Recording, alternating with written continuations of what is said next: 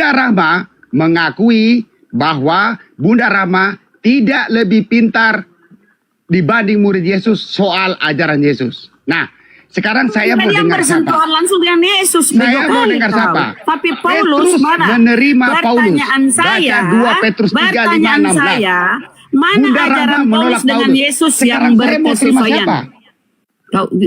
Kau dulu lah, ayo. Ya, sekarang saya mau terima siapa? Saya mau terima siapa? Saya mau Jangan dengar kau Petrus klaim. atau Oke, mau saya dengar jawab. Bunda Rahma? Saya jawab. Kan kau bertanya, Uten. Ya, Kau bertanya, sekarang Bunda Rahma kau bertanya tuh enggak sih? Kau bertanya tuh enggak? Bantu memberi pencerahan, Kau memberi bertanya hidayah tuh enggak, kepada saya. Oten? Pir, kau bertanya tuh enggak? Bantu saya hidayah. Yang Nggak usah, saya mesti mendengar Petrus. Orang dapat hidayah itu atau orang mesti pakai mendengar akal. Bunda Rahma. Kau itu aduh masih jauh lah. Dengar ya. Kau ini karisteng, pemakan babi berkulup, itu ajaran Paulus. Ajaran Yesus itu taat dengan hukum-hukum Torah. Umur Taat, 18 kalau begitu, jadi sunat. kalau begitu, kan? kalau Jadi begitu, kalau kau siapa diajarin, di dunia makanya ini kau yang masih bego lempar sampai batu sekarang kasih masih mati menuhankan orang di ada hari Sabtu? orang, nggak mau denger. Siapa yang masih lempar batu di hari Sabtu? Kau itu karisteng karena Paulus. Coba kau makan babi, kau Petrus berkulup. yang menerima kau Paulus. di luar Bani Israel. Baca 2 Petrus 3, 5, 16. Kau jadi karisteng itu karena siapa? Coba ada ajaran Yesus atau murid Yesus yang bersesuaian dengan kalian? Ibu Rahma, Ibu Rahma tidak sepandai Kita pada poinnya aja. Kau karisteng gara-gara siapa? Sekarang ya, yang semua penontonnya dengar ya. Semua penontonnya dengar. Dia jawab. Bunda Rahma sudah mengakui dia tidak lebih tahu dibanding Petrus. Bunda Rahma, ada Gerunda. Oh, Masya Allah Gurunda. Aku lanjut ke Gurunda. Masuk silakan. Assalamualaikum warahmatullahi wabarakatuh. Waalaikumsalam wabarakatuh. Semangat pagi saudara non muslim. Oke, selamat pagi Bang Suma. Iya, lanjut. Oke. Salam kenal. Iya, salam Suma, kenal saudara. Saya boleh David. tanya. Saya terima kasih kepada Anda. Jadi Iya. Anda ini Iya. sama dengan satu Kristen. Aliran Kristen itu kita bagi menjadi dua. Satu mirip Islam, Iya. yaitu buku adalah satu-satunya sumber pengajaran. Jadi apa yang ada di buku adalah dalil. Jadi saya setuju kitab Kristen atau kitab Yahudi, kalau pendeta boleh menafsirkan, kenapa Bang Suma tidak boleh? Apa bedanya? Sama-sama boleh. Saya juga sekarang bisa bilang sama Donita. Kitab Injil, pendeta boleh tafsirkan, Donita juga boleh. Apa bedanya? Betul kan? Jadi Donita benar, Bang Suma benar, pendeta juga benar. Masing-masing punya tafsiran. Iya. Tetapi ada satu aliran Kristen yang bukan satu-satunya sumber pengajaran iman itu dari kitab. Itu dia dari kesaksian murid-murid Yesus. Kesaksian murid-murid Yesus. Jadi kitab itu ditulis bukan untuk orang mentah. Kitab Injil itu ditulis untuk orang-orang yang sudah percaya Yesus. Jadi begini, Bang Suma saya aku ini, gini. Murid-murid Yesus mereka mengajar secara lisan. Kemudian orang-orang itu menulis apa yang murid-murid Yesus ajarkan. Begitu. Jadi kitab itu ditulis untuk memperkuat ajaran lisan murid-murid Yesus. Nah, tetapi kalau Bang Suma dengan salah satu aliran Kristen yang mengatakan sama-sama butuh data, butuh dalil, Bang Suma benar. Dalil, data di kitab Injil adalah ini, data kitab Injil adalah ini. Bang Suma adalah benar. Bang Suma benar, pendeta juga benar. Tetapi kalau ada satu aliran Kristen, dia punya penafsiran tidak bisa lari dari kesaksian murid-murid Yesus itu. Nah, itu yang kesulitan. Karena dia punya tafsiran akan lari ke situ, ke kesaksian murid-murid Yesus, kesaksian murid-murid Yesus. Begitu, Bang. Iya. Jadi gini, kawan. Hmm. Penulis Bible 4 kitab kanonik ini itu tidak Sebenarnya ada ada 20. tidak ada bukti kalau Ya. penulis-penulis Bible ini adalah murid Yesus. Tidak ada. Mereka- Satu pun tidak ada. Ya, mereka hanya menceritakan kemudian keadaan yang mereka terima dari orang-orang yang mensaksikan apa yang terjadi terhadap murid Yesus dan juga Yesus itu sendiri. Contoh misalnya, ketika di dalam Markus diceritakan Markus 14, sesudah Yohanes ditangkap, datanglah Yesus ke Galilea memberitakan Injil Allah. Kemudian di dalam Yohanes 1 pun dituliskan, pada keesokan harinya Yesus memutuskan untuk berangkat ke Galilea. Markus menuliskan Yesus ke Galilea memberitakan Injil Allah. Yohanes memberitakan Yesus ke Galilea bersama dengan seorang murid bernama Filipus dan berkata kepada Filipus, "Filipus, ikutlah denganku." Di dalam tulisan Lukas, khususnya di Kisah Para Rasul 8 nomor 29, lalu kata Roh kepada Filipus, "Pergilah ke situ, dekatilah kereta itu." Filipus segera ke situ dan mendengarkan sida-sida itu sedang membaca kitab Nabi Yesaya. Lalu kemudian di data nomor 35, maka mulailah Filipus berbicara dan bertolak dari nas itu. Ia memberitakan tentang Injil Yesus kepadanya.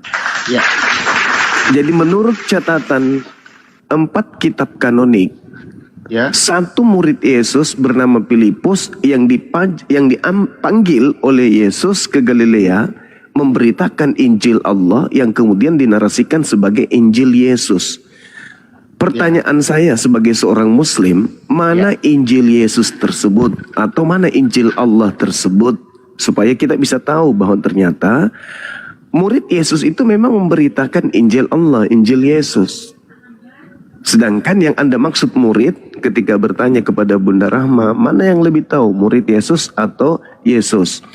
Atau Ibunda Rahma? Jelas Bunda Rahma hanya tahu tentang Yesus berdasar terhadap Berdasarkan Bible kitab. yang dituliskan kemudian oleh orang-orang yang tidak dikenal. Ya. Nah, pertanyaan saya, Injil Yesusnya, Injil Allah yang diberitakan Yesus itu mana, Bang? Silakan. Oke, saya sebut dulu pertama ya. Kitab Injil atau tulisan tentang Yesus itu pertama dibuat bukan ditujukan untuk kitab suci. Jadi orang menulis saja. Orang menulis. Itu ada 20 kitab. 20 kitab Injil. 4 Injil diterima, 16 ditolak. 16 itu ada, pasti Bang Suma sudah tahu lah. Jadi, Yesus itu mengajar hanya 3 sebenarnya. Injil Yesus itu 3. Kedatangan, kematian, kebangkitan. Itu saja. Jadi murid-murid Yesus cuma mengabarkan Yesus telah bangkit. Awalnya, kalau awal murid-murid Yesus mengajar, itu cuma bisa lihat di khotbah Rasul Petrus di Serabi Salomo. Mereka mengajarkan itu, kan setelah Yesus naik ke langit, kemudian memberi amanat agung, murid-murid Yesus kan menyebar.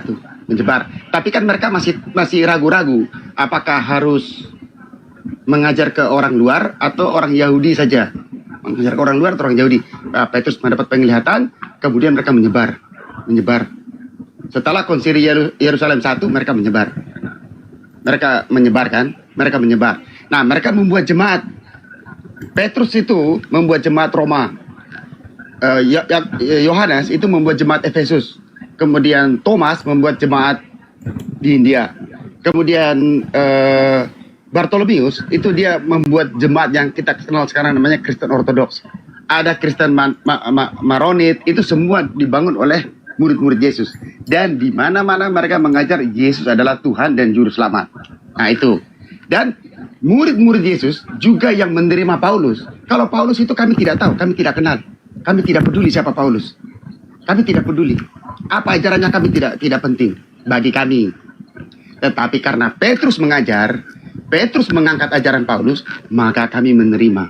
Begitu Bang. Begitu. Jadi kalau murid-murid Yesus yang sekarang membangun jemaat di mana-mana itu, mereka mengajar yang seperti sekarang Kristen Kristen klasik menerima, kan kami harus mendengar mana?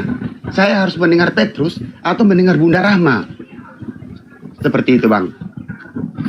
Iya, saudara. Kalau dalam kaidah Islam, kami beriman kepada sosok manusia mulia, suci, wajihan fid dunya wal akhirah, terkemuka di dunia di akhirat, yang datang ke tengah Bani Israel kaumnya, mengajarkan hikmat, mengajarkan ketetapan, mengajarkan Taurat dan juga Injil. Wa yu'allimuhumul kitaba wal hikmah wat Taurah wal Injil.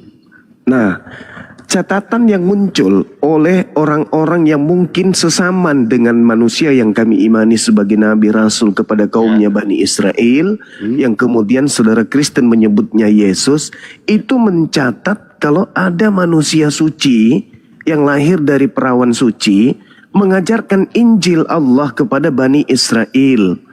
Kalau dalam ajaran agama Islam, kaumnya Bani Israel menolaknya. Injil yang diajarkan kemudian tidak dicatat, tidak dihafalkan.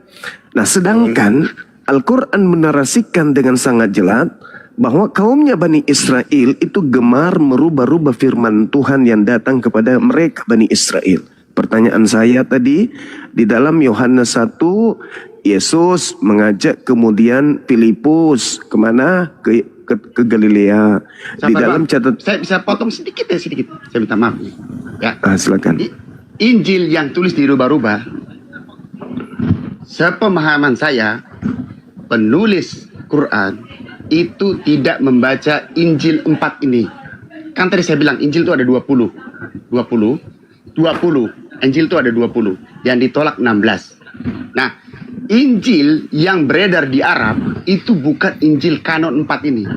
Tetapi salah satu dari 16 kitab Injil itu. Karena yang berkembang di sana kan Pendeta Warakah, itu dari Nestorian, Maria Bite, itu mereka membawa kitab Injil yang ditolak itu ke Arab. Jadi yang berkembang di Arab adalah Injil yang 16 ditolak.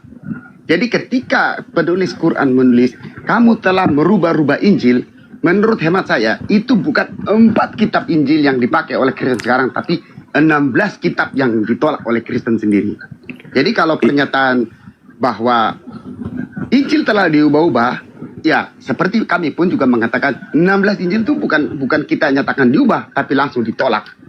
Menurut saya. Tapi kalau abang cerita tentang Yesus dari, saya menganggap Yesus dengan Nabi Isa sama. Kalau abang memuliakan Nabi Isa sebagai manusia, saya bersyukur. Saya tidak pernah protes. Saya berterima kasih. Ya, jadi wa yu'allimuhumul kitaba wal hikmah wat Taurah wal Injil. Nabi Isa alaihissalam mengajarkan Injil kepada kaumnya Bani Israel. Kalau saudara mengatakan bahwa yang datang kemudian ke Waraka itu adalah Injil yang ditolak, yang tolaknya siapa? Yang memiliki otoritas untuk kemudian menolak ini salah, ini benar, itu siapa? Karena Yesus itu tidak pernah memilah-milah terkait pengajarannya. Dan satu hal yang terpenting adalah Injil manapun yang Anda gunakan hari ini, itu tidak ada kesinambungan jelasnya dengan Yesus itu sendiri yang memiliki ketetapan kesinambungan yang jelas berdasarkan catatan kitab saudara sendiri. Itu adalah Injil Filipus, Injil Yesus, Injil Allah, yang kemudian Filipuslah yang menerima legitimasi, bahkan dia yang menerima pengesahan. Dia yang memiliki validasi terhadap ajarannya. Kenapa? Karena dia satu-satunya yang diajak ke Galilea untuk mengajarkan Injil kerajaan Allah kepada kaumnya Bani Israel.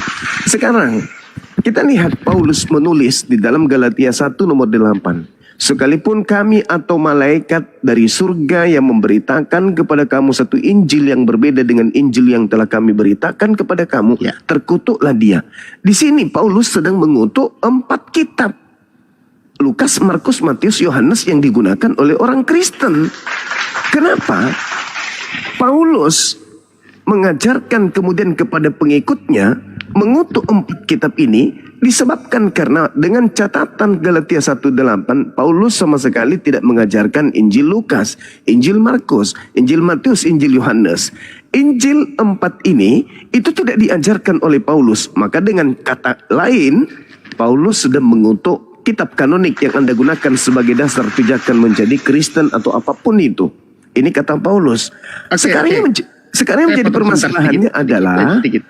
ketika Paulus dalam gambaran Islam mengutuk 4 kitab kanonik dan kemudian umat Islam memahami 13 buku Paulus juga bukanlah firman Tuhan, maka apa yang menjadi dasar pijakan kebenaran di Kristen ini sebenarnya?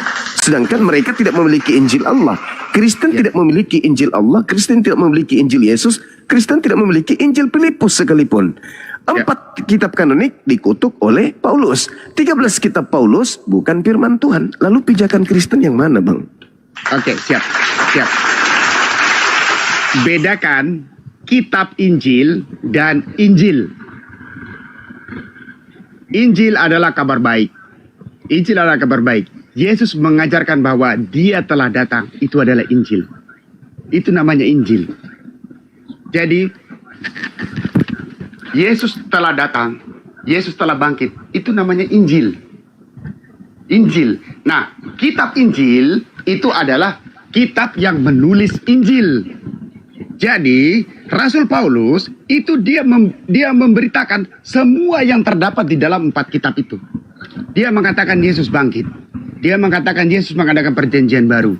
Dia mengatakan Yesus wafat. Itu adalah Injil. Paulus memberitakan 4 kitab Injil itu. Kan di situ tidak tulis kitab, tapi memberitakan Injil. Paulus tidak berani mengatakan pembatalan Taurat kalau Yesus tidak mengadakan perjanjian baru.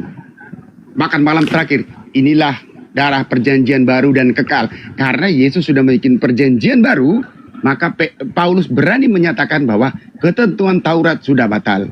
Begini, ketentuan Taurat begini. Hukum Taurat itu terdiri dari 10 hukum dan 613 hukum Musa.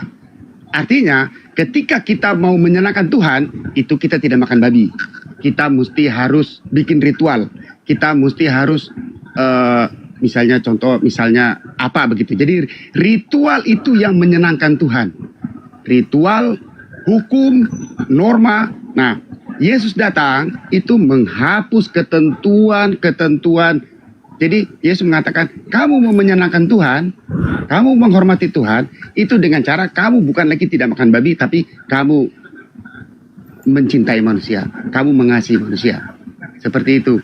Jadi hukum moral tidak dihapus, tetapi hukum seremonial yang seperti upacara apa semua sudah terhapuskan. Kalau dulu di Itu yang Taurat menghapusnya siapa, Bang? Yesus Di mana Yesus menghapus Taurat? membuat perjanjian baru. Jadi jalan keselamatan. Di mana itu Yesus membuat perjanjian? Oke. Perjanjian baru. Makan malam terakhir. Ya apa di situ, Bang? Apa hubungannya dengan Taurat? Tunggu. Saya bacainnya.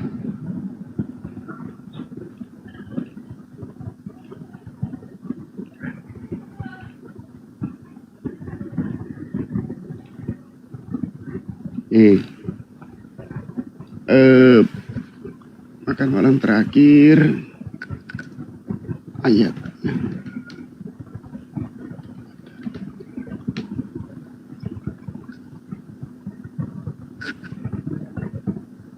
di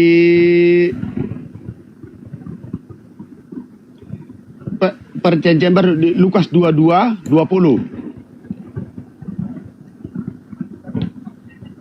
Silakan, boleh dibacakan. Lukas 22:20. Cawan ini adalah perjanjian baru oleh darahku yang ditumpahkan kepadamu. Jadi Yesus mengganti perjanjian lama antara bangsa Yahudi, bangsa Israel dengan Allah di puncak Sinai. Begitu. Karena ada perjanjian baru ini, maka semua ajaran-ajaran Yesus itu bermuara begini. Kamu dulu sembah Tuhan, kamu sembah Allah. Kamu sembah Allah. Kamu menyenangkan Tuhan, kamu sembah Allah, kamu sembah Allah. Sekarang tidak. Kamu mau menyenangkan Tuhan, kamu mengasihi manusia. Kamu mau ini, kamu mengasihi manusia. Kamu mau menyenangkan Tuhan, kamu menolong orang.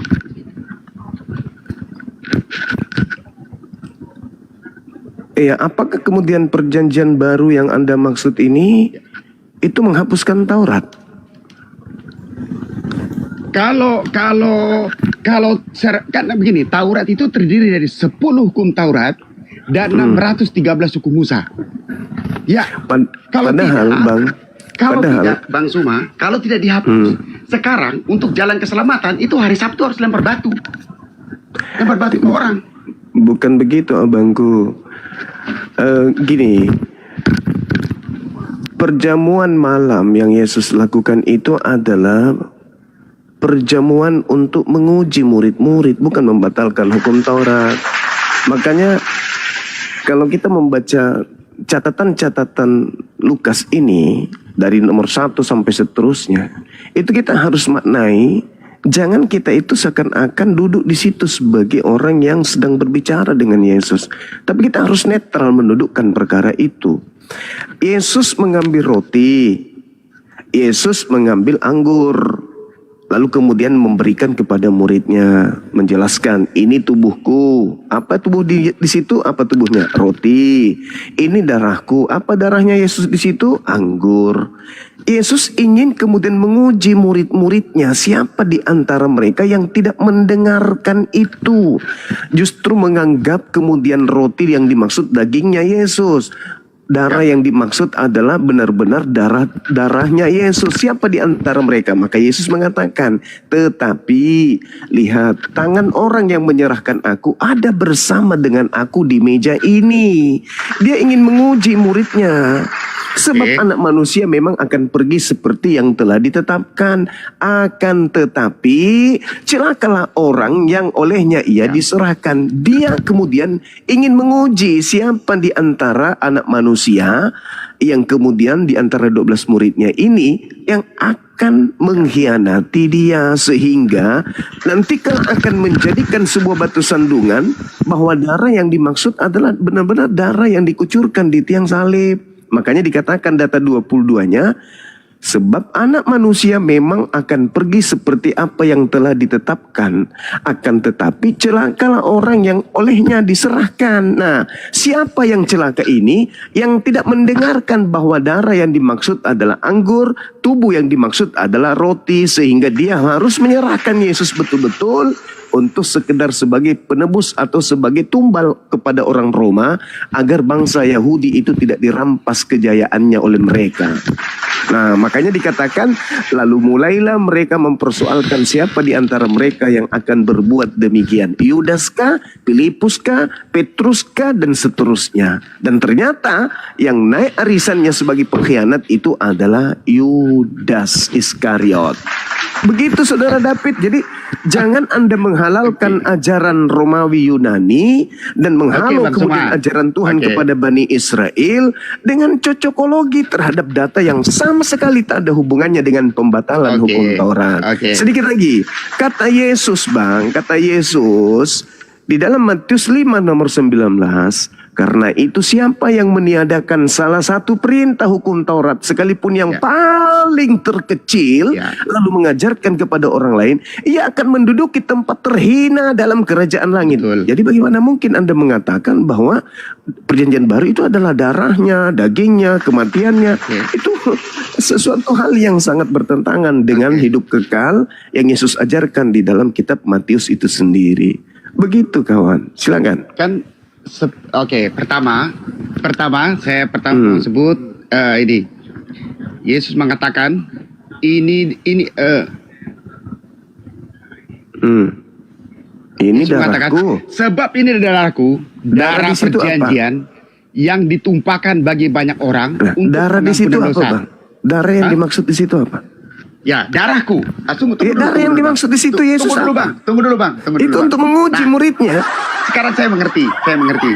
Darah yang dimaksud di situ. Abang itu punya penjelasan, saya paham, saya mengerti. Dan saya terima kasih. Makanya dijawab, darah yang dimaksud Yesus di situ darah terima kasih. Tetapi kan penjabaran itu juga dijabarkan oleh murid-murid Yesus. Darah yang dimaksud Yesus di situ darah Abang apa punya penjelasan sendiri, punya tafsir sendiri. Enggak, ini bukan tafsir, ini fakta di lapangan.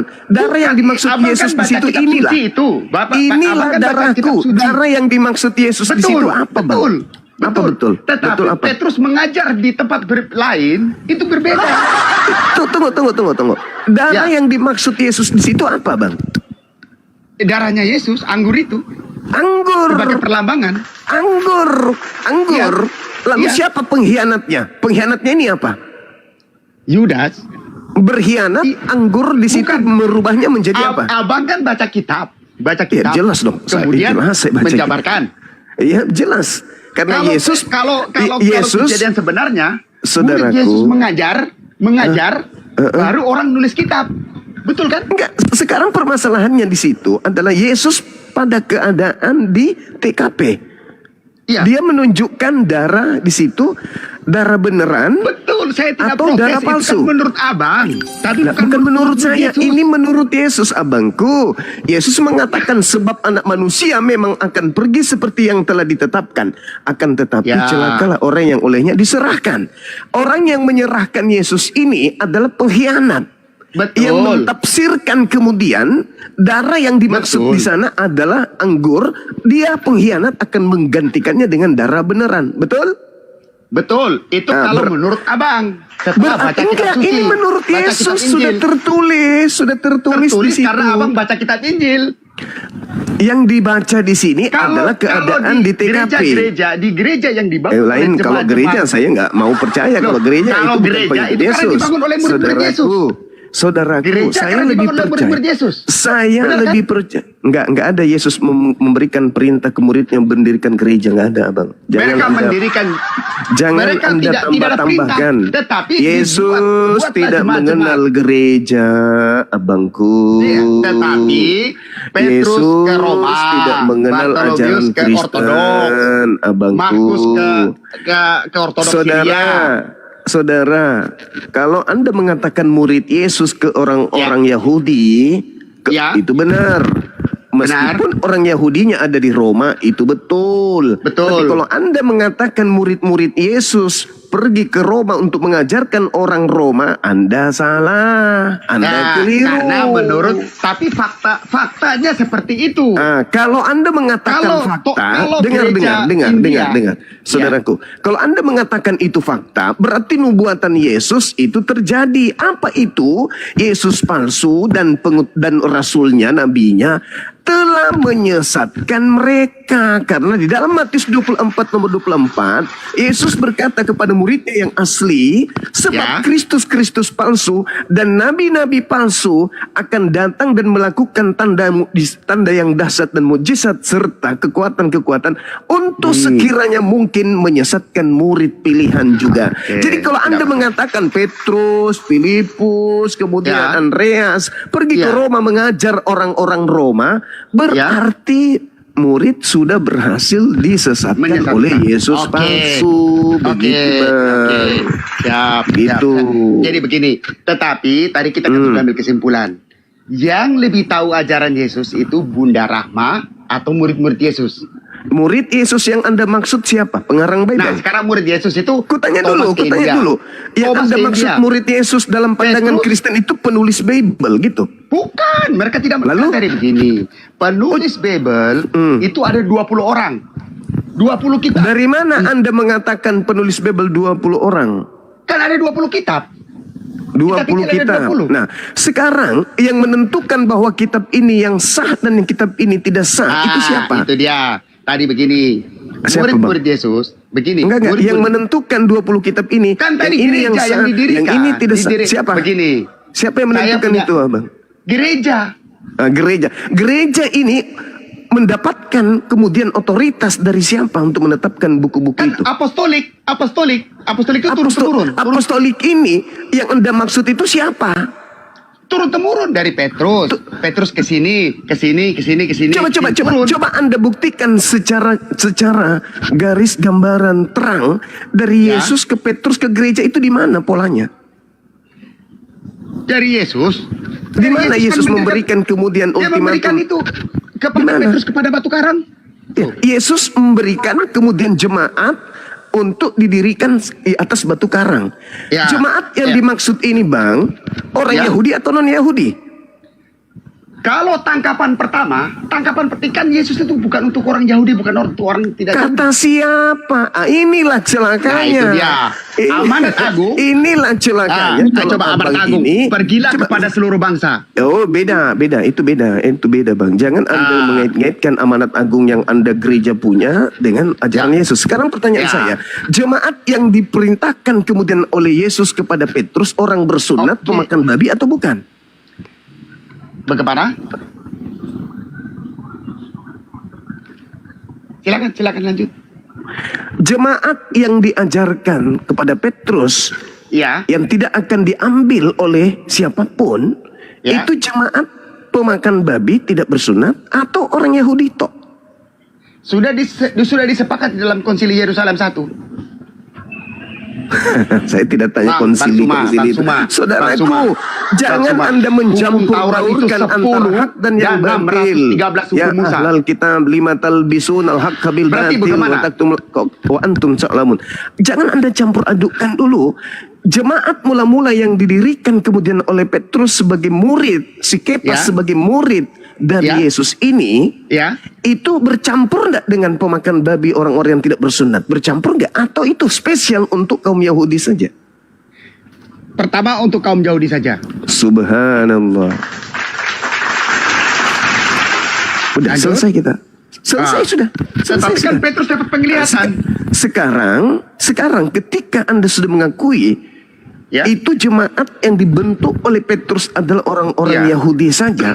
Sekarang adakah Yesus mengajarkan kemudian kepada Petrus untuk menggabungkan dalam satu rumah ibadah antara orang Yahudi dan non-Yahudi? Oh, begini. Tadi dengan adanya perjanjian baru, hukum seremonial, aturan, mulai lagi abangku. Mulai lagi abangku, saya katakan tadi itu bukan perjanjian baru dalam hal membatalkan Torah. Kan itu ujian. Bukan Astagfirullahaladzim. Ini untuk ujian siapa di antara 12 murid yang akan mengkhianati dia. Ya Allah ya Karim. Di mana di dalam yang lebih tahu ajaran Yesus itu murid-murid Yesus atau Bang Suma sih? Ini berbicara yang tertulis abangku. Tertulis itu 30 tahun setelah murid-murid Yesus mengajar. Sekarang yang diceritakan oleh Lukas ini, yang dituliskan oleh Lukas ini, saudara, kejadian setelah 30 tahun atau kejadian pada saat Yesus? Setelah. Aduh, parah ini Lukas abangku. tidak pernah ketemu Yesus. Maka dari itulah ketika Lukas tidak pernah bertemu Yesus, yang Lukas ceritakan di dalam kitab Lukas 22 ini, itu catatan yang bercerita tentang keadaan Yesus pada masa Yesus mengajar, atau bukan? Iya, keadaan, tetapi kan Yesus itu menerangkan. pintar. Nah, ketika Yesus itu mengatakan cawan ini adalah perjanjian baru oleh darahku yang ditumpahkan bagi kamu, darah di situ apa? Darahnya tuh. Darah salibnya. Masolang generasi. Andai saja. Dengar saudara David. Dengar. Kalau Bang Suma mengajar, saudara David, saya terima kasih. Tetapi itu kan menurut Bang Suma, bukan menurut saudara David. Yesus. Andai saja Anda semeja dengan Yesus pada saat itu, Anda lantas angkat tangan berbicara interupsi kepada Yesus. Yesus, ini bukan darah anggur yang dimaksud di sini, harus darah beneran. Maka kamu, saudara David, akan dikatakan memang benar apa yang telah dituliskan tentang aku. Akan tetapi memang David celaka. Karena David telah menyerahkan aku. Itu kan menurut Bang Suma. Itu menurut Yesus. Coba Anda baca nomor 22-nya. Kalau menurut Yesus itu yang boleh Anda baca nomor 22-nya? Boleh Anda baca? Boleh Anda baca nomor 22-nya? Boleh? Oh, coba. Nah, silakan. Apa? Ayat berapa? Nomor 22 dari Lukas 22 yang Anda katakan sebagai perjanjian 22, baru. Oke. Saya iyain aja. Oh, harus yang tertulis. Saya tidak menyuruh Lukas Anda mengarang satu inilah cerita baru. Inilah buku yang diserahkan bagi kamu. Nomor 22. Nomor 22. 22. Lukas 22 ayat? Nomor 22. Lukas 22 ayat berapa? 22 ya, Lukas 22 ayat 22.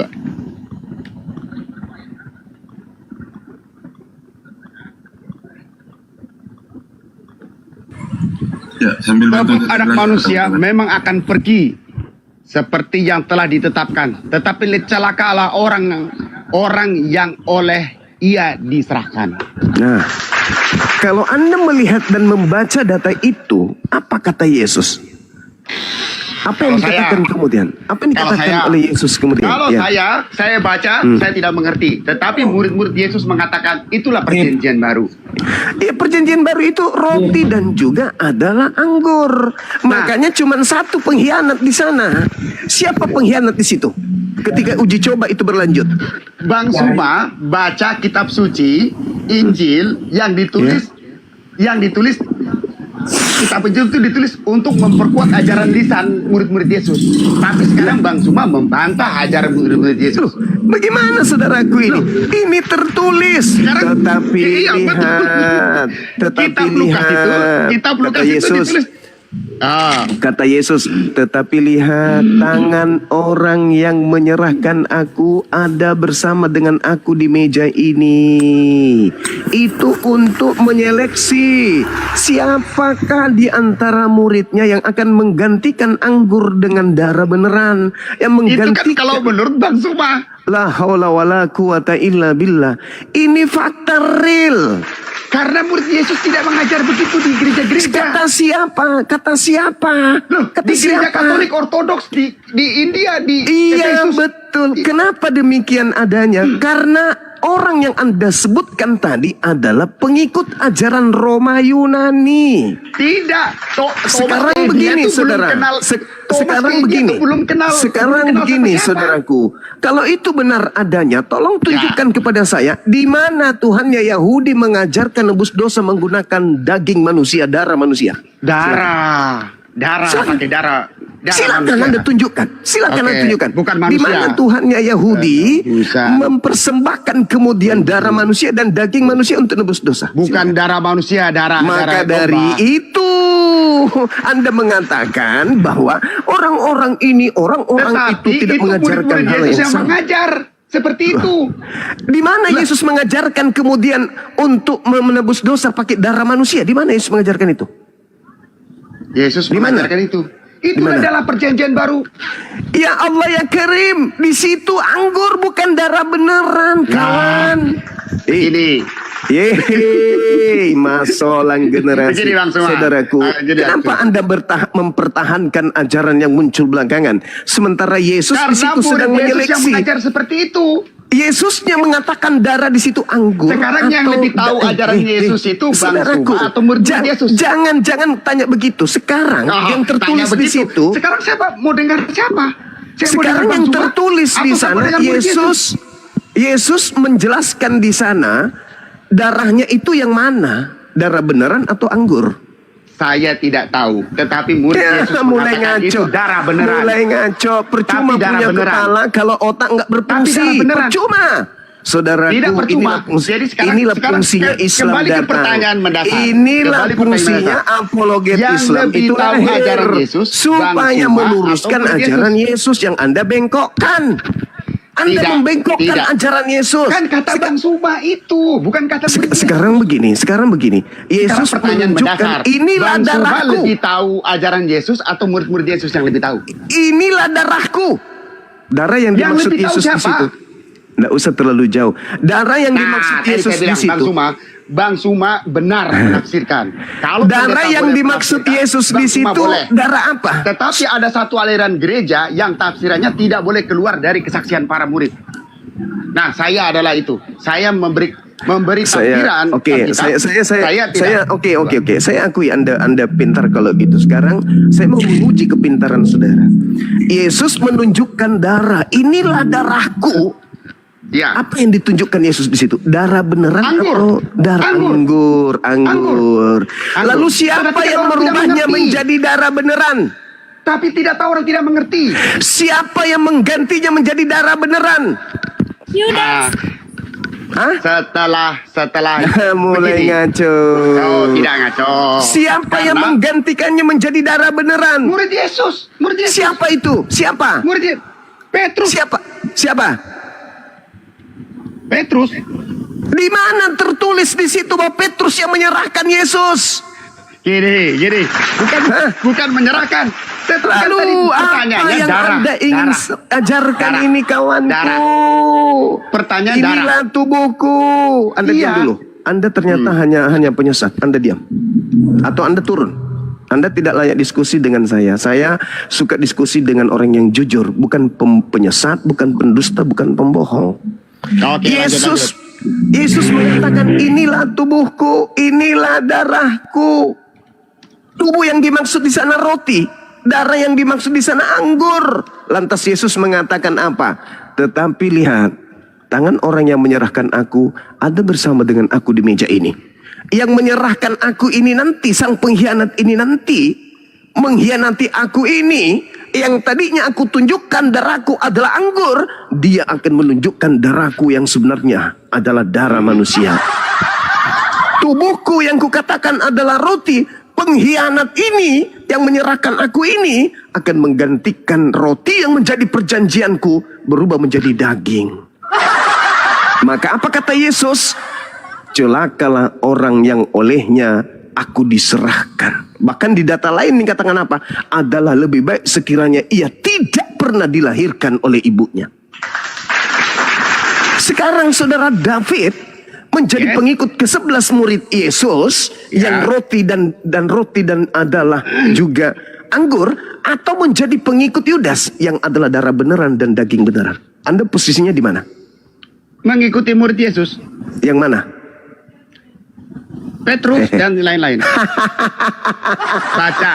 Baca 1 Petrus 1 18 sampai 19. Saudaraku. Baca 1 Petrus 1 18 sampai 19. Perjanjian baru di situ jelas yang Anda katakan tadi adalah roti dan anggur. Itu kan menurut Bang Suma, bukan menurut Yesus. Yudas sang pengkhianat menggantikannya dengan tubuhnya dengan darah beneran. Betul?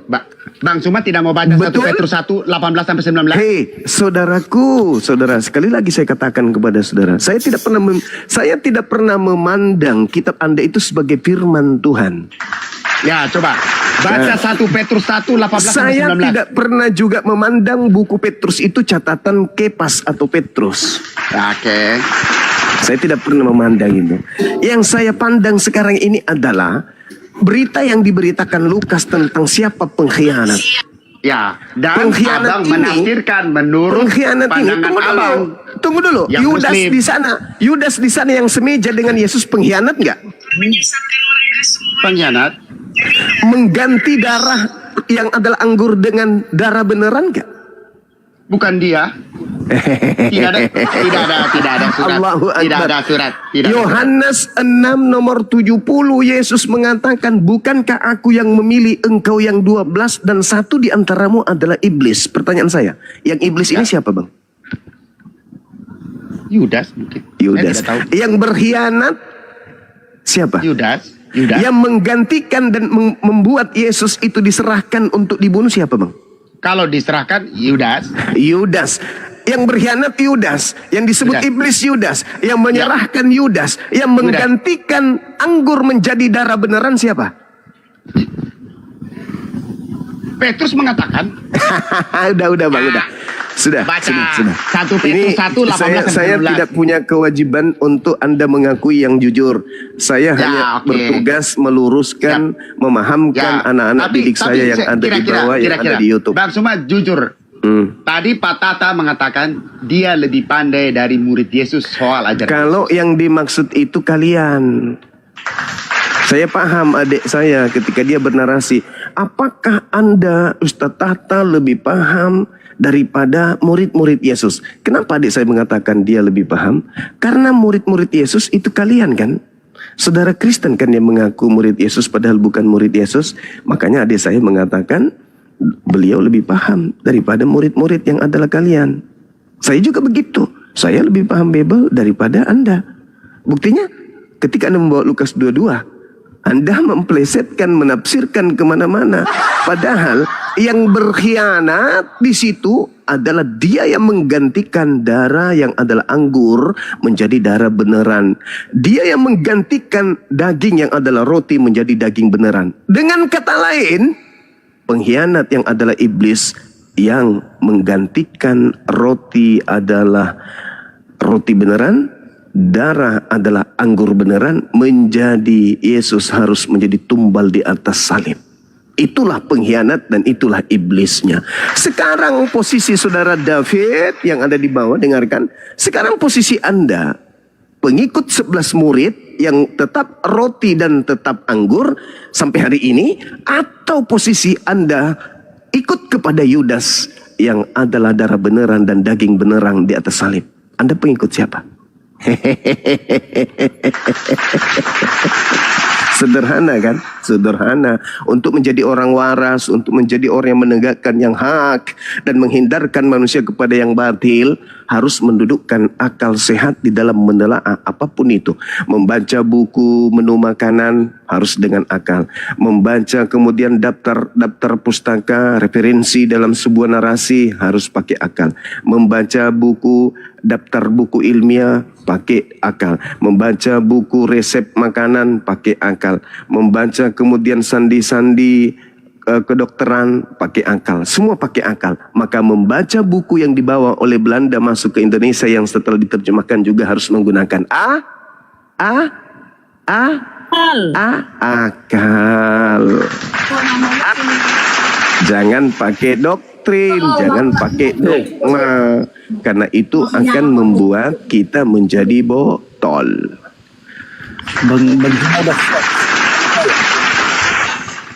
Silakan, masih ada saudara kita yang mau belajar. Ingat ya, kita nggak menghujat, kita nggak menista, kita sedang berdialog lintas agama. Kita bukan menghujat. Ya, silakan. Iya. Kalau Bang Juma itu pintar, kenapa takut sama si Edis? Dan si Edis ngajarin abang cara sholat. Waduh. Oh, Iya. ini lagi. Ngapain bawa Yang- Edis ke sini? Yang kabur meninggalkan medan perang itu siapa? Itulah yang takut.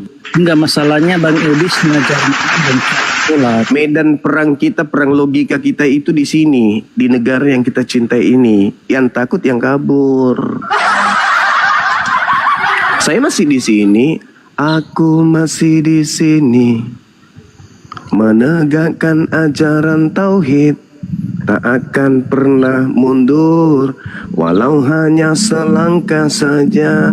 Aku masih di sini, mengarahkan manusia-manusia cupu agar mereka paham betul isi Bible mereka.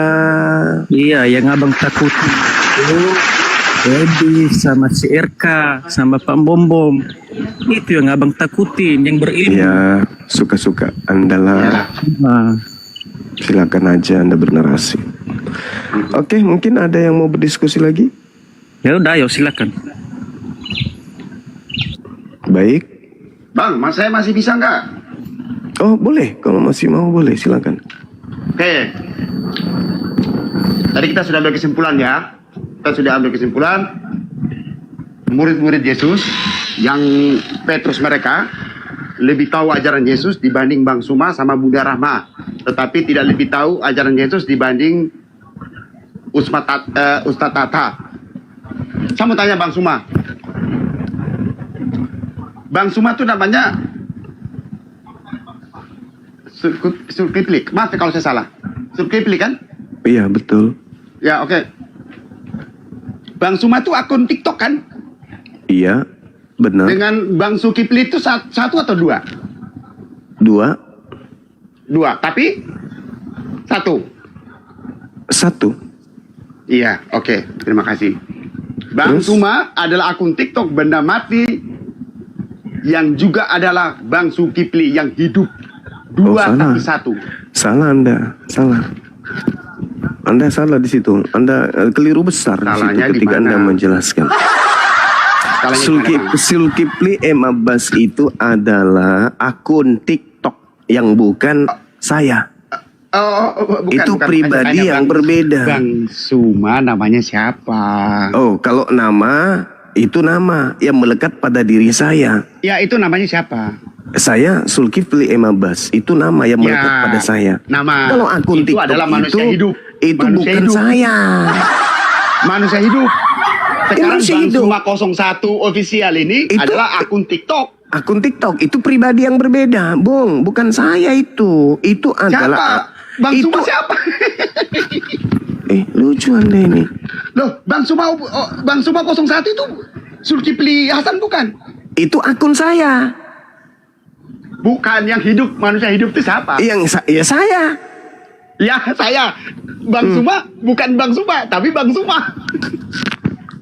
Aneh Anda ini. Akun Enggak lah, dengan Bang. sekarang Saya gini. bicara benar lah, Saya balik bertanya. Akun David nih, akun David dengan Iya. David sama nggak? Beda tapi sama. Kalau saya ludahin ini si David, Tidak masalah. saya ludahin. Apakah Tidak saya masalah. ludahin Anda? Apakah saya Karena kita ludahin beda. Anda? Karena Apakah kita saya beda. ludahin Anda? Kan kita beda. David dengan David, akun David dengan David itu beda, tapi sama. Ya sekarang saya ludahin. Yang saya ludahin siapa? Anda? Bukan. Katanya sama. Udahlah Bang. Dua tapi satu, kan? Ngapain mempermasalahkan sesuatu yang remeh itu kenapa? Iya, karena remeh-temeh. Jadi Yesus adalah utusan Apa? Allah yang adalah Allah itu sendiri. Oh salah ente. Sama, Nanti kan? Salah besar. Sama, kan? Salah besar. Sekarang kalau Anda menyamakan itu, ini HP nih ada tulis David. Saya kentutin ya, maaf ya teman-teman. Iya. Apakah Ya. saya kentutin Anda? Bukan, tidak. Nah, bukan. Ketika Yesus dibunuh, apakah Tuhan Elohim dibunuh? Ayo Bang, waras dong Bang. Ini 2026 Bang. Waras. 2026 waras Bang. Waras segera. Ini David saya akan rendam di gelas ini sebentar lagi nih. Ku gerendam ini HP ini di gelas. Apakah Anda yang terendam? Bukan. Jadi ayo. Mengawali tahun 2026, saudara-saudaraku, mari kita waras. Mari kita sehat, tinggalkan doktrin, tinggalkan dogma. Jangan Anda laporkan saya kemudian di pos kamling hanya gara-gara saya rendam HP. Anda menangis ke Pak RT, Pak RT saya direndam sama Bang Suma. Oke, sorry tadi Bang. Sorry. Jadi Bang Suma 01 itu akun TikTok benda Iya. mati. Ya, Tetapi adalah Zulkifli Ablas yang hidup. Betul kan? salah di situ kelirunya Anda itu di situ. Coba, Bang Suma Anda ini hina pemerintah dan Prabowo. Yang ditangkap siapa? Bang Anda Suma akun kah atau Zulkifli Ablas yang ditangkap? Kenapa nggak ditangkap aja HP saya? Tidak bisa. Kenapa? Coba di mana? Kenapa tidak bisa? Karena yang ditangkap adalah Zulkifli Ablas. Berarti antara HP dengan saya sama atau beda? Beda tapi sama. Solang generasi. Ketika Bang dengarkan saya Suma, saudara kalau David, hina-hina Pak Prabowo yang sekarang ditangkap itu saudara Zulkifli David, Ablas yang ditangkap. sekarang saudara David, Anda buang Yes. air besar di sungai. Anda hanyut kena kepada mukanya Pak Bom Bom yang sedang berenang. Oke? Ah. Pak Bom Bom kemudian keberatan nih. Yang dihantam pakai balok oleh Bom Bom, kotoran yang keluar dari Anda atau Pak Bom Bom mencari Anda? Pak Bom Bom. Pak Bom Bomnya. Enggak, ketika Anda buang air besar keluar di pantat Anda, hanyut kena kepada orang yang bernama Bom Bom yang lagi berenang. Kena mukanya, marahlah dia karena ada kotoran yang kena mukanya yang keluar dari pantat Anda. Kemudian Pak Bom Bom mau balas dendam. Kepada siapa Pak Bom Bom harus Kepada kamu? saya. Kenapa bukan kepada Ya karena saya yang hidup. Kenapa bukan kepada Karena saya yang hidup. Kenapa bukan nya? Kan Anda mengatakan tadi sama Kan aja. sudah dijawab. Karena saya yang hidup. Jadi Pak Saya Bom Bom tanya, kalau apakah dan Anda sama? tidak. Udah selesai Bang. Nggak usah Bang Suma dengan Nggak usah terlalu Bang Suma lebay dengan kali. Zulkifli Ablas apakah sama? Jangankan Zulkifli Abbas yang adalah akun berbeda. Dan Anda yang adalah Anda yang keluar dari diri Anda yang Anda kunyah yang berada dalam perut abang itu Anda Namanya mengatakan siapa? bukan. Zulkifli Ablas manusia. Jangan bilang aku. Bilang Bang Suma Lucu Anda akun ini. Lucu. Iya lah, Zulkifli Ablas sama kan? Abang, Satu saya kan? tidak ada Tapi dua, waktu tapi satu kan? untuk orang-orang maaf yang IQ-nya jongkok. Maaf ya Bang ya. nggak ada waktu. Saya punya waktu itu sangat berharga. Kalau saya harus selesai menghabiskan waktu saya dengan tipe Anda ini, ilmu saya sia-sia. Kalau Anda mengatakan akun saya adalah saya, lantas Anda mengambil contoh ketika Anda menghina Prabowo, kemudian Anda ditangkap, Prabowo mendengarkan HP, karena yang dia dengarkan itu akun saya, yang berasal dari saya. Tapi sesuatu yang berasal dari saya itu bukan saya. Kalau HP itu adalah saya, sudah Pak, penjarakan aja HP itu. Kan sama aja kan, HP dengan saya. Jadi segala sesuatu yang berasal dari kita itu bukan kita, tetapi sumbernya kita. Maka kita yang harus bertanggung jawab. Sama seperti Anda meludahin orang, ketepak, kena di mata. Bukan orang itu ngamuk kepada ludah. Wah, kau ludah kurang ajar, ketepak, berkelahi dengan ludah, bukan. Tapi berkelahi dengan sumber. Siapa sumber ludah ini? Anda. Apakah Anda dan ludah sama? Tidak. Tetapi sama seperti tadi, kotoran yang keluar dari pantat Anda itu bukan Anda, tetapi berasal dari Anda. Maka Anda harus bertanggung jawabkan. Segala sesuatu yang berasal dari Tuhan itu bukan Tuhan. Segala sesuatu yang berasal dari Tuhan itu bukan Tuhan. Oke? Pahami itu.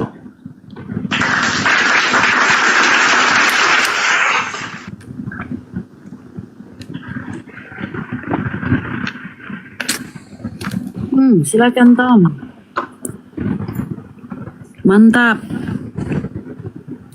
Bego Akun itu Langsuma tertulis 01, dibilangnya saya. Ya kan ya? Nah sekarang nya yang keluar dari pantatnya, apakah mau dia akui itu adalah David?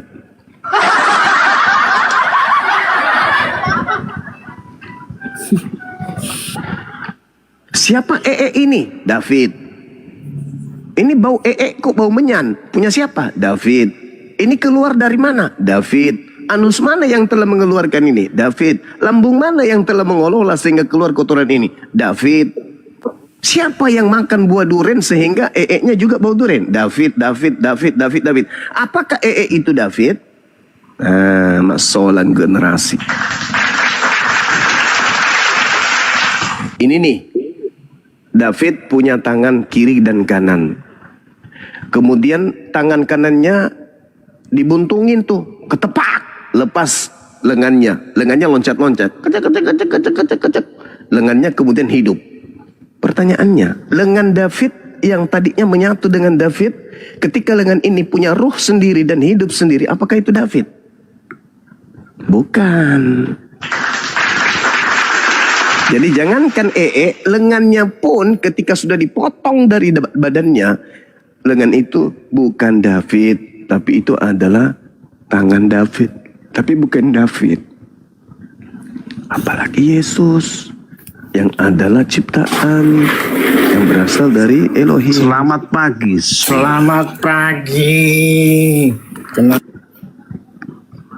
Iya, semangat pagi Bang. Iya.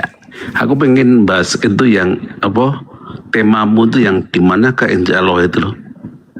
Boleh? Apa? Yang tema dimanakah Injil Allah itu loh. Iya silakan. Oke.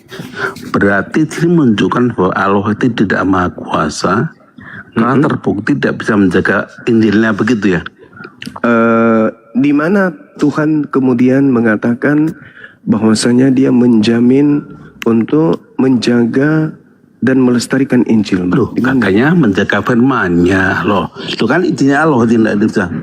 Di mana itu Bang? Di mana kemudian? Katanya Allah itu menjaga firman-Nya. Ternyata di mana tertulis Allah menjaga Injil itu di mana? Menjaga firman-Nya. Loh, Injil bukan. Saya ulang lagi abangku, di mana Allah memberikan jaminan sebagaimana Allah memberikan jaminan kepada Al-Qur'an. Bahwasanya Al-Qur'an itu dijamin, inna nahnu nazzalna dzikra wa inna lahu lahafizun. Akulah yang mewahyukan Al-Qur'an. Akulah yang mewahyukan Al-Qur'an, aku juga yang menjaganya. Di mana Allah menjamin akulah yang mewahyukan Injil dan aku yang menjaganya, itu di mana Bang? katanya menjaga firman-Nya. Oh ya sudah, berarti Anda tidak level dengan saya. Maaf saudaraku ya. Berarti Kita nggak nyambung, berarti Allah abangku. tidak bisa menjaga firman-Nya. Saudaraku, kita nggak nyambung. Maaf, kita nggak nyambung. Nah sekarang kalau Anda pertanyakan seperti itu, Kenapa diturunkan? Inilah Bang, kita edukasi Bang, bukan mau bertengkar. Kita bukan mau bertengkar. Yesus berkata di dalam pengajarannya bahwasanya firmanku yang keluar dari mulutku itu kekal. Kita lihat ya di dalam pengakuan Yesus Yohanes 12 nomor 49 dan 50. Apa yang dikatakan kemudian oleh Yesus di situ? Aku tidak berkata-kata dari diriku sendiri, apa yang aku katakan adalah apa yang diperintahkan untuk aku katakan dan aku sampaikan. Nomor 50-nya apa yang dikatakan oleh Yesus di sana, Bang? Ya, kamu Dan aku berbicara tahu. firman, apa itu firman? Dan aku tahu bahwa perintahnya itu adalah hidup yang sebelum kekal. kita lanjut, Jadi kamu apa yang tadi aku kan katakan, berbicara aku katakan sebagai firman. difirmankan kepada Bapak. Pertanyaan saya, kalau firman yang datang kepada Yesus itu atau perintah yang datang kepada Yesus itu adalah kekal, sekarang mana wahyu pertama yang Yesus terima dari Bapak yang kekal? Kamu berbicara firman ya. Mazmur 147 19 20. Firman-Nya hanya diberikan kepada Yakub. Ketetapan hukumnya hanya kepada Israel, tidak kepada bangsa-bangsa, dan bangsa-bangsa tidak mengenal ya hukum-hukumnya. Tuh, Arab kenal hukum dari mana? Kalau Coba begitu kamu jawab. dari mana? Kalau begitu dari mana Kristen mendapatkan firman? Tunggu ya, kamu nggak usah loncat dulu. Enggak, Kamu berbicara firman. Abang Anda Di mana membaca firman Mazmur firman? Saya 147. ulangi, Mazmur 147 Ya, 19 20. 20. Ia memberitakan firman-Nya kepada Yakub, ketetapan dan hukum-hukumnya kepada Israel, bukan Arab ya. Ia tidak berbuat demikian kepada segala bangsa, termasuk Iya. Arab. Dan hukum-hukumnya tidak mereka kenal. Tuh, kamu dari mana kenal hukum Tuhan? Ya baik, saya jawab ya Bang ya. Boleh? Silakan, silakan. Oke baik. Jadi ketika berbicara Mazmur 147, kita harus paham apa yang dimaksud di sana. Ketetapan-ketetapan yang datang beserta hukum-hukumnya kepada Israel itu tidak diberikan kepada Arab. Betul. Sekali lagi betul. Makanya di Arab tidak ada Taurat, tidak ada Injil, tidak ada Mazmur. Pertanyaan saya, ketika Tuhan berfirman demikian, hukum yang datang kepada Yakub, ketetapan yang datang kepada Bani Israel tidak diberikan kepada bangsa lain. Pertanyaan saya, dari mana bangsa Roma Yunani mendapatkan kemudian perjanjian lama atau terjemahan kitab Tanakh? Silakan. Gak usah kamu bilang CLPB. Di mana Allahmu itu memberikan hukum-hukum Tuhan? Bisa nggak kamu jawab? Kan saya bilang tidak kepada Arab. Coba kamu buktikan di mana Allah SWT memberikan hukum-hukumnya. Coba. Aku ingin tahu hukum apa yang diberikan oleh Allah SWT. Silakan. Saya ulang lagi. Gak usah kamu ulang. Saya tadi bilang tidak kepada Arab. Dia Tuhan berfirman dan memberitakan firman-Nya kepada Yakub. Jadi firman-Nya kepada Yakub. Ketetapan-ketetapannya dan hukum-hukumnya kepada Israel. Itu tidak diberikan kepada bangsa lain. Betul, sepakat, benar sekali. Benar sekali. Jadi ketetapan, hukum-hukum, firman yang diberikan kepada Yakub memang tidak diberikan kepada bangsa lain. Pertanyaan saya, dari mana Roma Yunani mendapatkan kitab yang berasal dari ketetapan Tuhan kepada Yakub, kepada Israel? Jawab. Silakan. Kamu ditanya belum menjawab, kamu udah tanya. Lah, saya kan Apa ini mengatakan model di dialog begini. Saya Kamu jawab sudah dulu. mengatakan, saya Hukum-hukum sudah mengatakan. Allah SBT itu yang mana? Ya, coba kamu jawab dulu. Aku pengen tahu. Ketetapan Tuhan yang datang kepada Yakub emang ada di Islam? Nggak ada di Islam. Ketetapan Tuhan yang datang kepada Israel emang ada di Islam? Nggak ada di Islam. Emang ada kitab Tanakh di Islam? Sabar dulu, sabar. Emang ada terjemahan kitabnya Yahudi di Islam? Nggak ada. Yang ada terjemahan kitabnya Yahudi, kitabnya Israel, kitabnya Yakub, keturunan Yakub, itu hanya ada di Roma dan Yunani. Pertanyaan saya, Kenapa bisa ada di situ sementara Anda sendiri yang membawa bahwa Tuhan tidak demikian berlaku kepada bangsa di luar Israel? Lalu pertanyaan saya, kenapa ada di Belanda? Kenapa ada di Amerika? Kenapa ada di Indonesia? Kenapa ada di Anda? Sementara Anda bukan Bani Yakub. Jawab. Jawab. Jawab. Terus jawaban kamu mana? Jawaban kamu mana? Muter lagi, muter. Masalah.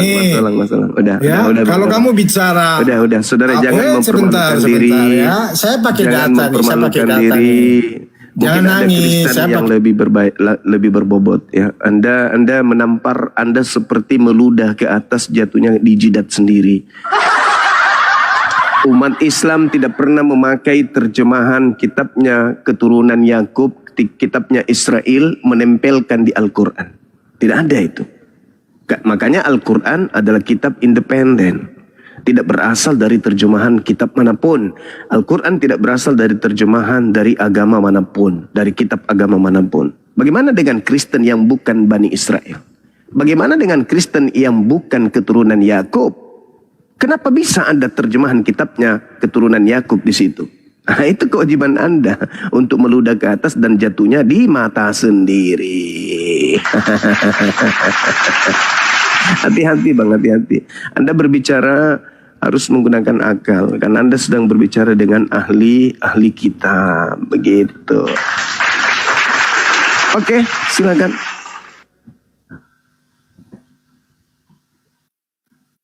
Masya Allah. Oh yo, naik lagi. Yang pintar sedikit lah, jangan malu-maluin inilah kekristenan. Menyerang, akhirnya dia bundir. Aduh, kasihan. Silakan, selamat pagi Bang Lubis. Ya, selamat pagi semua. Ya, silakan dalam diskusi Bang. Ya. Kalau Mazmur 147 ayat 19 ayat 20, artinya di luar Bani Israel tidak ada Tuhan Bani Israel itu memberikan firman-Nya. Maksudnya tidak ada nabi di luar Nabi Israel. Begitu ya. Makanya di luar Nabi Israel itu mereka tidak akan pernah memperkenalkan apa ketetapan-ketetapan Tuhan dan apa hukum-hukum Tuhan yang mereka sembah. Termasuk Roma Yunani. Nah, bagaimana bisa masuk ke Roma Yunani? Tentu Yesus pernah berfirman, bukan kepada mereka saja aku berdoa, tetapi kepada orang-orang yang percaya atas pemberitaan mereka. Artinya, Bani Kristen, ya, Kristen itu kan mempunyai kitab-kitab Bani Israel. Ya, itulah yang ditanya Abang, yang bertentangan dengan Mazmur 147 tadi. Ya iya, karena Kristen itu tidak pernah mempercayai firman yang datang dari luar Bani Israel, nabi-nabi dari Bani Israel. Bukan itu permasalahannya. Itu yang menjadi permasalahannya.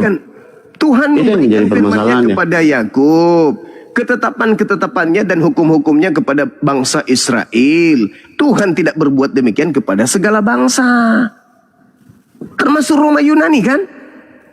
Ayo jujur dong. Jadi bangsa Arab ini kenapa bisa ada lari ke nabinya Arab? gitu loh? Kenapa Ya lari ke iya. Arab? Karena kan ketetapan itu harus dari Tuhan Bani Israel. Arab Itulah. tidak pernah mengambil terjemahan kitabnya orang Yahudi. Tapi mengambil kenabiannya Nabi Israel. Ketetapan yang datang kepada Yakub duduk di dalam Al-Quran kepada Artinya Yakub. Tuhan Bani Israel itu hanya memberikan firman-Nya kepada Bani Israel. Terus kenapa ada kepada Roma Yunani? Oh, Roma Yunani tidak pernah ada rasul. Nabinya tidak ada.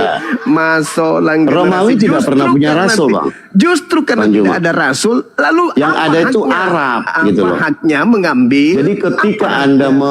memandang sendiri. Tuhan Bani Israel, begini Bang Juma, Anda memandang Tuhan Bani Anda tidak lagi Israel diskusi dengan saya. Maaf.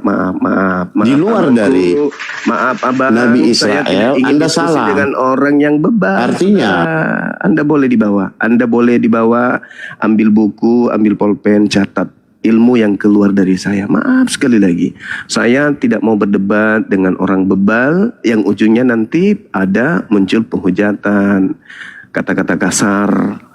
Oke? Shalom. Adalah lebih baik Anda dibawa, duduk, belajar, catat apa yang saya sampaikan, daripada Anda di sini ngotot dengan kebodohan Anda kan gitu ya. Hukum-hukum Tuhan yang datang kepada Yakub tidak diberikan kepada bangsa Arab. Betul. Ketetapan-ketetapan dan hukum-hukum yang datang kepada Israel tidak diberikan kepada bangsa Arab. Betul. Saya akui itu, yes dan yes. Dan pertanyaan saya balik kepada saudara Kristen, apakah hukum yang datang kepada Yakub, ketetapan dan hukum-hukum kepada Israel, di mana Tuhan tidak berlaku demikian terhadap bangsa lain, apakah hukum Yakub dan yang datang kepada Israel diberikan kepada bangsa Roma dan Yunani? Jawab. Kalau bangsa Arab tidak. Kalau bangsa Yunani diberikan nggak? Bangsa Romawi diberikan nggak? Silakan. Boleh. Saya boleh jawab Bang Suma. Ini saya musafir jadi cuma singgah. Setelah itu lanjut lagi. Kabur. Jadi saya tidak mau Setelah bertanya. itu, Saya tidak akan mau bertanya. Saya cuma menjawab pertanyaan semua silakan. yang ini ya. Saya izin menjawab boleh? Silakan. Oke. Kalau mencela ya saya diam. Oke, gini. Murid Yesus itu turunan Yakub. Saya tidak Jelas? tanya murid Yesus. Tidak Iya, ada pertanyaan kan Bani saya Israel kan tentang murid Yesus. Saya tahu murid Yesus orang Yahudi. Yang saya tanya, Iya, apakah itu kan turunan hukum-hukum? Yakub Suma. Saya dicela. Anda di bawah. Saya Anda di belum bawah selesai kalau ngomong Anda Suma. tidak sanggup diskusi dengan Iya, Anda di saya bawah. belum selesai ngomong Suma. Saya tidak tanya murid Yesus, yang saya tanya Roma Yunani. Ingat teman-teman sekalian, jangan Anda mau menipu kami dengan mengatakan murid Yesus. Kami paham, murid Yesus orang Yahudi. Yang saya pertanyakan bukan murid Yesus. Yang saya pertanyakan Roma, kekaisaran Roma menggantikan kedaulatan ideologi mereka dengan konsep terjemahan dari kitabnya Yahudi yang katanya tidak diberikan kepada bangsa lain. Pertanyaan saya, kalau begitu, kenapa ada di bangsa Roma dan Yunani? Itu yang Anda jawab. Itu yang Anda harus jawab. Jangan bawa-bawa murid Yesus. Karena murid Yesus sudah dipesan. Murid Yesus sudah dipesan. Yesus berpesan kepada ke-12 muridnya agar jangan ke bangsa Roma, agar jangan ke bangsa Yunani. Itu pesan Yesus. Matius 10, nomor 5, nomor 6. Pertanyaannya, ketika ada saudara saya Kristen yang saya kasihi membawa Mazmur 147 tujuannya untuk menyerang Islam, Islam tidak pernah mengambil hukum yang datang kepada Yakub, ketetapan yang datang kepada Israel sebagai pegangan untuk menjadi Islam. Itu tidak ada. Pegangan Islam adalah Al-Quran, hukum yang datang kepada Nabi Muhammad sallallahu alaihi wasallam. Itu selesai, udah final di situ. Sekarang, apakah hukum yang datang kepada Yakub kepada keturunannya Bani Israel itu berlaku kepada bangsa Roma, bangsa Yunani, bangsa Belanda, bangsa Indonesia? Sedangkan dalilnya mengatakan Tuhan tidak berbuat demikian kepada segala bangsa dan hukum-hukumnya tidak mereka kenal. Haleluya. Pertanyaan saya, kalau begitu, kenapa bangsa Roma, bangsa Yunani, bangsa Belanda, bangsa Indonesia mengambil hukum yang datang kepada Bani Israel? Kalau ternyata hukum itu hanya untuk Bani Israel dan Tuhan tidak berikan kepada bangsa lain, kenapa dan mengapa? Silakan. Terima kasih Bang Juma. Masuk, Pak Perkaya. Kenapa bisa lari ke Roma? Itu karena Roh Kudus. Sebagaimana di Matius. Kan jawabannya Bang. Ya, berarti Bagaimana Roh Matius Kudusnya 28, 19, 20 dalam nama Berarti Roh Bapa, Kudus- Putra dan Roh Kudus. Berarti Ya. Roh Kudus yang Anda maksud ini bisa kongsi dengan Bapak yang mengatakan tidak Roh memberikan Kudus. hukum kepada bangsa lain. Roh Kudus itu roh kebenaran yang Kalau roh dibawa Yesus kebenaran, adalah kebenaran. kenapa dia melanggar? Kenapa dia melanggar hukum Tuhan yang ada di Mazmur 147 kalau dia adalah roh kebenaran? Tidak, Yesus sendiri yang berkata di Matius 28, 19, 20, jadikan semua muridku bangsa.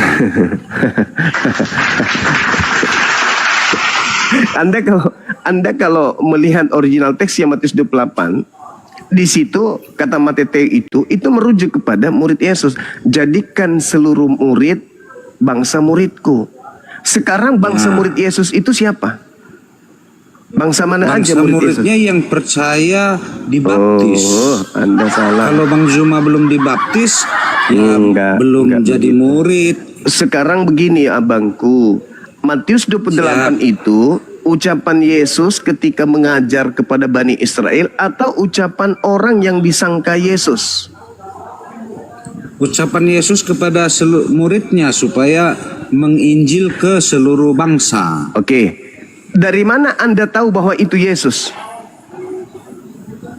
Ya dari Alkitab, Injil. Markus mengatakan Yesus menampakkan diri dalam rupa yang lain. Dari mana Anda tahu bahwa itu adalah Yesus? Karena itu Roh Kudus yang mengajar kami sebagaimana di Yohanes 14 nomor 16. Roh Kudus yang mengajar kami dan membimbing. Aduh, kok kami di sana, Bang?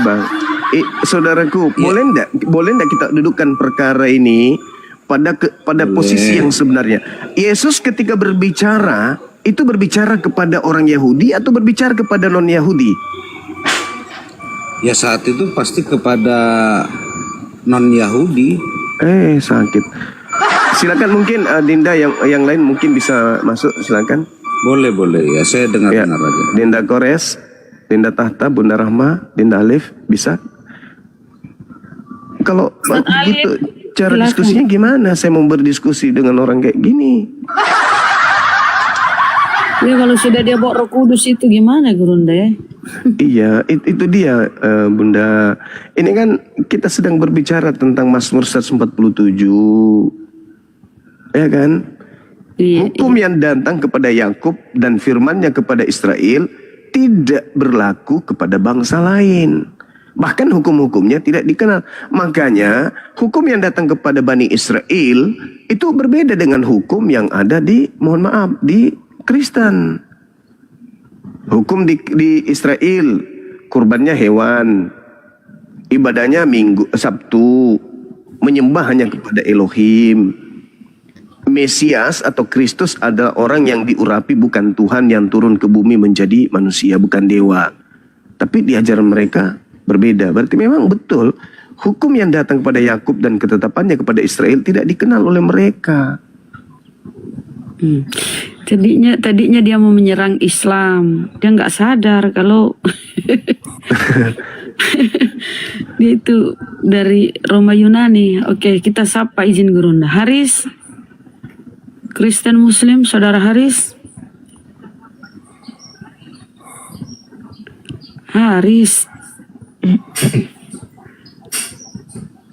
Haris Kristen, kayaknya Islam ini Haris. Ya gitu ya saudara-saudaraku ya. Kita lihat lagi di dalam Mazmur 47 ini. Firman kepada Yakub, ketetapan kepada Israel tidak diberikan atau Tuhan tidak berbuat demikian kepada segala bangsa. Dan hukum-hukumnya tidak mereka kenal. Kita lihat di dalam Ulangan 5. Kita baca biar apologet Islam juga mendengarkan. Musa memanggil seluruh orang Israel.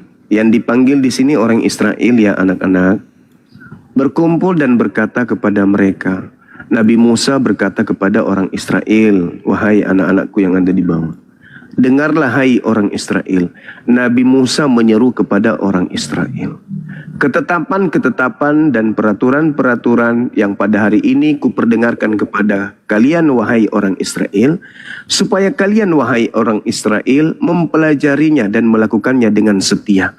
Jadi Nabi Musa memanggil orang-orang Israel saja untuk kemudian melakukan hukum ketetapan yang datang kepadanya berupa peraturan untuk mempelajarinya dan mempraktekkannya dengan setia.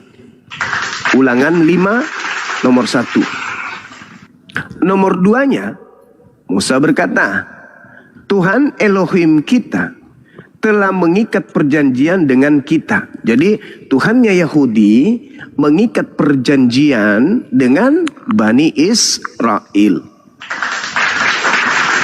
Nomor 3, Tuhan mengikat perjanjian bukan dengan nenek moyang kita. Tuhan mengikat perjanjian itu, tetapi dengan kita. Kita yang ada di sini pada hari ini. Kita semuanya yang masih hidup. Saya ulang, nomor 3-nya ini penting untuk dipahami oleh anak-anak saya sekalian. Baik yang di TikTok maupun yang ada di YouTube. Di situ Musa berkata kepada orang Israel. Musa memanggil seluruh orang Israel berkumpul. Lalu setelah berkumpul, Nabi Musa berkata kepada mereka, hai orang-orang Israel, ketetapan peraturan yang kuperdengarkan kepadamu hari ini, supaya kamu mempelajarinya dan supaya kamu melakukannya dengan setia. Dan ini diikat oleh Elohim sebagai perjanjian dengan kita di Horeb. Bukan dengan nenek moyang kita Tuhan mengikat perjanjian ini, tetapi dengan kita. Kita yang ada di sini pada hari ini. Pertanyaan saya, di situ ada Kristen nggak? Saya. Di situ Nggak ada. ada. Di situ ada orang Roma nggak? Nggak ada Gurunda. Di situ ada orang Yunani nggak? Nggak ada Gurunda. Ya, kenapa Roma Yunani kita kaitkan? Karena Kristen itu awalnya dari sana. Jadi, ketika kemudian Nabi Musa mengatakan, perjanjian ini hanya mengikat kita yang hidup hari ini, yang ada di sini, itu tidak berbicara kepada orang Roma, orang Yunani, orang Arab. Tidak. Tuhan telah bicara dengan berhadapan muka dengan kamu di gunung ini, dan di tengah-tengah api. Aku pada waktu itu berdiri di antara Tuhan dan kamu untuk memberitahukan firman Tuhan kepadamu. Jadi Musa sebagai perantara. Sebab kamu, wahai Bani Israel, takut kepada api dan kamu tidak naik ke gunung. Dan Tuhan berfirman, akulah Tuhan Elohim yang membawa engkau keluar dari tanah Mesir, dari tempat perbudakan. Jangan ada padamu ilah lain di hadapanku. Makanya sampai hari ini orang Yahudi tidak menyembah kepada sosok yang keluar dari kubur. Karena mereka diajarkan untuk menyembah kepada Rabbus samawati wal ard yang datang menyatakan diri kepada Nabi Musa alaihissalam. Tidak diajarkan menyembah kepada ilah lain yang keluar dari rahim manusia, yang keluar dari rahim bumi. Jangan membuat bagimu patung. Makanya nggak boleh membuat patung yang menyerupai apapun yang ada di langit, di atas dan atau di bumi di bawah, atau yang ada di dalam air yang ada di bumi. Jangan sujud menyembah kepadanya, beribadah kepadanya. Sebab aku Tuhan Elohim adalah Tuhan yang cemburu, yang membalas kesalahan bapa kepada anak-anaknya, kepada keturunannya, dan yang ketiga dari orang yang memberi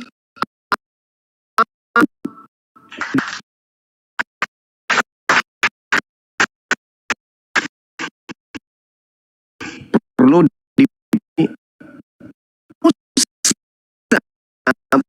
mengikat kalian, mengangkat perjanjian untuk kaum yang Israel saja yang hidup sesat. Kemudian kita lihat di dalam Ulangan perjanjian baru. Kemudian ini kenapa dinaikkan lagi orang sakit ini? Bukannya dia disuruh istirahat di bawah. Dia 33 kemudian jelas mengatakan begini. Inilah berkat yang diberikan kepada Musa, hamba Allah itu, kepada orang Israel. Anak-anakku sekalian, saya ulang lagi, bukan saya mengajar, tapi perlu dicatat. Mana tahu adik-adik semua, anak-anak sekalian nanti suatu saat berdebat secara offline dengan tetangga, dengan apa.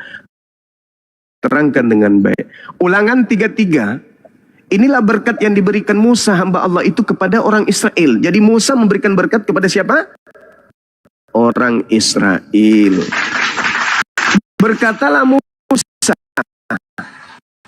Tuhan datang dari Sinai, terbit kepada mereka dari Sinai, nampak bersinar dari pegunungan Paran, dan datang tengah 10.000 orang yang kudus di sebelah kanannya tampak kepada mereka api yang menyala. Dalam tanganmu lah, ya, kakimu lah mereka duduk menangkap semua dari firman-Mu. Musa telah memerintahkan hukum Taurat kepada kita. Kita di sini siapa? Siapa? Kita di sini siapa? Kita di sini siapa? Ketik di bawah. Kita di sini. Musa nomor 4-nya. Musa telah memerintahkan hukum Taurat kepada kita. Kita ini siapa? Israel. Nah, ada yang mengerti Islam, jangan gitu dong. Jangan kalau mendengar itu tolong maksimal. Musa telah memerintahkan kepada kita. Ini suatu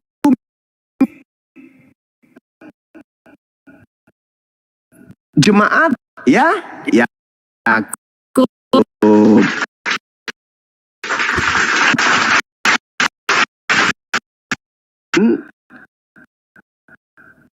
memberikan berkat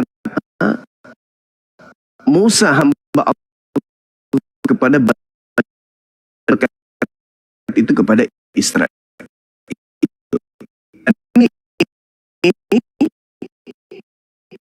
Taurat milik kepunyaan jemaat Yakub yang mengaku sebagai pelanjut tongkat itu diselidiki dulu dari Yahudi langsung. Apakah ajarannya itu hasilkan dari keputus terhadap internal mereka sendiri yang melakukan kitab yang mereka usung, atau kalau tidak, jangan percaya itu hanya cuman topeng doang dari tampakan luar di Yakub. Jangan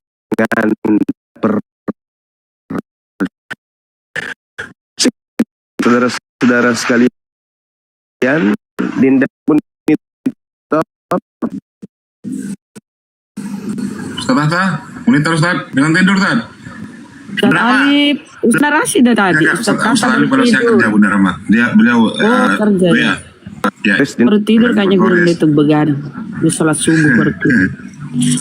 Aduh, Bu Darni ini kesurupan kalau sama saya, gimana dong? Lanjut aja dulu Bun, saya sarapan dulu bentar. Iya. Silakan. Aku nggak cocok memang sama Bunda. Aku mau main sama laki-laki.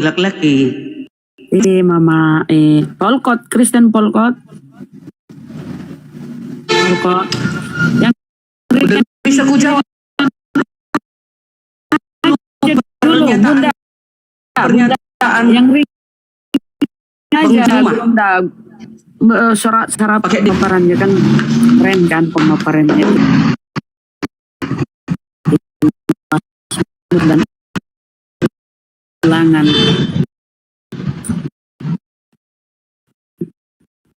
Itu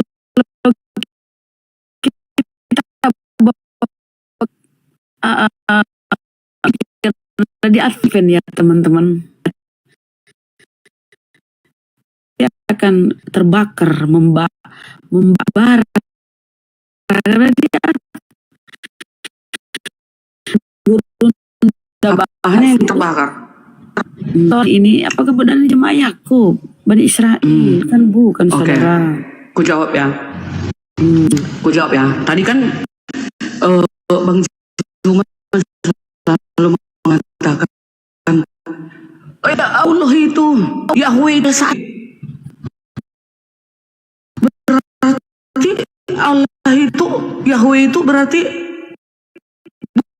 bukan adil dong. Masa dia hanya untuk Bani Israel doang? Torah. Awalnya, dengar ya, buka kuping kalian itu lebar-lebar. Awalnya ya memang nggak mungkin lah ada awalnya dulu orang Kristen di sana atau orang Arab ada di sana. Enggak kan?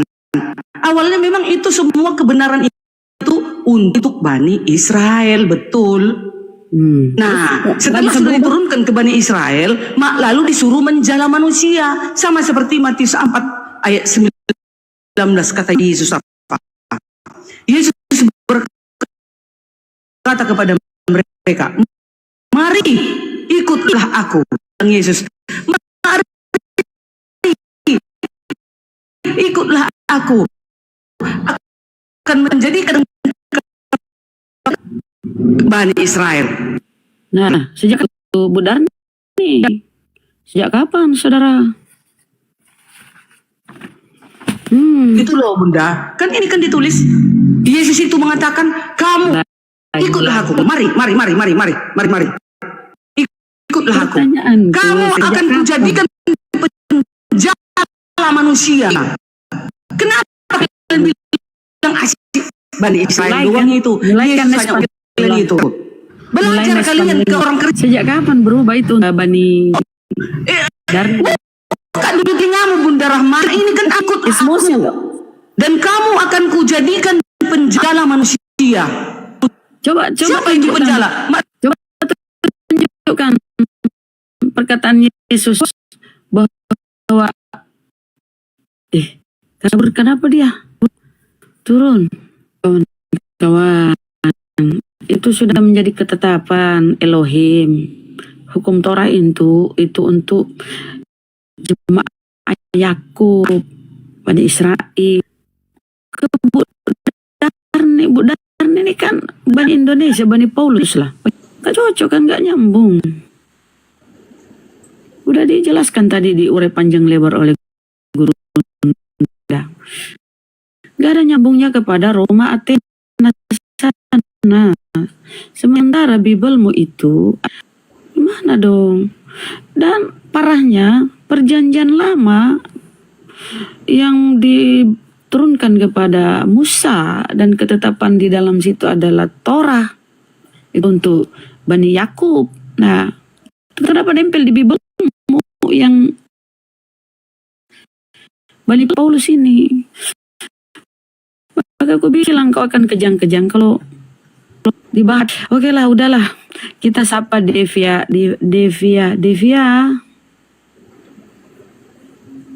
Devi Arisa, Kristen Muslim saudara. Devi. Kores itu teman-teman, jam tidurnya itu pagi. Ini mau sholat duhur baru bangun. Devi Arisa.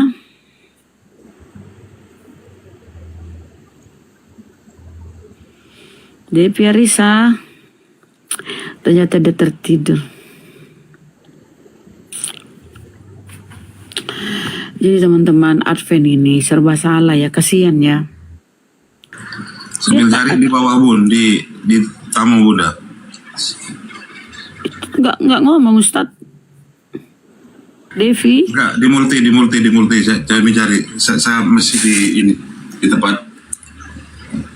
Oh, oke, siap.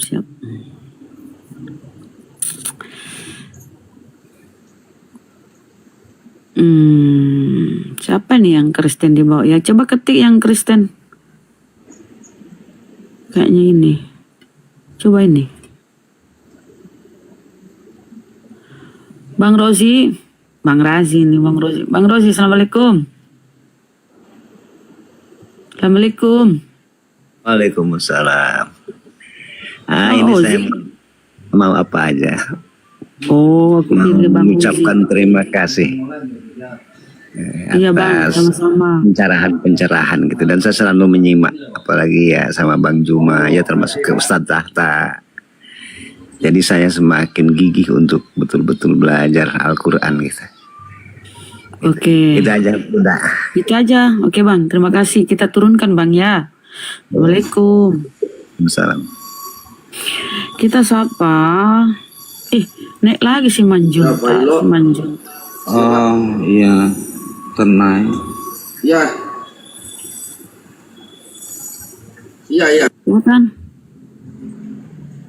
Nah, Apa itu Pak? Apa yang kita bahas ini, Bang? apa terserah Bunda. Gini aja.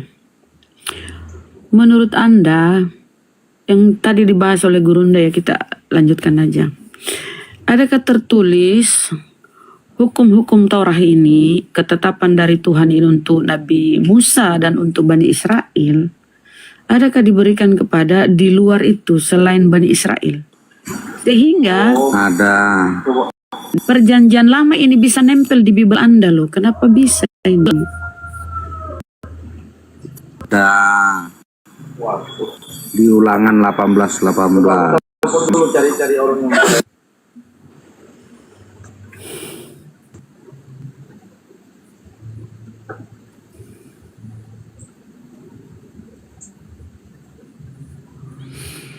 Kenapa? Ada di Ulangan 18:18. Ulangan. 18:18. Oke, mari kita buka. Jangan Apa ditembak bunyinya? nomornya ya. Apa bunyinya itu, Bang? Seorang nabi dibangkitkan. Ini menurut Anda siapa di sini nabi itu? Yohanes Pembaptis. Seorang terus? Kemudian merujuk ke Yohanes 1:29. Apa yang dikatakan Yohanes Pembaptis? Yohanes Pembaptis dibangkitkan. Bukan Yesus, seorang nabi. Ya. Yesus kan nabi. Lain Yesus Tuhan. Di mana itu Makanya Yesus? Yohanes Pembaptis mengatakan di Yohanes 1:29. Apa katanya? Coba Bang. Kita udah lari dari bahasan ya. Kita bahas hukum Torah. Enggak, itu Sekarang mana pernyataan Yesus bahwa dia membatalkan hukum Torah? Dia Kan enggak Anda kan jadi membatalkan. Kristen ini tidak lagi mengimani hukum Torah. Anda menjadi Dia pengikut Paulus. menggenapi. Menggenapi. Apakah menggenapi itu menghilangkan? Menggenapi itu memenuhi hukum Taurat itu sebagaimana mengikutinya. Nah, itu ada Apa itu. kata Paulus? Menggenapi itu mencukupkan, melengkapi, menyempurnakan. Bukan meniadakan, kata si Paulus. Anda taat dengan hukum Torah? Enggak. Taat, makanya Yesus bilang di Markus 12:29. Anda sabat. Oh, kalau itu kan Tuhan Yesus yang bilang kita Tuhan di hari Sabat. Ya. Berarti Anda tidak taat dengan hukum Torah. Sementara kata Kalau Yesus, Tuhan aku yang datang bukan mengubah untuk meniadakan. Itu Matius 5, Bang. Aku datang bukan hukum untuk Taurat, meniadakan bukan hukum Torah. Sabat. Ya bukan Sabat, Bunda. Hukum Torah itu Sabat sabat. itu lain. Loh, kenapa bisa lain? Bunda. Jangan Bunda harus membunuh, masuk Kristen. pelihara hari Sabat. 10 hukum Torah Musa itu, ya, jangan membunuh. Pembunuhan berdarah-darah Anda imani sebagai karya keselamatan. Kemudian pelihara hari Sabat. Anda bernyanyi-nyanyi di gereja Minggu. Dari mana itu? Padahal Yesus berkata, aku datang bukan untuk meniadakan hukum Torah atau kitab para nabi. Aku datang untuk menyempurnakannya, menggenapi. Barang siapa yang menghilangkan salah satu hukum Torah, sekalipun yang terkecil, dan mengajarkannya kepada orang lain, maka dia menduduki tempat terburuk, tempat terhina. Siapa itu yang mengajarkan menghilangkan hukum Torah? Paulus yang kau imani sebagai rasul. Nah, kau jadi Kristen gara-gara Paulus, Bang. Yang kau imani ajaran Paulus, surat-surat Paulus. Ayo, kau makan babi kan karena Paulus. Ya kan? Bagaimana? Enggak, Bunda. Kan saya mengikuti Markus 12:29. Apa itu? Hukum terutama. Kasihlah hukum Tuhan terutama? Allahmu. Iya. Hukum terutama, dengarlah orang Israel. Tuhan Allah kita, Tuhan itu Esa. Kasihilah Tuhan Allahmu dengan segenap jiwa ragamu dan segenap akal budimu. Kau disuruh berakal. Terus kenapa kau mendengarkan anak orang, Bang? Enggak, dia kan Tuhan. Seperti yang disampaikan Yohanes Pembaptis. Sekarang di mana dia Tuhan, Bang? Yohanes 1:29. Mana dia Di Yohanes 1:29. Kalau kita baca Bibelmu, Bang, Yohanes. Yesus memperkenalkan. Bang, kalau kita baca Bibelmu, Yesus memperkenalkan dirinya sebagai utusan. Aku ini utusan. Nggak pernah kita baca Bibel, Yesus memperkenalkan dirinya secara langsung bahwa dia Tuhan. Diutus bukan utusan. Ada diutus, ada utusan. Kalau diutus berarti dia utusan. Siapa yang mengutus? Kalau Tentu Tuhan. diutus itu langsung. Kalau utusan orangnya. Iya, jadi Yesus ini orangnya. Yesus Lain. mengaku dia utusan. Coba Bunda bedakan, maaf kata. Jibril sama Muhammad, yang mana diutus, yang mana utusan? Yesus itu, Bang, utusan Yesus. Enggak, saya kasih Siapa yang mengutus? analogi saja. Ya, baru saya ke situ. Jibril sama Muhammad, yang mana diutus, yang mana utusan? Ya. Sama-sama utusan lah. Sama-sama utusan. Yesus, Jibril diutus, ya Betul. Jibril diutus untuk menyampaikan firman kepada Ya. Nabi Muhammad. Kepada utusan. Rasulullah diutusan karena dia adalah rasul yang menerima firman-firman dari Tuhan. Ada yang membawa firman dari Tuhan, ada yang menerima firman, kemudian firmannya itu disampaikan kepada seluruh umat manusia. Wa ma arsalnaka illa kaffatan linnas. Itu Nabi Muhammad diutus, utusan atau rasul. Terus itu rasul. Apa itu rasul? Rasul itu adalah orang yang menerima wahyu atau firman-firman dari Tuhan untuk disampaikan kepada umat manusia. Itu rasul. Jadi Nabi Muhammad itu rasul atau utusan. Malaikat Jibril, ya dia diserahi tugas untuk membawa firman-firman dari Tuhan disampaikan kepada rasul ini. Kalau Yesus, dia memperkenalkan dirinya sebagai utusan, tentu ada yang mengutus, dia diutus. Si Yesus lah ini adalah utusan itu. Ya, dia diutus. Sekarang mana dia memperkenalkan dia Tuhan? Memperkenalkan dirinya dia Tuhan. Sekarang mana? Itu di Lukas 2 nomor 11. Oh mama, itu kan tulisan si Lukas hari ini telah lahir. Yesus memperkenalkan dirinya sebagai Tuhan. Ketika dia membangkitkan Malaikat yang Lazarus, ngomong dia itu, berdoa. Bunda. Bang, ketika dia membangkitkan Lazarus atau dia bernubuat, dia berdoa dulu kepada Tuhan. Dia menengadah ke langit. Ya Bapakku, aku bersyukur kepadamu. Aku tahu Engkau selalu mendengarkan aku. Tapi supaya mereka tahu bahwa Engkau yang telah mengutus aku. Engkau yang telah mengutus aku. Dia selalu memperkenalkan dirinya utusan. Bapaklah yang mengutus aku. Nah sekarang di mana di Bibelmu Yesus memperkenalkan dirinya dia ini Tuhan. Ayolah Bang. Ketika ada perempuan yang ingin minta tolong sama dia karena anaknya sakit, kan langsung dia bilang kehendakmu lah yang jadi kepada perempuan itu. Kehendaknya siapa? Itu bukti. Kalau para Perempuan itu nabi minta. rasul bermukjizat Bang, ya mengadakan keajaiban bukan berarti dia itu Tuhan. Baca kisah para rasul 2 titik bertindih 22. Yang melakukan itu adalah Allah, Tuhan yang melakukan dengan perantaraan Yesus. Ini bunyinya. Dengarlah orang Israel, yang aku maksud ialah Yesus dari Nazaret, seorang yang telah ditentukan Tuhan, yang dinyatakan kepadamu dengan kekuatan, mukjizat-mukjizat yang dilakukan oleh Allah, oleh Tuhan dengan perantaraan Yesus. Jadi Yesus itu perantara, karena Tuhan mustahil turun ke bumi.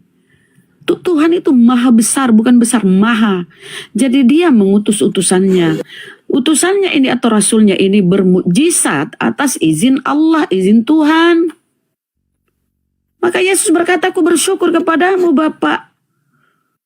Ya, karena kau selalu mendengarkan aku. Karena orang banyak berada di sini, maka aku ingin menunjukkan kepada mereka bahwa engkau benar-benar yang telah mengutus aku. Tanpa izin Tuhan, Yesus itu nggak bisa ngapa-ngapain Bang. Aku tidak bisa berbuat apa-apa dari diriku sendiri. Apa yang aku lakukan itulah yang diperintahkan oleh Bapa untuk aku lakukan dan untuk aku sampaikan kepada dunia. Itu yang kau Tuhan kan itu. Jadi kau salah bertuhan kalau kau lihat ya. Bunda percaya nggak kalau Musa pernah melihat Tuhan? Kalau kita baca di dalam Bible itu malaikat. Nggak ada yang bisa melihat Tuhan akan metong mati. Baca tuh di Kisah Para Rasul ya. Malaikat Kisah Para Bunda Rasul. Maria aja melihat malaikat Gabriel. Iya, kalau malaikat iya. Bisa di Kisah Para Rasul Ini tuh Tuhan yang 35. melihat Bunda, punggungnya dilihat di dalam. Yang pasti Bang, yang pasti data di Keluaran Biblemu. 33. Data di Biblemu. Siapa itu di belakangmu lah? Kau itu punya juru bicara di belakangmu. Suruh ke depan itu. Lain pas di ruang kerja. Kalau kita lihat di Biblemu Bang, di Kisah Para Rasul 7:53, malaikatlah yang berfirman kepada Musa di Gunung Sinai. Kisah Para Rasul 7:35-39. Malaikat yang berfirman kepada Musa. Musa menerima Taurat dari malaikat. Karena di dalam Biblemu tidak ada yang bisa melihat Tuhan, akan Coba mati, baca Bunda. binasa. Keluaran 33 nomor 23. Musa melihat Tuhan punggung. Itu malaikat. Kalau kau paksakan itu berarti Biblemu saling bertentangan. Di tempat lain dia Kalau mengatakan Bunda Maria lihat yang malaikat. berfirman kepada Musa di Gunung Sinai. Dan kalau kau paksakan bahwa Musa melihat Tuhan, lah kenapa Musa tidak mati? Sementara diterangkan di Biblemu tidak ada yang bisa melihat Tuhan, akan mati, metong, binasa. Akhirnya Musa melihat Tuhan. Ada Berarti di Biblemu Matius, bertentangan. yaitu Tuhan Yesus. Berarti Biblemu bertentangan ya Bang ya. Aduh Bang, gimana dong kalau bertentangan begini? Tapi yang saya Coba Bunda baca yang Matius saya 17 kritisi Bang nomor di Biblemu 3. itu, Yesus bertemu Musa. kita nggak bahas bertemu ya. Saya bahas tadi, Yesus memperkenalkan dirinya utusan berpuluh-puluh kali. Terus kenapa utusan ini kau tuhankan? Diutus Bunda. Iya bukan diutus. Utusan. Berarti Yesus utusan karena dia diutus, Bang. Orangnya inilah yang dia diutus ya, tapi orangnya inilah utusan. Misalnya nih ya Bang ya. Saya mengutus seorang kurir. Ya, kurir mengantar barang. Kurir ini saya utus nih. Kurir inilah utusan. Saya yang mengutus. Objeknya ini adalah kurir. Orangnya ini adalah kurir. Tapi saya ini mengutus dia, menyuruh dia. Personalnya ini adalah kurir ini, pribadinya. Inilah disebut utusan yang mengutus saya. Tapi orangnya itu dia diutus tuh, Yesus. Oke, Yesus berkata, hidup kekal, mengenal engkau satu-satunya Allah yang benar dan mengenal Yesus yang engkau utus. Yesus ini diutus, dia adalah utusan. Kurir ini adalah utusan yang kuutus. Kenapa ya ini Oten? Kenapa? EQ-nya berapa sih lambat kali Beda bahasanya. Lambat kali kalian pahami. Bantu Bang. Oke. Jadi saya berkali-kali diundang di jambak-jambak juga saya naik. Jadi mohon kalau saya naik jangan dihargai dong. Kan saya tamu undangan Anda gitu ya. Kan kita lagi diskusi. Gimana kita dong? akan berdiskusi. Saya akan berdiskusi gitu. Oke, Makanya berarti betul-betul diskusi diserahkan ya. kepada si Sparta ya. Ya, baik. Jadi Oke, gini, teman-teman, silakan. ya. Saya heran kenapa Anda bernarasi tadi membawa-bawa babi gitu loh. Apa? Jadi saya mendengar Membawa tadi Anda apa? menyebut-nyebut babi. Ya kau kan pemakan babi dong. Gimana sih? Kenapa gue jijik disebut Kamu pemakan babi? nggak pernah menikmati babi? Oh, berarti kau taat dengan hukum Nggak, Torah. saya Kau tanya. advent. Apakah Kau kamu advent. jawab aja pernah atau enggak? Kalau Berarti enggak, kau nanti bukan kita- pengikut Paulus. Kau pengikut Oke, siapa baik, sih? Baik. Bunda nggak tahu ya kenapa. Yo, kau Jadi siapa? begini, Kau pengikut Paulus Ya. atau saya pengikut Yesus Kristus. Ya, apa yang kau ikuti dari Yesus? Paulus adalah utusan Yesus. Apa yang kau ikuti Yesus? Rasul. Udah enggak, ya, saya mau fokus pada pernyataan babi itu dari Anda ya. Kok babi ya? Gini ya, Itulah. gini ya. Kita bahas Baik babi ya teman-teman. Iya, kita bahas babi ya. Karena Anda, saya nggak tahu kenapa setiap narasi Anda selalu menyebut babi, nggak ada kaitan dengan yang dibahas. Karena selalu karesting itu mengatakan Bang. babi. Ini jawabannya nih supaya kau paham ya. Dengar dulu Bang jawabannya. Perjalanan ke Antioquia di Kisah Para Rasul, Paulus untuk pertama kalinya setelah Fokus 1 di tahun babi, mengajar. Bunda. Jangan kemana-mana. Ini seluk beluknya, kenapa kau Fokus sebut fokus pemakan kepada soal babi? makanan itu ya. Selak beluknya nih, seluk beluknya nih. Dengar Jangan dulu cerita lah. soal perjalanan ya dari Iya, dengar dulu lah. Kakak mempertanyakan Oke, babi dengar. ini. Dengar dulu. Ya, oke. Paulus pertama kali menggelari muridnya Kristen. Ya. Nah, Kristen. Apa surah-surah Paulus isinya? Pengajaran Paulus itu isinya apa? Tidak sesuatu pun yang haram baginya. Segala sesuatu halal. Semua ciptaan Tuhan itu baik. Tidak ada yang haram. Maka kalian itu Kristen itu makan babi. Kalau kalian tidak mengikuti itu, terus kalian ini siapa?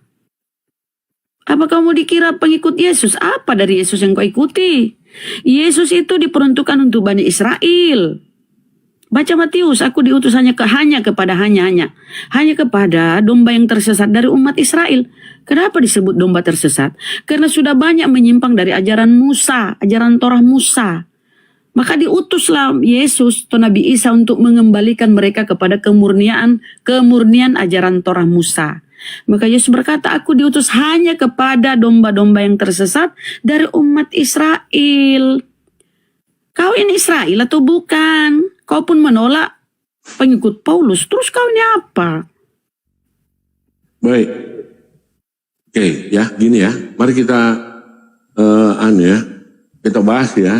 Mari kita Kita mengapa? bahas dengan Ayo. baik ya. Mari kita bahas dengan baik ya soal babi. Gitu. Di dalam di dalam Islam sendiri kok bahas juga tentang babi ya? Apa Ibu tahu pembahasan tentang babi di dalam Quran? Oke. Coba Ibu baca lah kalau begitu ya. Tahu lah, inna maharrama. Iya. Inna maharrama nih, datanya nih, bunyinya denger nih. Ya. Inna maharrama alaikumul maitata waddama walahmul khinjir. Diharamkan atasmu bangkai, darah dan daging babi. Itu yang kami taati. Kalaupun baca lengkap dong ayatnya, Bunda. Baca lengkap ayatnya. Kelanjutannya makanya kau dengarkan. Kelanjutannya. Kalaupun keadaan memaksamu untuk itu, Allah itu maha mengetahui. Tapi jangan, gimana ya bunyinya? Nanti Ustadz itu melanjutkan. Intinya itu keadaan darurat. Kenapa? Jangan dia propor. Anda dong yang ngomong, Anda yang bertanggung jawab. Oke, sini saya buka ya. Aku takut salah mengutip ayat ya. Oke, aku buka. Pengharaman babi. Kita Panjada sendiri sudah bingung. Ngomong-ngomong babi. Enggak lah. Ya, sebentar. Hurimat alaikumul maitata waddama walahmul khinjir ya. Bentar. Yang jelas sudah dibacakan oleh Bunda, hurrimat alaikumul maitata waddama walahmil khinzir. Sudah. Dia mau lengkap. Diharamkan. Ustadku dia mau lengkap. Sudah haram itu, sudah haram. Sudah haram di situ ya. Statusnya haram babi itu. Umat Islam tidak pernah makan babi. Iya, betul. Sama dengan ketika Yesus Sudah. Tenang aja. Iya, mematuhi hari Sabat. Iya, Yesus ada semangat Yesus mematuhi hari Sabat. Sudah, tenang aja. Iya, enggak, sebentar. Yesus mematuhi hari Sabat enggak? Mau diskusi? Iya, makanya saya tanya dulu. Yesus mematuhi hari Sabat enggak? Mana Bang Suma di sini? Yesus patuh terhadap hukum Taurat enggak? Jawab dulu, jangan ke Bang Suma. Jangan ke Bang Suma. Anda belum menjawab kok. Bukan levelmu, ya. Yesus mematuhi hukum Sabat enggak? Tenang aja. Iya, jawab dulu. Saya akan jawab. Jawab dulu.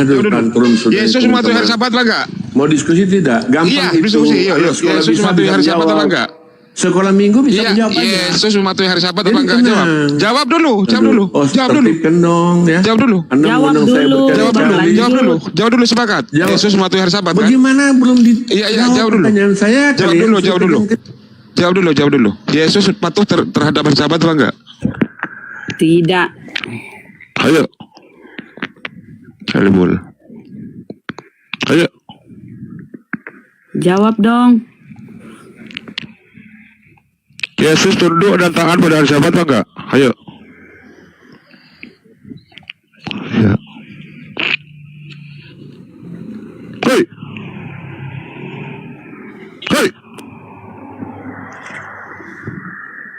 Oke, aku lanjut dulu ya Ustadku.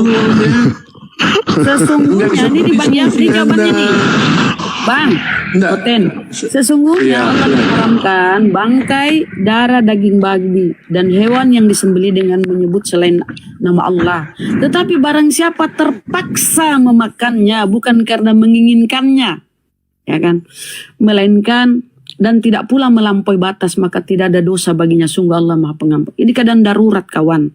Kalau di Kristen kan doyan, bukan darurat. Ya, Iya. Saya bisa Sekarang memaknai itu pertanyaan darurat ya. saya, Begini ya, teman-teman. kau ini sebentar, ini udah kita bahas soal babi sekarang dulu pertanyaan ya. saya, kau Begini. ini Karisteng, Anda apa belum ajaran menjawab Yesus sudah atau pertanyaan Paulus? saya. Gimana sih ini? Loh, kan sudah aku jawab. Jadi gini, saya Kau menjelaskan jadi gini, Karisteng teman-teman, ini ya. apa Saya ajaran kalau Yesus berdiskusi atau nggak mau Paulus? Coba, terlalu menekan gitu loh ya. Kau jadi Supaya Karisteng. diskusinya bagus gitu loh. Apa haknya mau bahas Al-Quran? Kalau Anda mau bahas Al-Quran, tolong baca original text-nya. Ya, sebagaimana kami umat Islam tidak pernah buta huruf untuk membaca original text-nya. Kami tidak pernah buta huruf dalam membaca original text-nya. Beda dengan orang-orang pemakan babi. Suruh baca original text-nya yang bahasa Yunani, malah yang baca terjemahan yang Kalau kau tidak makan gimana sih? aja kalau begini. Ayo baca. akan menekan atau menyerang Ya, Anda. kalau Anda ingin membahas Al-Quran, baca original text-nya. Hanya bertanya. Karena yang terjemahan itu bukan Al-Quran. Yuk. Bertanya. Silakan Anda baca menyinggung itu. Baca dulu. Kalau Saya ingin bahas jelas dulu Al-Quran, yuk tentang baca. babi ya. Ayo baca. Babi itu binatang yang paling bermanfaat bagi manusia, ya. Bukan. Iya bagi Kristen, tapi bukan bagi Islam. Umat Islam tidak pernah mengkonsumsi babi setiap harinya, nggak ada. Bahkan diharamkan. Manusia, ya. Iya. Makanya ada yang disebut enzim babi. Iya. Makanya Yesus kemudian Oleh melemparkan manusia. setan itu ke dalam babi, kemudian dimakan oleh orang-orang Kristen. Nah itu. Jadi di tubuh orang Kristen itu banyak setannya. Makan enzim loh. Iya. Ya, kalian kan mengonsumsi Ya nggak obat itu apa-apa ada lah, juga kau enzim makan babi lah bang, itu urusanmu, nggak apa-apa kau makan babi. Kalian Lagi ngapain kok urusan babi? Kok ini materinya bukan babi? Lah, Kenapa tadi emangnya? disinggung babi. Loh iya kan memang Anda Nah, itu iya, makanya saya mau Anda dengar. ngaku enggak? Makanya saya mau pemakan babi. kalian nyinggung-nyinggung dan Iya. Kamu pemakan babi bang enggak? bahasa Alkitab, bongkar Alkitab. Kamu itu pemakan babi apa enggak? Jawab. Tantu. Enggak berani. Saya baru bertanya loh. Apalagi kalau saya membahas ayat kamu. Ya. Tanya kau Kau itu bang, sopan di sini ya. Ini saya kasih tahu baru kau tanggapi ya. Kau itu Kristen karena Paulus. Jadi kalau kau mau masuk tidak makan babi, berarti kau bukan pengikut Paulus nih. Di dalam Bibelmu tertulis di Galatia 2:16, nih dengar Galatia 2:16, tidak seorang pun dibenarkan karena melakukan hukum Torah. Sudah aja lah, nggak usah diskusi ya, tantrum Kalau kalian. kau makan babi, berarti kau bukan Kristen. Kalau kau tidak makan babi, karena Paulus mengajarkan kau makan nggak berani babi. diskusi dengan saya. Kalau kau kalau kau makan babi, kalau kau tidak makan babi, berarti kau bukan Kristen. Karena kau Kristen itu gara-gara Paulus yang mengajarkan Babi semua dikatakan makanan haram, itu. keputusan. Semua makanan itu boleh dimakan, itu kata Kalau Paulus bang. penyembah manusia itu bukan hanya babi aja bunda yang dimakan, anjing, ular, kodok, cacing dimakan semua. Memakan segala Bagi memang. babi itu kadang-kadang haram. Lihat ini, itu namanya babi on off bagi kalian ya. Kenapa? Sudah ditetapkan. Beda dengan Tuhanmu yang on off. Kalau Kan Tuhanmu boleh, on jangan. off, coba buktikan sekarang kalau umat Islam itu makan babi di mana? Ayo, buktikan. Buktikan kalau umat Islam itu setiap harinya mengkonsumsi babi. Buktikan. Maksudnya dalam keadaan terdesak, Pak. Buktikan. Iya, buktikan. Yesus taat kepada hari Sabat. Pertanyaan saya. Dalam keadaan terdesak. Ya, kita sepakati dulu. Yesus patuh dan taat pada hari Sabat. Kita sepakat ya. Tapi kadang-kadang ya, kita sepakat ya bahwa Tuhanmu itu taat pada hari Sabat ya. Bagi kalian. Ya, Tuhanmu yang on off, kadang manusia kadang ilahi. Takut mati lapar. Dasar makan babi kau. Jadi mereka ini apa ya? Sok-sok jaim ya. Sama situ jalan itu. Sosok jaim dia Ustadz, nggak makan babi katanya. Kalau kau karesteng itu ya babi itu boleh kau makan, segala sesuatu halal kata Paulus. Paulus yang membuat karesteng loh. Jadi kau harus taati kata-kata Paulus. Kau mau masuk dengan pengajaran hukum Torah tidak makan babi lah. Anda siapa? Anda bukan Bani Israel. Hukum Torah itu untuk jamaah Yakub, untuk Bani Israel. So tidak makan babi. Kalau di Islam, apa yang diperintahkan Allah, apa yang dilarang oleh Allah, itu yang kami taati. Kalaupun bagaimana keadaan dengan terpaksa Al-Maidah 5, di suatu Bunda? tempat, Ustaz. kenapa? Dengar dulu lah. Kalau yang terjadi ya di suatu tempat nih kita mau mati nih ya, nyawa sudah jadi resikonya nyawa melayang nih, nggak ada makanan selain babi, boleh tapi jangan sampai melampaui batas, jangan sampai kekenyangan. Itu untuk menyelamatkan nyawa supaya kita jangan menzolimi, tapi hukumnya tetap haram. Hukumnya tetap haram, tapi itu dibolehkan untuk menyelamatkan nyawa kita daripada mati konyol. Kamu di Karesteng ada dilarang makan babi, tapi kalian rakus. Kata Paulus apa? Segala sesuatu halal karena kalian kan umat Paulus. Maka lucu kalau kalian tidak makan babi. Kalian bukan Karesteng kalau nggak makan babi. Karena Karesteng itu ya harus makan babi. Karena kalian itu jadi Karesteng karena Paulus. Begitu kawan. Silakan Evata. Assalamualaikum warahmatullahi wabarakatuh Kang Dito.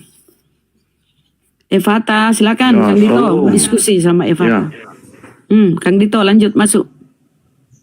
Ya, tadi di Al-Baqarah 173 haram makan babi, tapi kalau terpaksa halal. Bagaimana di Al-Maidah 5? Tidak ada halal kampreto. Sudah enggak tadi Bunda yang jelaskan. Hukumnya kalau di tengah tidak hutan berubah terpaksa jadi halal lah. Tapi itu suatu nih dengar nih ya. Di dalam Islam itu Allah tidak membuat kita untuk menzolimi diri kita ya. Nih, Allah memberi kita pilihan. Kalau kita sholat tidak ada air, Allah memberi solusi, boleh bertayamum. Oke, kalau kita sholat sementara keadaan darurat kita berada di atas pesawat, ya tidak memungkinkan untuk pas mengarah ke kiblat, Allah mempermudah kita. Hadapkanlah di mana wajahmu, di situ pun aku berada. Itu ketetapan Allah, ketentuan Allah untuk mempermudah kita, bukan untuk membuat kita susah. Ya, walaupun kau dizolimi, ya walaupun kau gimana, yang dipersatukan Tuhan tidak boleh dipisahkan oleh manusia. Bonyoklah kau, gak ada solusi di Karesteng. Ya, pertanyaan saya, kau jadi Karesteng itu gara-gara apa? Gara-gara Paulus atau gara-gara Yesus? Kalau terpaksa halal, kan begitu. Daripada kau mati, Kan kata di saya situ sudah kan. kasih perumpamaan Iya, tadi. Siapa bego. ini? Si Jangan Evata. bego-bego lah. Yesus itu tunduk dan patuh terhadap hukum Taurat. Apa hari Sabat kan? Iya. Jadi di hari Sabat itu haram semuanya untuk melakukan kegiatan. Ya tidak. Yesus tapi keadaan terpaksa, Yesus itu kemudian melanggar. Yuk, kenapa sebabnya itu yuk? Ya. Hei, jawab. Ya Yesus melanggar hukum Sabat. Karena dia katakan kalau ada seorang jatuh atau domba jatuh ke dalam, masa kau tunggu hari berikutnya? Nah itu dia. Binatang itu sudah mati. Iya kuclu, itulah dia perumpamaannya kampreto. Ya makanya Al-Maidah 5 apakah kau tidak akan menyelamatkan hewan yang jatuh ke tanah, ke air, ke hari Sabat? Bego juga. Mana Ustaz di sini? Maka untuk menyelamatkan Al-Baqarah 173, maka turunlah Al-Maidah 5. Buka Al-Maidah 5 itu menyelamatkan Al-Baqarah 173. Sekarang saya tanya kau, kenapa kau Karesteng? Karena di situ Allah membimbang. Kenapa kau Karesteng? Kenapa kau Karesteng? Ngaku-ngaku kau pengikut Yesus, padahal kau pengikut Paulus, kau makan babi kau tuh. Mana saya pengikut Paulus? Kau mengikut siapa kau Karesteng? Udah kita bahas tadi. Sekarang kau jadi Karesteng mengikut siapa? Apa artinya Kristen? Saya tanya dulu, apa arti pengikut Paulus namanya situ? Ya, terus surah-surah Paulus. Kenapa kau ikuti surah-surah Paulus makan babi?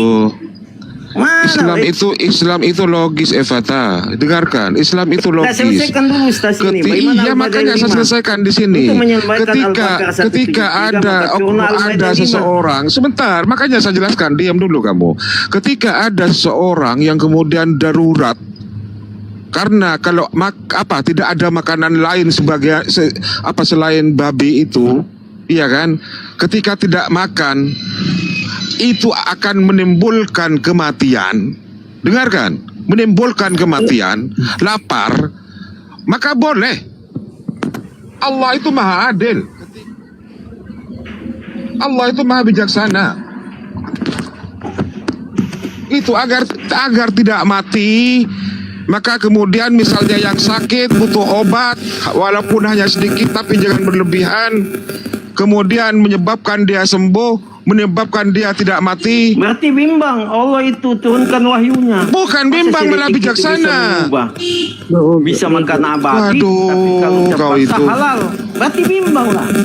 Maka diselamatkan dengan Al-Maidah 5, Ustaz. Apanya? Apanya? Saya sudah kasih perumpamaan. Ada mati. Ustaz, noise, Ustaz.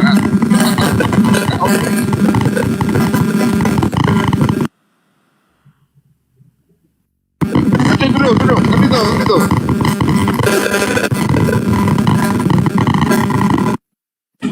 Silakan si Manjuntak sama Kang Dito. Salam. Iya.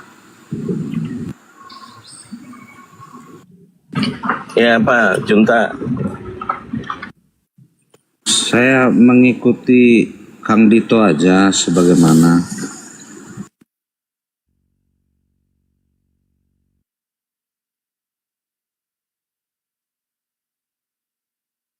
Tadi itu di hari Sabat, kalau ada sesuatu yang diselamatkan, apa ditunggu lewat dulu? Padahal nyawanya sudah terancam.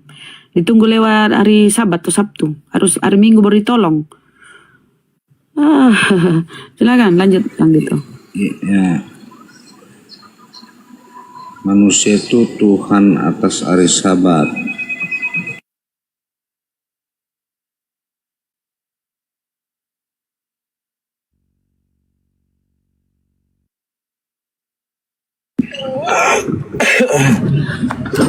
Ya, ngomongin hari Sabat, kenapa kalian hari Minggu kemarin?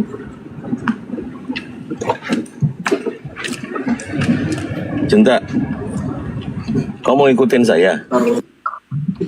Bagaimana? Kalau kau mau ikutin saya, Sabat itu artinya apa? Sabtu apa Minggu?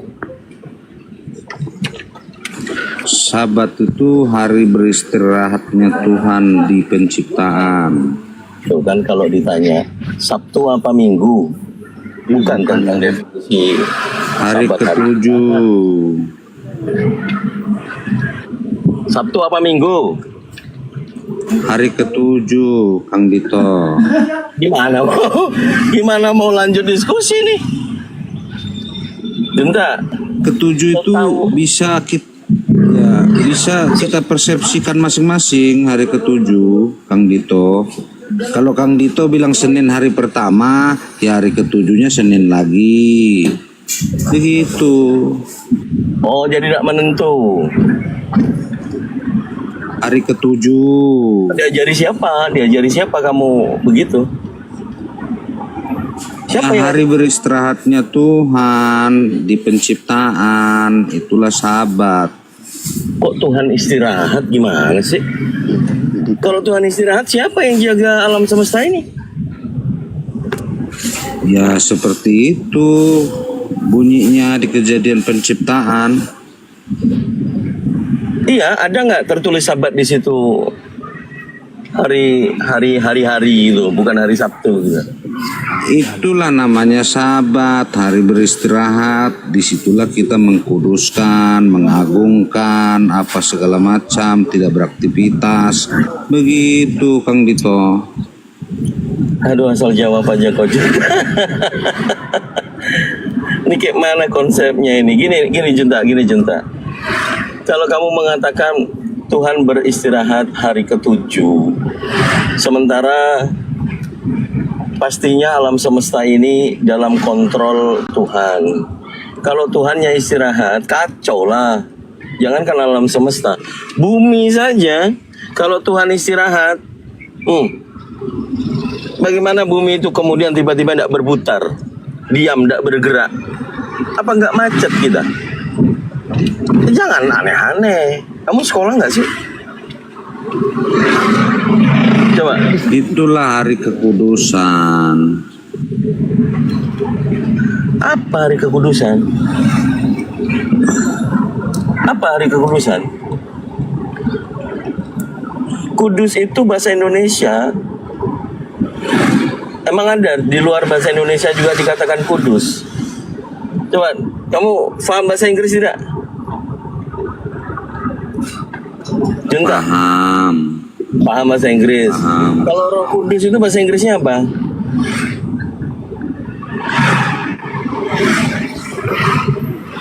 Hah? Apa bahasa Inggrisnya Roh Kudus? Mencret. Apa? Aduh, sorry. Spirit. Spirit apa? Holy Spirit, Holy Ghost. Hah? Ya, spirit, Roh Kudus. Holy Ghost. Holy Ghost apa spirit? Spirit itu semangat. Spirit. Iya, spirit itu semangat. Ya, Roh Kudus juga itu. Roh Kudus itu Holy Ghost. Nggak ngerti orang bule itu, orang Eropa, orang Amerika, orang Australia. Nggak ada yang ngerti kudus. Gimana sih? Aduh, kita malah ngikutan jadi bego nih sama dia nih.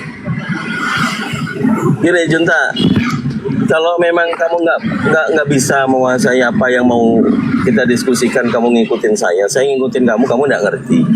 Ini aja yang ada di tema tadi tuh.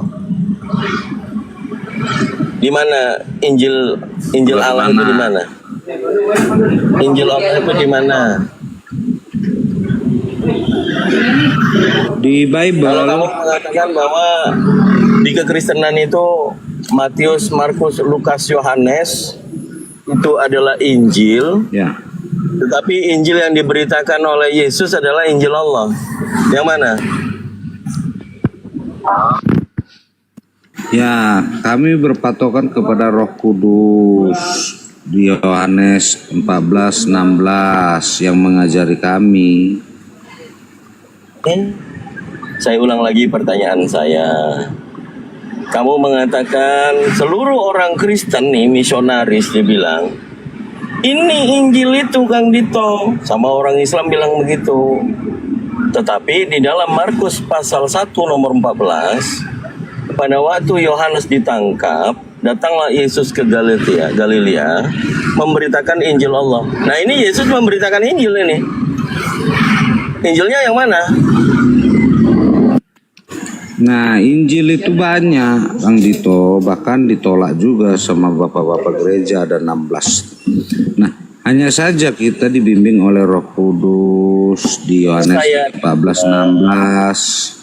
Yang saya tanya, kalau umat Islam kan jelas nih, katakanlah kita pinjam dulu definisi bahwa Nabi Isa alaihissalam adalah satu oknum yang sama, penyebutannya adalah disebut Yesus. Di dalam Islam, Al-Quran menyebutkan bahwa Nabi Isa alaihissalam itu diberikan kitab suci Injil. Jadi pemahaman kami, Injil itu yang dimiliki oleh Nabi Isa alaihissalam atau Yesus. Nah, sekarang di dalam Bibelmu tertulis itu Yesus itu memberitakan Injil Allah. Yang mana?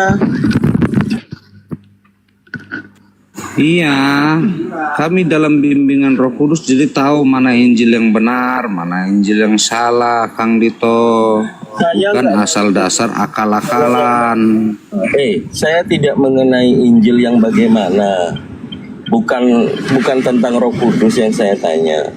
Injil Allah yang diberikan kepada Nabi Isa dan juga mungkin Yesus disebutnya, ini yang mana gitu loh? Karena Yesus dikatakan di situ memberitakan Injil.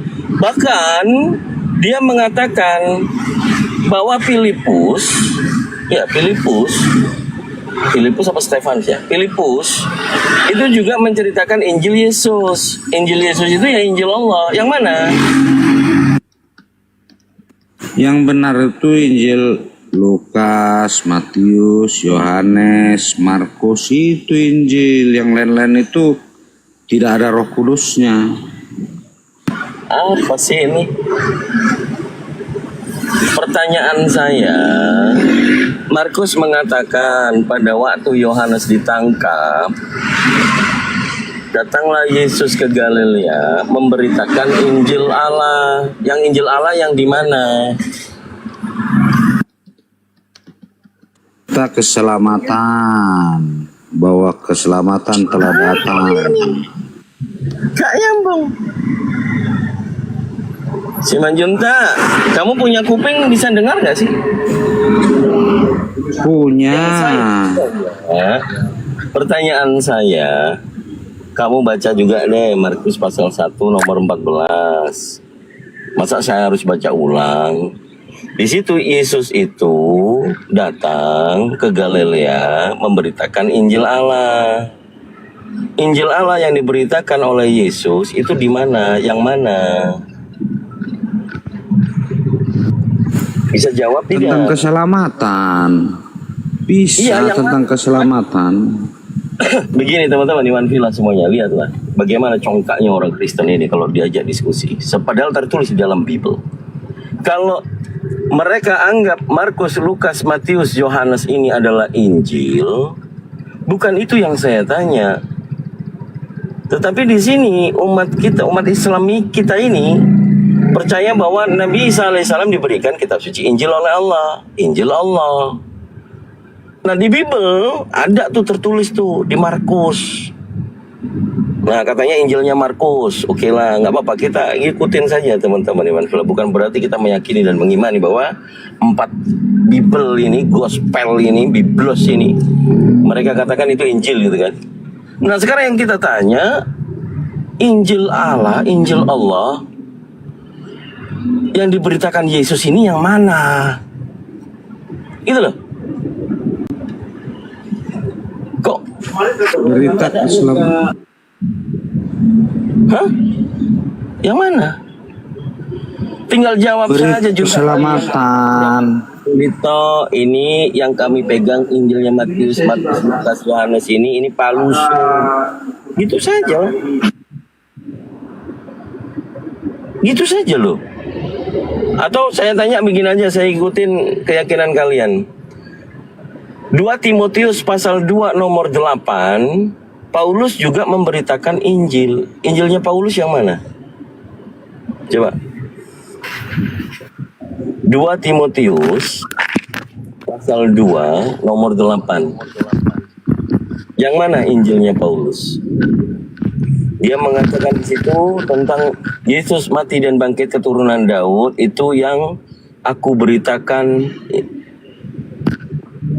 aku beritahukan mengenai Injil. Yang mana Injil? Sebentar Kang ya, saya lab dulu.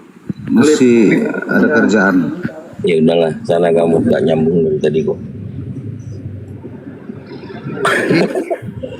Ya David, selamat pagi. Ya, Kang Dito, selamat pagi. Iya, iya. Oke, mau bahas apa ini, bro? Kang? Ya terserah, kalau kita mau lanjutkan tadi sesuai dengan Markus pasal 1 nomor 14. Di situ dikatakan Yesus memberitakan Injil Allah. Yang mana? Ya. Di mana Injilnya Yesus itu, Injil Allah? Injil itu kabar baik, bukan kitab. Bukan. Ya. Yang saya tanya, kitab. Injil itu kitab. Bukan kabar baik. Bukan. Injil itu kabar baik. Yang menulis tentang kabar baik itu baru kitab Injil. Apakah di Perjanjian Lama tidak ada kabar baik? Ada. Apakah itu Injil? Kan tidak disebut Injil. Bacalah, Injil itu kabar baik bahwa Mesias telah datang. Kamu mengatakan barusan Injil itu kabar baik. Di Perjanjian Lama ada kalimat kabar baik? Ada, tapi bukan Injil. Ada. Bagaimana sih? Ya, tidak disebut Injil gitu. Nah, Injil Injil itu kabar itu baik. Injil itu kabar baik, bukan kitab. Kalau di perjanjian Yesus tidak lama menulis disebutkan- kitab. Yesus Kalau tidak menulis di- kitab. Saudara, kalau di Ya. perjanjian lama disebutkan ada kabar baik, apakah kabar baik itu Injil? Kabar baik mengenai Mesias datang itu adalah Injil. Saya nggak tanya Kabar itu. baik, loh, kabar baik mengenai kedatangan Mesias. Mesias telah datang. Orang Yahudi itu menunggu-nunggu Mesias. Ketika Mesias datang, itulah kabar baik.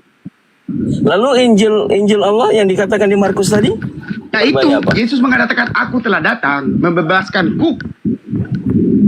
Itulah disampaikan Injil Yesus. Yesus menyampaikan Injil. Aku, Mesias telah datang nih. Ini aku, Mesias. Yang dijanjikan oleh Allah beribu-ribu tahun. Di mana tertulisnya begitu? Yesus, aku telah datang. Baca, Yesus baca Nas. Jangan ngarang. Oh, Yesus baca Nas berarti. Ya. Itu Nas, kitab suci, betul? Inilah yang telah digenapkan. Apa itu? Yesus membaca kitab Yesaya. Oh, berarti Injil yang mana? Yang kitab Yesaya maksudmu? Bukan, dia membaca kitab Terus Yesaya yang mana? bahwa dia membaca kitab Yesaya bahwa Nas ini telah digenapkan. Nah, itulah Injil. Yang mana? Jadi yang mana? Matius, Nah, Markus. begini, baca Lukas 4, 16 sampai 21. Bukan. Pertanyaan saya, yang Injil yang mana? Markus, Matius, Lukas, Yohanes. Bukan, itu kitab Injil, bukan Injil. Oh, kitab Injil. Apa bedanya Injil dengan kitab Injil? Injil itu kabar baik. Yang menulis tentang kabar baik, kitab Injil. Oh. Saya juga menulis kabar baik kalau zaman itu disebut kitab Injil David. Begitu. Ini ngarang bebas ini Pak David Ya, ini. betul mengarang bebas. Kitab Injil itu ada 20. Semua yang menulis kitab Injil, semua tulis biografi Yesus saat itu disebut kitab Injil. 16 Oke, 16 siapa? apokrif, 4 kanon. Oke. Gitu. Baca ini. Apakah penulis 4 gospel itu atau kalian sebut Injil tadi itu yang menulis adalah Bukan mereka? murid Yesus. Bukan murid Yesus yang nulis. Oh, bukan murid Yesus yang Bukan. nulis. Lalu siapa? Kan Lalu siapa begini. yang nulis? Begini, kesaksian murid-murid Yesus disampaikan secara lisan. Disampaikan secara lisan ke jemaat-jemaat. Ke jemaat-jemaat disampaikan secara lisan. Sampaikan secara lisan. Kemudian orang menulis untuk memperkuat ajaran lisan ini. Jadi kitab Injil itu ditulis bukan untuk orang mentah. Tapi kitab Injil ditulis untuk orang yang sudah mengerti Yesus. Sudah kenal orang Yesus, matang. sudah tahu Yesus. Jadi ada orang mentah, ada orang mateng gitu. Ya, jadi begini, kalau misalnya saya menulis Injil, itu bukan kepada orang yang belum mengenal Yesus sama sekali. Tapi itu ditulis kepada orang-orang yang sudah mengenal Yesus. Oke, kalau kamu yang nulis Injil kira-kira banyak yang salah atau banyak yang benar? Kalau waktu itu saya nulis, pasti saya ditolak. Karena mungkin tapi kecuali saya dekat dengan Pertanyaan saya, dengarkan. Pertanyaan saya, kalau kamu yang menulis kitab Injil, banyak yang salah atau banyak yang benar? Di saat itu kan, mau di saat sekarang atau di saat itu? Ya, terserah kamu. Mau. Ya, kalau di saat itu, Pada saat posisi itu. saya jauh dari Rasul, sumbernya jauh dari Rasul, pasti banyak ditolak. Tetapi kalau saat itu saya ada di ring 1, saya dekat dengan seperti penulis Yohanes. Penulis Yohanes kan murid Yohanes yang dekat Yohanes, pasti diterima. Oh ya? Penulis Injil Markus. Ya. Jadi Yohanes itu yang menulis Yohanes bin Zebedius, begitu? Dia muridnya yang nulis lah. Dia kan sudah tua, tadi dia kamu bilang diwawancarai bukan saja. muridnya. Kamu tadi bilang bukan Sumber, murid-muridnya. dia kan bukan dia yang tulis. Dia bukan yang tulis. Oh, Kitab yang Yohanes tulis. apa itu? Ya. Lalu Kitab siapa yang Yohanes tulis? itu bukan dia yang tulis. Murid-muridnya. Muridnya siapa? Murid Yohanes. Siapa namanya? Tidak tahu. Oh, di penulis Yohanes ya. Anonimus. Penulis Yohanes itu itu murid-muridnya, tetapi dikatakan itu dia yang nulis. Itu. Jadi begini. Abang Dinto kan sudah tua. Saya wawancara. Hasil wawancara saya tulis. Inilah tulisan Kang Dito gitu. Tapi saya yang wawancara, saya yang rangkum. Masa dibilang sudah tua, kampret. Kan Yohanes sudah tua waktu nulis. Oh, Yohanes sudah tua waktu nulis. Jadi kan begini. Kok gimana sih? Kau bilang tadi muridnya Yohanes, sekarang Yohanes menulis. Apa kau ini? Saya begini. Ini contohnya begini. Kang Dito sudah tua. Saya murid Kang Dito. Saya wawancara Kang Dito. Nah, Kang terus Dito, kamu panggil coba. apa? Kamu panggil aku apa? Bagaimana? Kamu panggil aku apa? Kan kamu muridku nih. Kamu panggil aku apa? Ya, Manggil Opung. Dito. Opung. Opung Dito. Opung, ini kan banyak kitab Injil di luar nih, banyak nih. Ada 20, ada 19 nih. Coba ya Yesus sebenarnya yang bagaimana? Yesus dia cerita, tapi dia katakan sebenarnya masih banyak yang saya akan cerita, tetapi kalau saya tulis buku ini tidak akan muat itu. Jadi Yohanes bilang begitu. Yohanes menulis di wawancara itu juga umurnya sudah tua. Begitu. Oke, jadi berarti Yohanes ini menceritakan kepada muridnya menuliskan, begitu? Ya. Pertanyaan yang paling penting, nggak mungkin ini sumbernya tidak dilegitimasi, harusnya dilegitimasi, harusnya divalidasi gitu kan. Nah, sekarang nama muridnya Yohanes yang menulis siapa? Banyak murid Yohanes, banyak. Nih. Nggak tanya sedikit atau banyak, pertanyaan saya siapa? Kalau pertanyaan siapa itu kenapa? Siapa? Murid Yohanes yang menulis, yang mewawancara apa, Li? Kan itu disebut tulisannya Yohanes, toh gimana sih? Iya, yang menulisnya siapa? Murid? Saya tidak tahu. Nah, gimana? Berarti namanya cocokologi. Anda berbicara banyak sampai hampir 10 menit menceritakan bahwa Yohanes ini yang narasumbernya mau mengisahkan, yang muridnya benar. Tidak tahu muridnya siapa namanya. Itu namanya gabrul. Janganlah Pak David, kita ini sama-sama sudah tua. Jangan kau bilang cuma saya yang tua. Cuman begini loh, kalau kita sama-sama jadi tua. Jadi maksudnya Kang Dito tuh mau mengarahkan kemana? Mau arahkan kemana? Gantian dong. Arahnya adalah dari sudut pandang akademis atau kita memberikan edukasi kepada khayal alami di bawah yang menyimak kita. Anda menceritakan bahwa penulisnya bukan Yohanes. Anda mengisahkan hampir 10 menit. Jadi seperti ini contohnya Kang Dito. Yohanes ini karena sudah tua, dia menceritakan kisah atau Injil ini, kabar baik ini tentang Yesus. Oh gitu. Kutanya sama Anda, lalu siapa dong penulisnya ini, muridnya? Siapa namanya? Nggak tahu. Ini kan lucu gitu loh, konyol. Jadi konyol gitu. Begini, sudah? Betul nggak? Sudah? Belum. Jadi substansi yang saya mau arahkan kembali ke tema.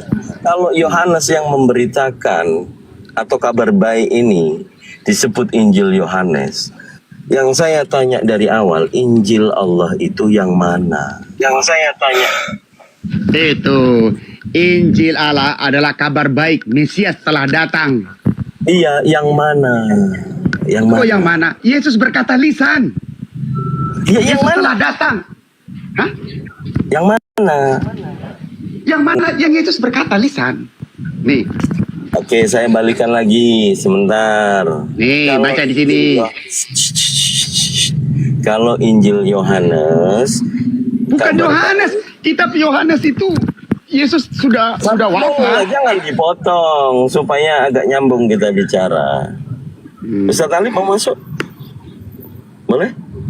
Ya, halo. Dilanjut dulu, tuntasin dulu Kang Dito, tuntasin dulu aja nggak apa-apa, nanggung kan. Cuman lucu, padahal Yohanes itu sendiri menulis kitab Apokalipsis ketika di Pulau Patmos. Itu kan Yohanes bin Zebedeus. Nah itu. Ya, lanjut dulu Kang Dito bentar ya. Iya. Itu tambahan literasi ya, atau bahasan yang menurut kita memang make sense. Jadi kitab Wahyu itu yang disebut dengan kitab Apokalipsis itu adalah penulisnya Yohanes, betul ya? Iya, iya. Lalu kalau Injil Yohanes tadi siapa yang nulis ya? Yohanes, begini tadi. Yohanes maupun kitab Wahyu maupun surat Yohanes itu ditulis oleh murid-muridnya. Tetapi sumbernya kan Yohanes, makanya dibilang oleh Yohanes. Jadi saya tuh juru tulisnya Kang Dito. Tapi ketika waktu karyanya, saya akan wawancara Kang Dito. Saya tulis itu Kang Dito punya karya, gitu. Makanya ditulis di surat Yohanes, Wahyu dengan kitab Yohanes itu ditulis oleh Yohanes. Tapi sebenarnya kan ditulis oleh murid-muridnya dengan bersumber dari Yohanes. Ini nih, aku udah mulai agak paham nih. Ternyata Anda nggak nyambung. Anda sendiri yang berbicara.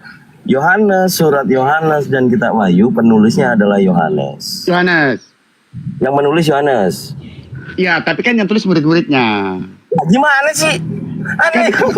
Abang mengerti tidak? Yohanes, Wahyu mereka itu penulis. Yohanes. Kan dia tidak mungkin tulis sendiri Yohanes semua itu. Yohanes yang menulis. Menulis ya, dia kan tidak tulis semua. Dia tidak tulis semua. Nah, Yohanes itu kenapa Yohanes itu apa, nelayan atau petani, tidak mungkin bisa nulis. Dia tuh ada punya juru tulis. Ini loh Pak. Iya, ada punya juru tulis. Ya. Pak David kan sekolah kan ya. Pak. Nah, sekolah minggu apa sekolah STT Pak? Saya tidak. Saya tidak sekolah. Oh, tidak sekolah minggu. Tidak sekolah minggu juga. Sekolah minggu, tidak sekolah STT juga. Nah terus siapa yang ngajarin Pak David ngomong kayak gitu itu? Ya begini. Siapa yang ngajarin? Tadi kan cuma sederhana lah. Coba tanya begini. Yesus mengabarkan Injil mana? Dengarkan saya. Inti pertanyaannya di situ. Pak David, saudara, kita gantian bicara. Ternyata gantian bicara, lu bicara, saya mau bicara, bilang gantian. Saya mau mengambil kesimpulan saja sebelum saya arahkan ke ketua umum saya gitu loh. Gini loh. Ternyata kesimpulan yang kita tarik teman-teman semuanya yang ada di bawah maupun yang ada di atas. Jangan kesimpulan dulu Kang Dito, lanjut dulu 5 jam tunggu bentar. Karena dia nggak sekolah. Dia cuma mau ngomong sederhana dan pengetahuan yang dia tahu. Saya nggak sanggup. Karena Bapak David, karena Bapak David mengaku bahwa Pak David nggak sekolah minggu juga tidak. Kalau sekolah minggu minimal tahu nih. Ya kan, ada nyanyi-nyanyiannya. Kan tempat saya tidak ada sekolah minggu, gimana sih? Ya udah, diam dulu.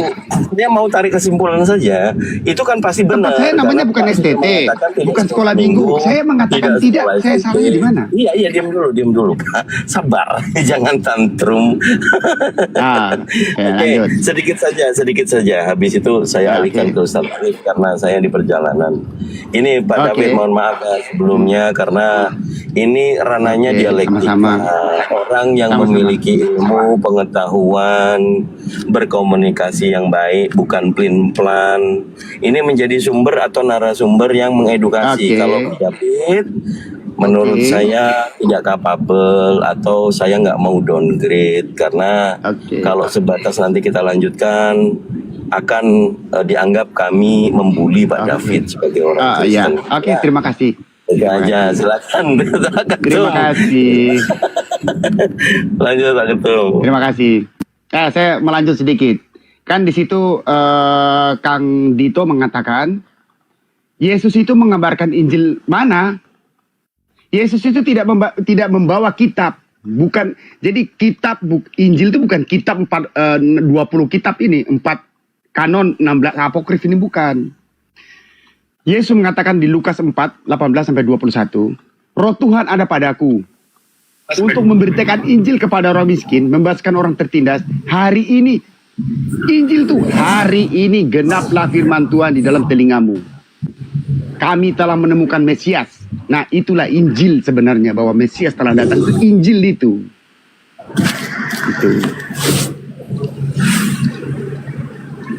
Begitu. Jadi kalau dikatakan Yesus mengabarkan Injil mana, ya Injil itu, Mesias telah datang itu, kabar baik. Kemudian orang menulis tentang Yesus, itu disebut kitab Injil. Penulisannya 30 tahun setelah Yesus wafat. Gitu. Oke, udah Bapak usulan dulu. David, karena nggak nyambung. Injil Allah, Injil yang memberitakan Mesias, malah jadinya kayak begitu tuh, nggak jelas. Ya, Daril, selamat pagi menjelang siang. Ya, pagi. Ya, mau diskusi sama siapa? Saya mau koreksi dulu. Oh, terserah. Gurunda, assalamualaikum. Sudah standby? Ini ada pasien lama. Oh, Gurunda masih belum. Ustaz Alif, ini ada yang nyari nih. Ustaz Alif? Oh, masih belum juga. Cak Tata, Ustaz. Ustaz Tata. Oh, sama juga. Bang Gores? Waduh, nggak ada yang standby. Ya udah, sama saya Daril. Oke. Ya. Begadang semua orang itu. Nggak tidur semalaman. Udah, nggak usah bahas kemana-mana lah. Itu mah masing-masing. Bukan, dalam artian beliau-beliau ini ya memberikan giliran untuk saya, gitu ya. Oh, Oke, silakan. Kita mau tetap kepada tema yang tadi. Melanjutkan dari Pak David tadi. Oke, boleh. Silakan. Kalau merujuk pada Markus pasal 1 nomor 14, di situ dikatakan waktu Yohanes ditangkap, datanglah Yesus ke Galilea memberitakan Injil Allah. Yang mana Injil Allah itu? Yang pertama, tidak ada Allah dalam Alkitab, dalam Bible kami. Kami nggak kenal Allah. Yang pertama. Sobek elaimu itu. Sobek. Sobek elaimu. Sobek. Yang ada Allah ya, Allah. Sobek. Kami tidak mengenal Allah. Allah itu Tuhan di negeri Mekah itu. Langsung. Oke. Ya, nah, Injil yang dimaksud dalam tulisan yang tadi itu adalah bukanlah buku, tetapi kabar gembira, kabar baik, kabar keselamatan. Itu dia yang dari Allah. Nah, sekarang aku nanya kau, di Al-Qur'anmu itu ada dikatakan Isa alaihissalam yang kau bilang adalah pribadi yang sama dengan Yesus Kristus, diberikan kitab Injil. Kitab ini kan buku artinya. Kutanya kau Dito, mana kitab Injil yang diberikan sama Isa alaihissalam itu sekarang detik ini? Oke, nanti saya jawab. Kembali ke substansi yang mana kau tanya tadi sama aku, mana kitab Injilnya itu di Injil Lukas itu? Bukan kitab itu maksudnya, kabar keselamatan. Sekarang, oh silakan. Ini mau dibantah karena Anda menganggap bahwa Injil itu adalah kabar baik katanya. Kabar baik itu Evangelion, bukan Injil. Ngawur aja kau. Lanjutkan itu. Itu pun mengelilingi kabar baik. Padahal mengelilingi Galilea di situ. Memberitakan juga. Apa yang diberitakan? Lanjutkan itu. Oke.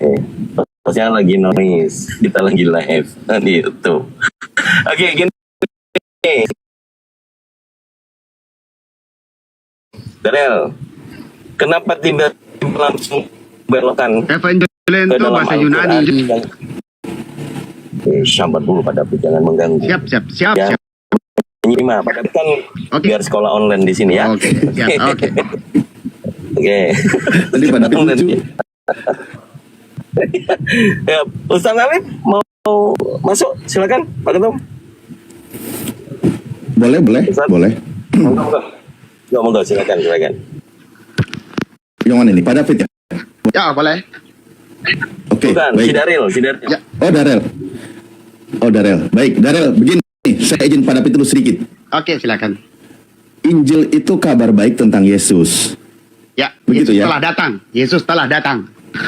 Oke, baik.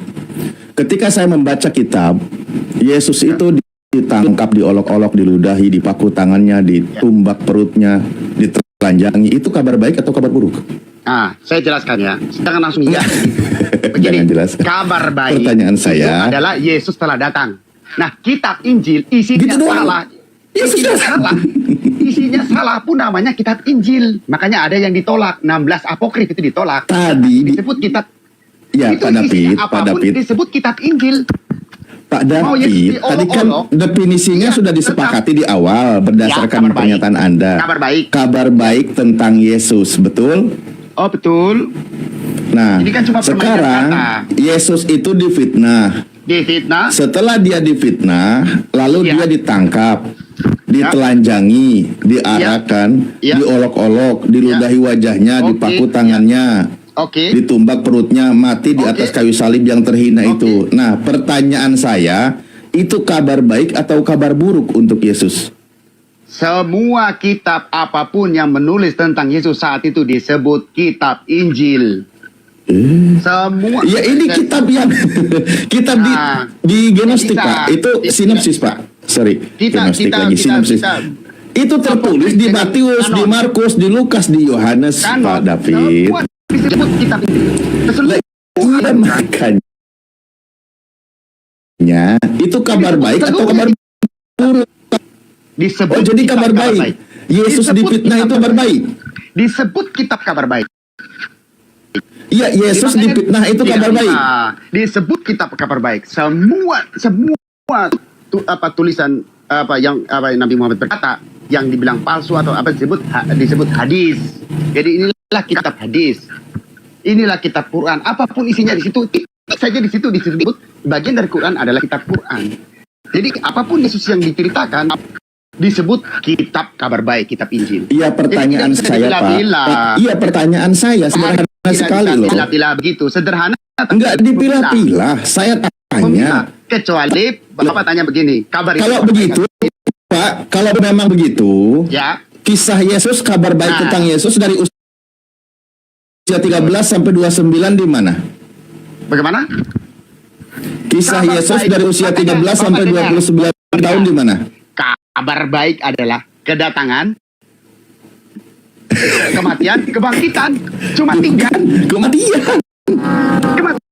Nah, makanya tadi, makanya kabar baik itu Yesus matinya kenapa Yesus? Disalib. Difitnah kan? Disalib. Iya disalib. Salib itu hinaan atau kemuliaan? Kehinaan. Nah itu kabar baik atau kabar buruk untuk Yesus? Yesus dihina. Tergantung. Mati. Tergantung mati. Di atas kayu salib kan? Kemanusiaan. Iya tergantung di atas kayu salib. Ya. Nah itu kabar baik atau kabar buruk? Tergantung Bapak nilainya dari mana. Iya tahu tergantung di atas kayu salib. Itu kabar baik atau kabar buruk? Itu kalau dilihat dari kemanusiaan kabar buruk. Tapi kalau dilihat dari keselamatan itu kabar baik. Iyalah. Kan kita manusia Pak. Gimana sih? Kita manusia yang melihat Yesus sebagai ilahi. Loh.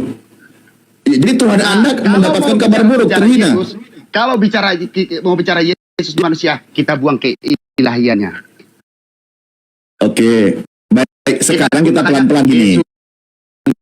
Pak David jujur aja Pak. Pak David jujur aja kita diskusi. Saya juga pernah membahas ini dengan pendeta. Jadi pendetanya jujur. Satu pertanyaan saya sedikit. Oh iya. Ini saya tanya. Menurut pribadi Pak Alif dengan murid-murid Yesus, siapa yang lebih tahu ajaran Yesus? Coba tolong jawab dulu. Satu-satunya murid Ustaz Yesus Ibrahim dong. mengatakan, hah? Ya murid Yesus lah. Oh oke. Jadi dari Bang Suma, Bunda, Pak Alif mengakui bahwa murid-murid Yesus lebih tahu ajaran Yesus dibanding Bapak sendiri. Benar kan?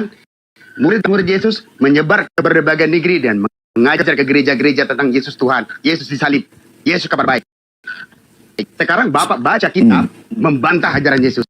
Berarti Bapak mengakui bahwa Bapak tidak lebih tahu dari ajaran murid-murid Yesus, tetapi Bapak membantah semua yang diajarkan murid-murid Yesus. Siapa murid Yesus yang mengabarkan? Petrus ke Roma. Thomas ke India. Petrus baca. Petrus yang mendirikan jemaat Roma. Petrus yang mendirikan jemaat Roma. Itu tidak ada yang tidak mengajar. Semua mengajar ini semua berasal dari murid Yesus. Oke. Menurut Petrus, kalau Yesus itu hamba Allah, Anda setuju? Saya setuju.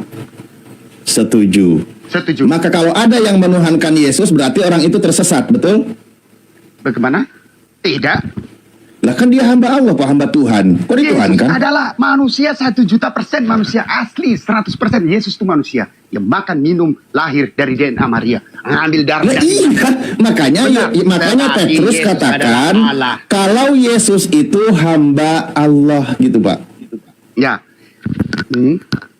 Pak, Kan tadi Anda bawa Petrus. Iya, Petrus mengatakan bahwa Petrus itu mengajar lisan selama 30 tahun. Selama berapa puluh tahun? Kalau Anda mengatakan Yesus adalah Theos, Yesus adalah Tuhan, berarti Anda tidak lebih tahu daripada murid Yesus yang bernama Petrus, atau Anda sok tahu? Petrus itu paus pertama Roma. Lah iya, dia katakan Yesus itu hamba Tuhan. Iya, Petrus itu tidak mungkin ketua NU sekarang Muslim. Udah selesai itu, Pak. Wakil Udah ketua selesai. NU Kristen Udah. Paus pertama tuh mengajar. Ngapain jadi bahas ke situ, woi? Nah, paus Petrus pertama. Iya, Anda setuju. Kan Petrus itu lebih tahu daripada Anda, betul? Daripada Anda juga. Betul, oke. Iya. Nah, menurut Petrus, Yesus hamba Tuhan, Anda setuju? Setuju, 1.000.000% setuju. Oke, berarti kalau Anda menuhankan Yesus, orang itu sok tahu, betul? Tidak, karena Yesus adalah Allah itu sendiri.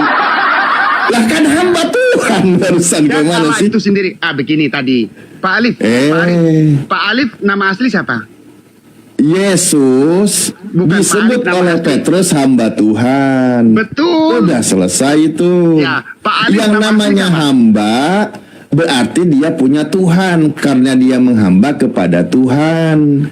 Pak Alif. Kalau ada yang mengajarkan dia itu Tuhan, berarti melawan ajaran Petrus. No. Berarti orang itu lebih tahu atau sok tahu daripada murid Yesus yang bernama Petrus. Itu statement Anda di awal. Bartolomeus ke Ortodoks, Petrus ke Roma. Ya, di situ dikatakan udah nggak usah kau sebut-sebut itu, nggak usah. Mereka semua Iya, poinnya aja, Pak. Menuhankan Yesus sekarang. Mau ke Roma, ke Romi, ke Romu, terserah, nggak ada urusan. Sekarang kembali kepada ajarannya. Kalau Petrus berkata Yesus itu hamba Tuhan. Begini, sekarang kita kembali dulu. Bapak mengatakan tidak lebih pintar dari Petrus. Sekarang saya mau dengar siapa? Pak Arif bilang Paulus sesat.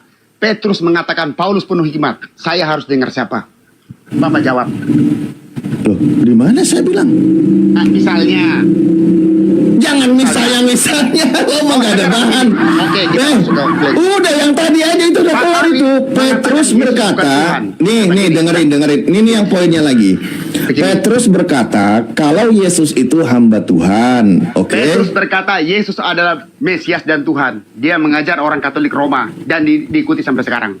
Wah, berarti Anda sok tahu. Tidak tahu, coba buka surat Petrus menulis di dalam kitab Kisah Para Apostolos di situ, catatan Lukas, itu kan khutbah Petrus 3 nomor 13, Yesus itu seorang hamba dari Tuhannya Abraham, Ishak dan Yakub. Benar, semua Kristen di planet bumi juga mengatakan Yesus adalah hamba, Yesus adalah utusan. Nah, berarti bukan Tuhan kan? Namanya juga hamba Tuhan. Tuhan itu sendiri. Bagaimana mungkin seorang hamba Tuhan dikatakan Tuhan? Berarti error. Anda so tahu. Bapak punya nama asli siapa?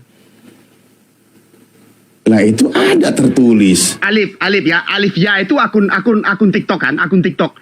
Kalau sudah dikatakan hamba Tuhan, berarti ada hamba, ada Tuhan. Itu semua akun TikTok. Coba Pak David. Pak David, hamba Tuhan itu kan dua kata. Ada hamba, ada Tuhan. Akun YouTube mati, akun YouTube. Ya, saya tanya. Yang hamba di situ siapa? Yesus. Yang Tuhan siapa? Bapak. Udah selesai, tepuk tangan. Iya. Udah. Dua pribadi kan? Lah iya itu benar. Trinitas itu 3 pribadi, 1 hakikat. Enggak, barusan udah benar. Trinitas lagi. Ini sok tahu daripada Petrus murid Yesus kalau gitu. Murid Yesus mengajarkan begitu. Yesus itu hamba dari Sang Bapa. Udah selesai. Petrus begini, Udah, kita ambil kesimpulan. udah selesai. Jangan jangan diputer lagi nanti error. Diskusi selesai, tamat, host tutup komanya, kita istirahat. Udah percaya Yesus hamba Tuhan. Udah. Benar. Oke. Percaya. Dia tidak sok tahu gitu. Udah. Pulang Pak, makan. Udah. Tutup. Makasih. Nanti error lagi Pak, bahaya Pak. Semangat. Sorry Pak Arif ya. Iya, udah cukup Pak. Kalau dilanjut nanti ngeheng lagi masalahnya. Itu coba. Tapi kita ambil kesimpulan ya. Semua itu dengar yang Kristen sama Islam. Pak. Ya, Yesus hamba Tuhan, kesimpulannya udah Pak. Nanti error Pak. Jangan lagi Pak. Lebih pintar dibanding dirinya. Petrus mengajar Katolik Roma bilang Yesus Tuhan. Tetapi Pak Alif bilang bukan. Jadi kita kalau orang Kristen mau dengar siapa? Mau dengar Petrus atau mendengar Pak Arif? Berarti kita sepakat. Setuju? Wah, hilang semua.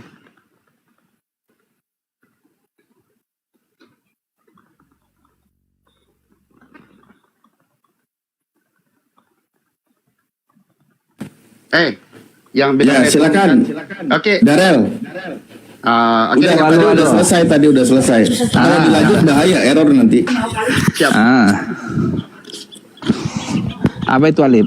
Kau dengar David, jika dikatakan orang si Alif ini bahwa Yesus adalah hamba, benar Yesus memang hamba.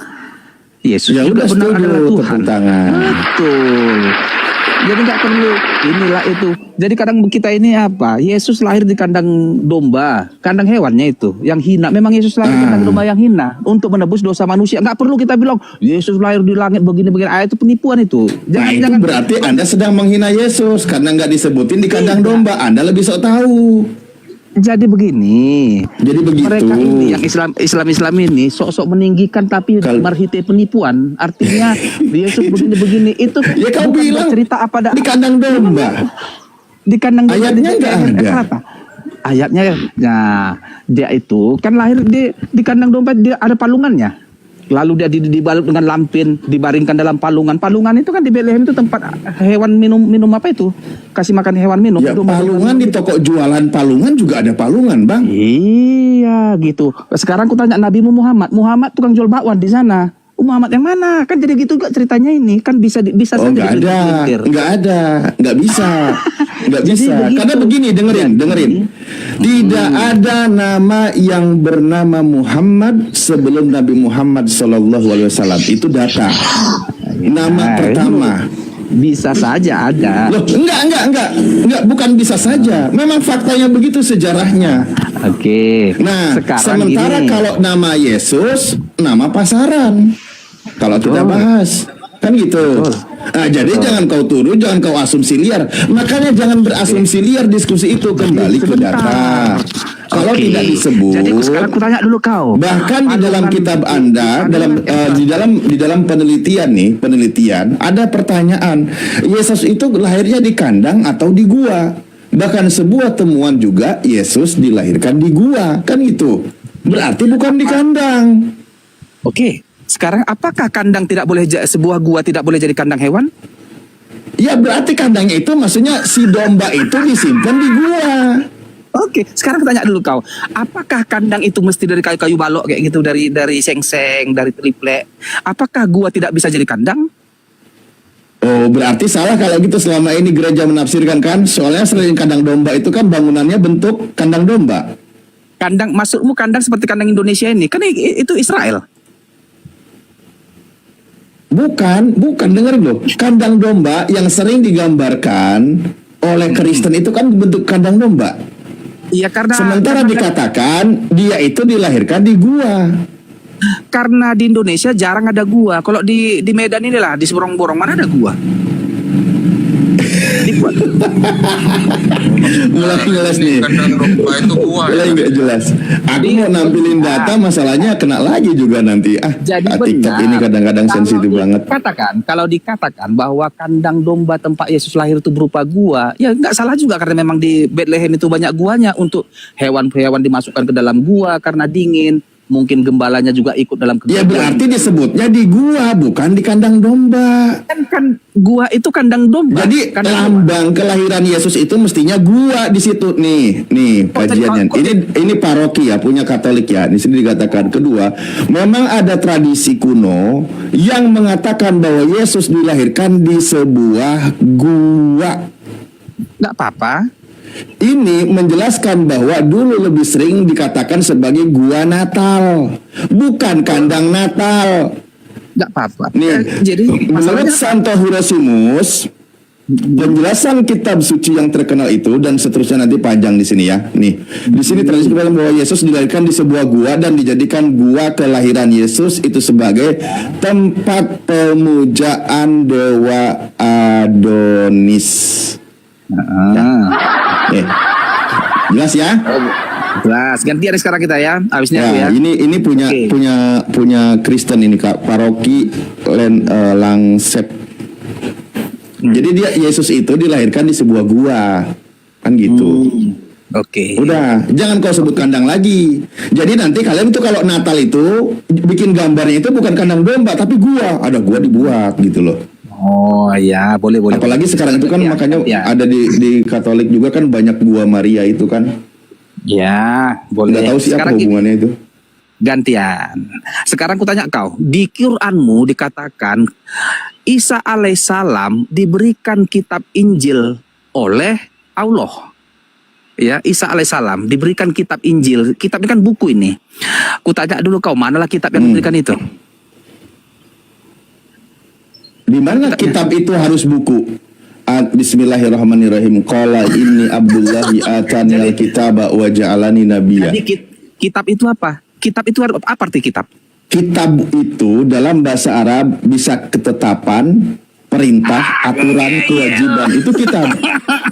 Ya, terus. Takian terus kau kerja. Emang Anda tahu bahasa Arab? Anda tahu bahasa Arab? Alkitab, sang buku. Lah iya, ketetapan bukan dong. Dia itu masih bayi. Waktu dia bicara masih dalam buayan itu. Karena diberikan ketetapan oleh Tuhan, yaitu nanti dinamai Injil dan dijadikan seorang nabi. Itu namanya kitab. Contoh Al-Quran dikatakan dalikal kitabul la raiba fih. Itu wahyu, nggak ada kitab itu tulisan yang ditulis di atas kertas, bukan gitu. Jadi itulah kalian ngarang aja kerja kalian. Loh kok ngarang? Jadi kok diberikan kitab Injil katanya. Kitab mana bukunya? Mana kitabnya? Barangnya mana? Oke, baik. Saya sudah katakan tadi. Alkitab dalam bahasa Arab ada makna perintah, kewajiban, ada makna ketetapan, ada juga maknanya sebagai kitab. Itu bahasa Arab. Nabi Isa menerima wahyu, menerima ketetapan wahyu dari Tuhan, aturan. Makanya kalimatnya ataniyal kitaba wa ja'alani nabiyya. Ayat berikutnya dikatakan wa ja'alani mubarakan aina ma kuntu wa ausani bis salati waz zakati madum tuhaya. Dia mendapatkan wasiat perintah menjalankan salat dan membayarkan zakat. Nah itu ketetapan dari Tuhan. Nanti dinamai ketetapan yang khusus itu disebut sebagai Injil. Disebutnya Injil yang diterima oleh Nabi Isa alaihissalam. Gitu. Oke, baik, sekarang saya tanya sebentar. Sebentar dulu. Nih, dengerin dulu. Saya belum selesai, dengerin dulu ya. Nih, dengerin dulu. Nah, ketika Yohanes di Pulau Patmos, dia berkata, lalu aku mengambil kitab itu dari tangan malaikat itu dan memakannya. Di dalam mulutku ia terasa manis seperti madu, tetapi sesudah aku memakannya perutku menjadi pahit rasanya. Pertanyaan saya, kitab apa yang dimakan oleh Yohanes? Itu pernyataan Yohanes itu kan penglihatan. Dia dibawakan oleh Tuhan ke dalam sebuah penglihatan, bukan makna yang sebenarnya, bukan.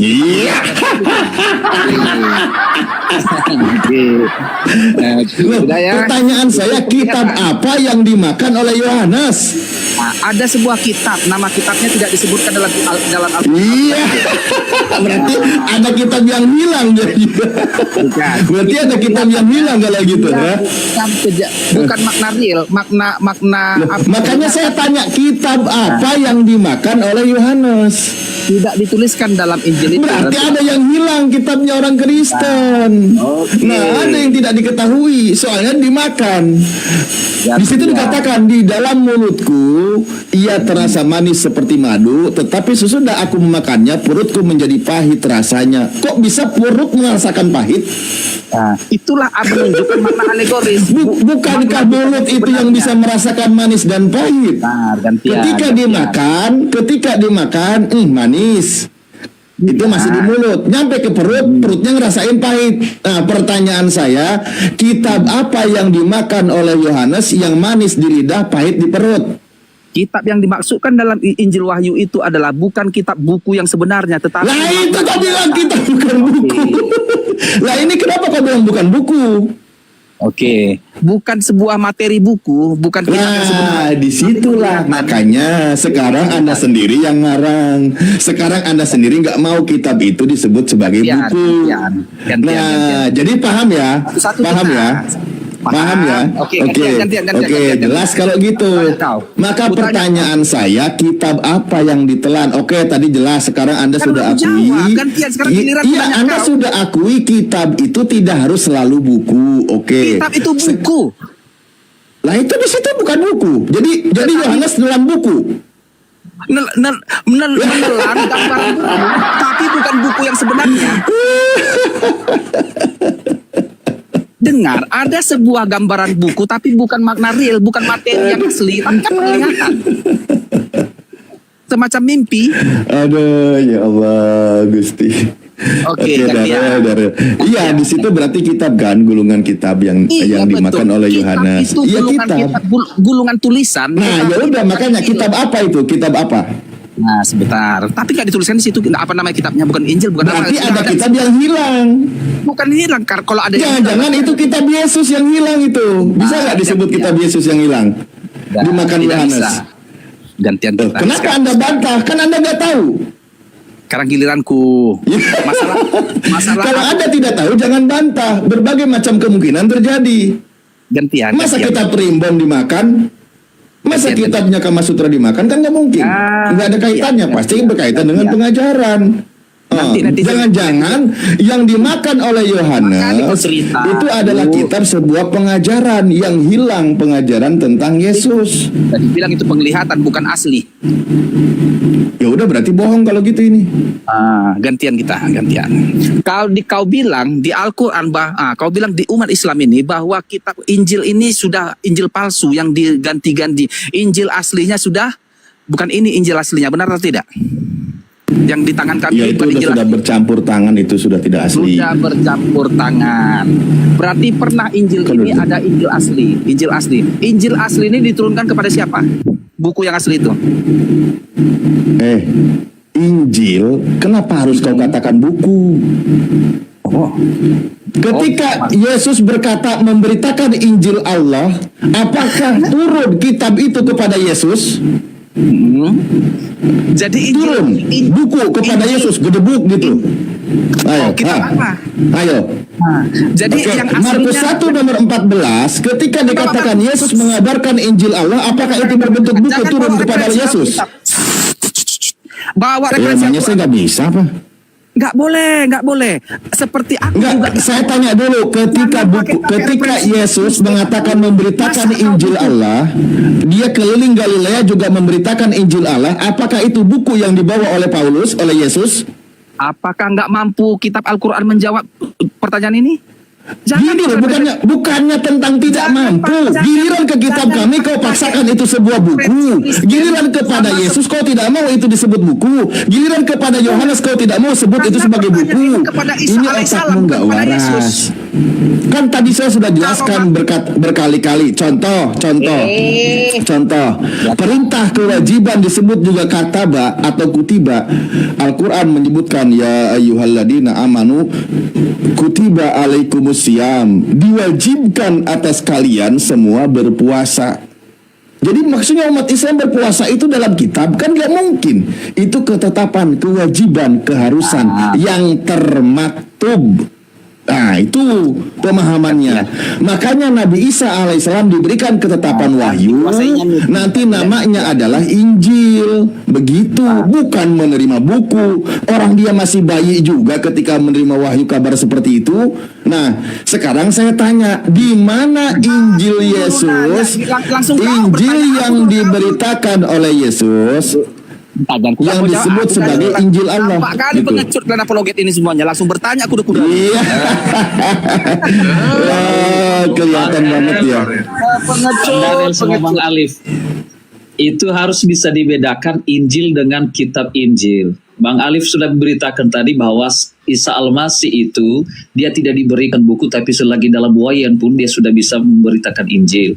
Artinya Injil itu sebenarnya dengerin tuh Darel, dengerin Darel. Dengerin tuh. Bang Alif dengar dulu.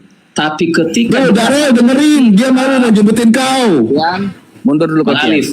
Ketika dikatakan kitab, artinya Injil itu sudah dituliskan dalam buku, makanya disebutnya kitab. Jadi kalau udah dikatakan kitab, artinya bahasa yang dibicarakan itu sudah dituliskan ke buku, jadi kitab. Betul. Di Al-Quran dikatakan kitab Injil. Benarnya? Baik berarti. Bukan kabar baik. Loh. Di Al-Quran, bukankah di Al-Quran dikatakan kitab Injil atau Injil saja? Anda setuju? Di situ kan sudah dijelaskan. Sebentar dulu. Tadi sudah dijelaskan. Sebentar. Tadi sudah dijelaskan oleh pihak Kristen. Isa alaihissalam memberikan kitab Injil. Kitab itu sudah dibukukan, artinya sudah ada tulisannya dalam kertas atau dibukukan. Baik.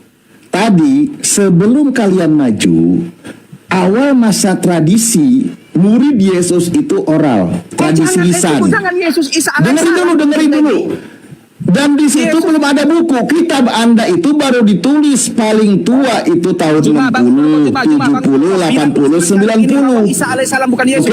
Udah kau deklarasi kemarin itu. Berarti di situ belum ada namanya kitab. Udah ngomong. Tapi tadi dikatakan katanya kitab. Ini makin gak nyambung. Cuma gurumu sudah mengatakan Isa alaihissalam bukan Yesus di 2.500 penonton. Saya juga bisa bilang seperti itu. Kalau Yesus terkutuk di atas kayu salib, Nabi Isa selamat dari penyaliban. Beda. Ayo. Nabi Isa. Kau menyebut nama.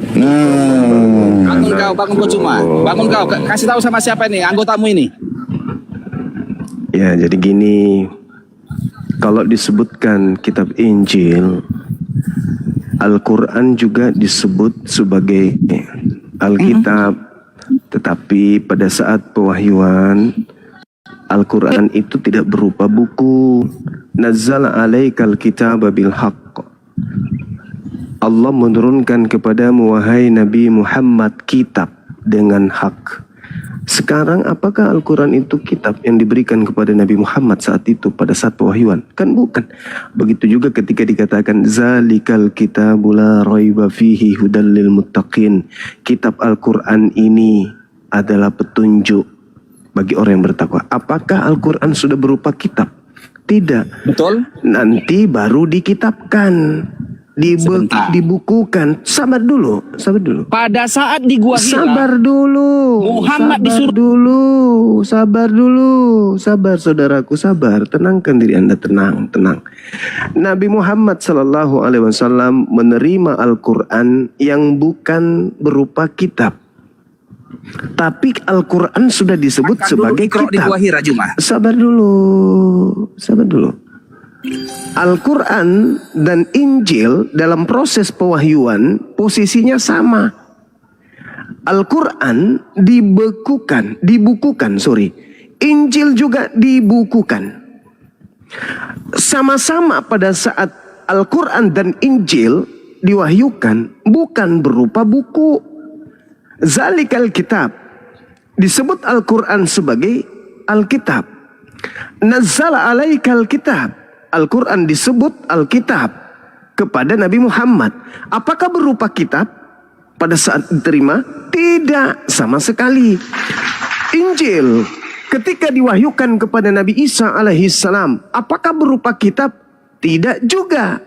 Tetapi sudah disebut sebagai kitab, Alkitab. Kenapa bisa demikian?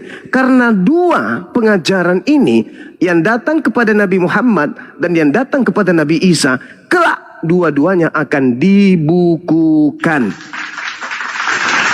Bedanya tentu ada. Al-Quran dibukukan berdasarkan kemudian pewahyuan yang ada secara lisan, dihafalkan lalu dibukukan, tak ada berubah. Berbeda dengan Injil yang datang kepada Nabi Isa, ketika dibukukan, yang membukukannya bukan muridnya, yang dibukukannya bukan Injil yang benar, yang dibukukannya adalah lima talbisunal haqqa bil batil wa taktumul haqqa wa antum ta'lamun.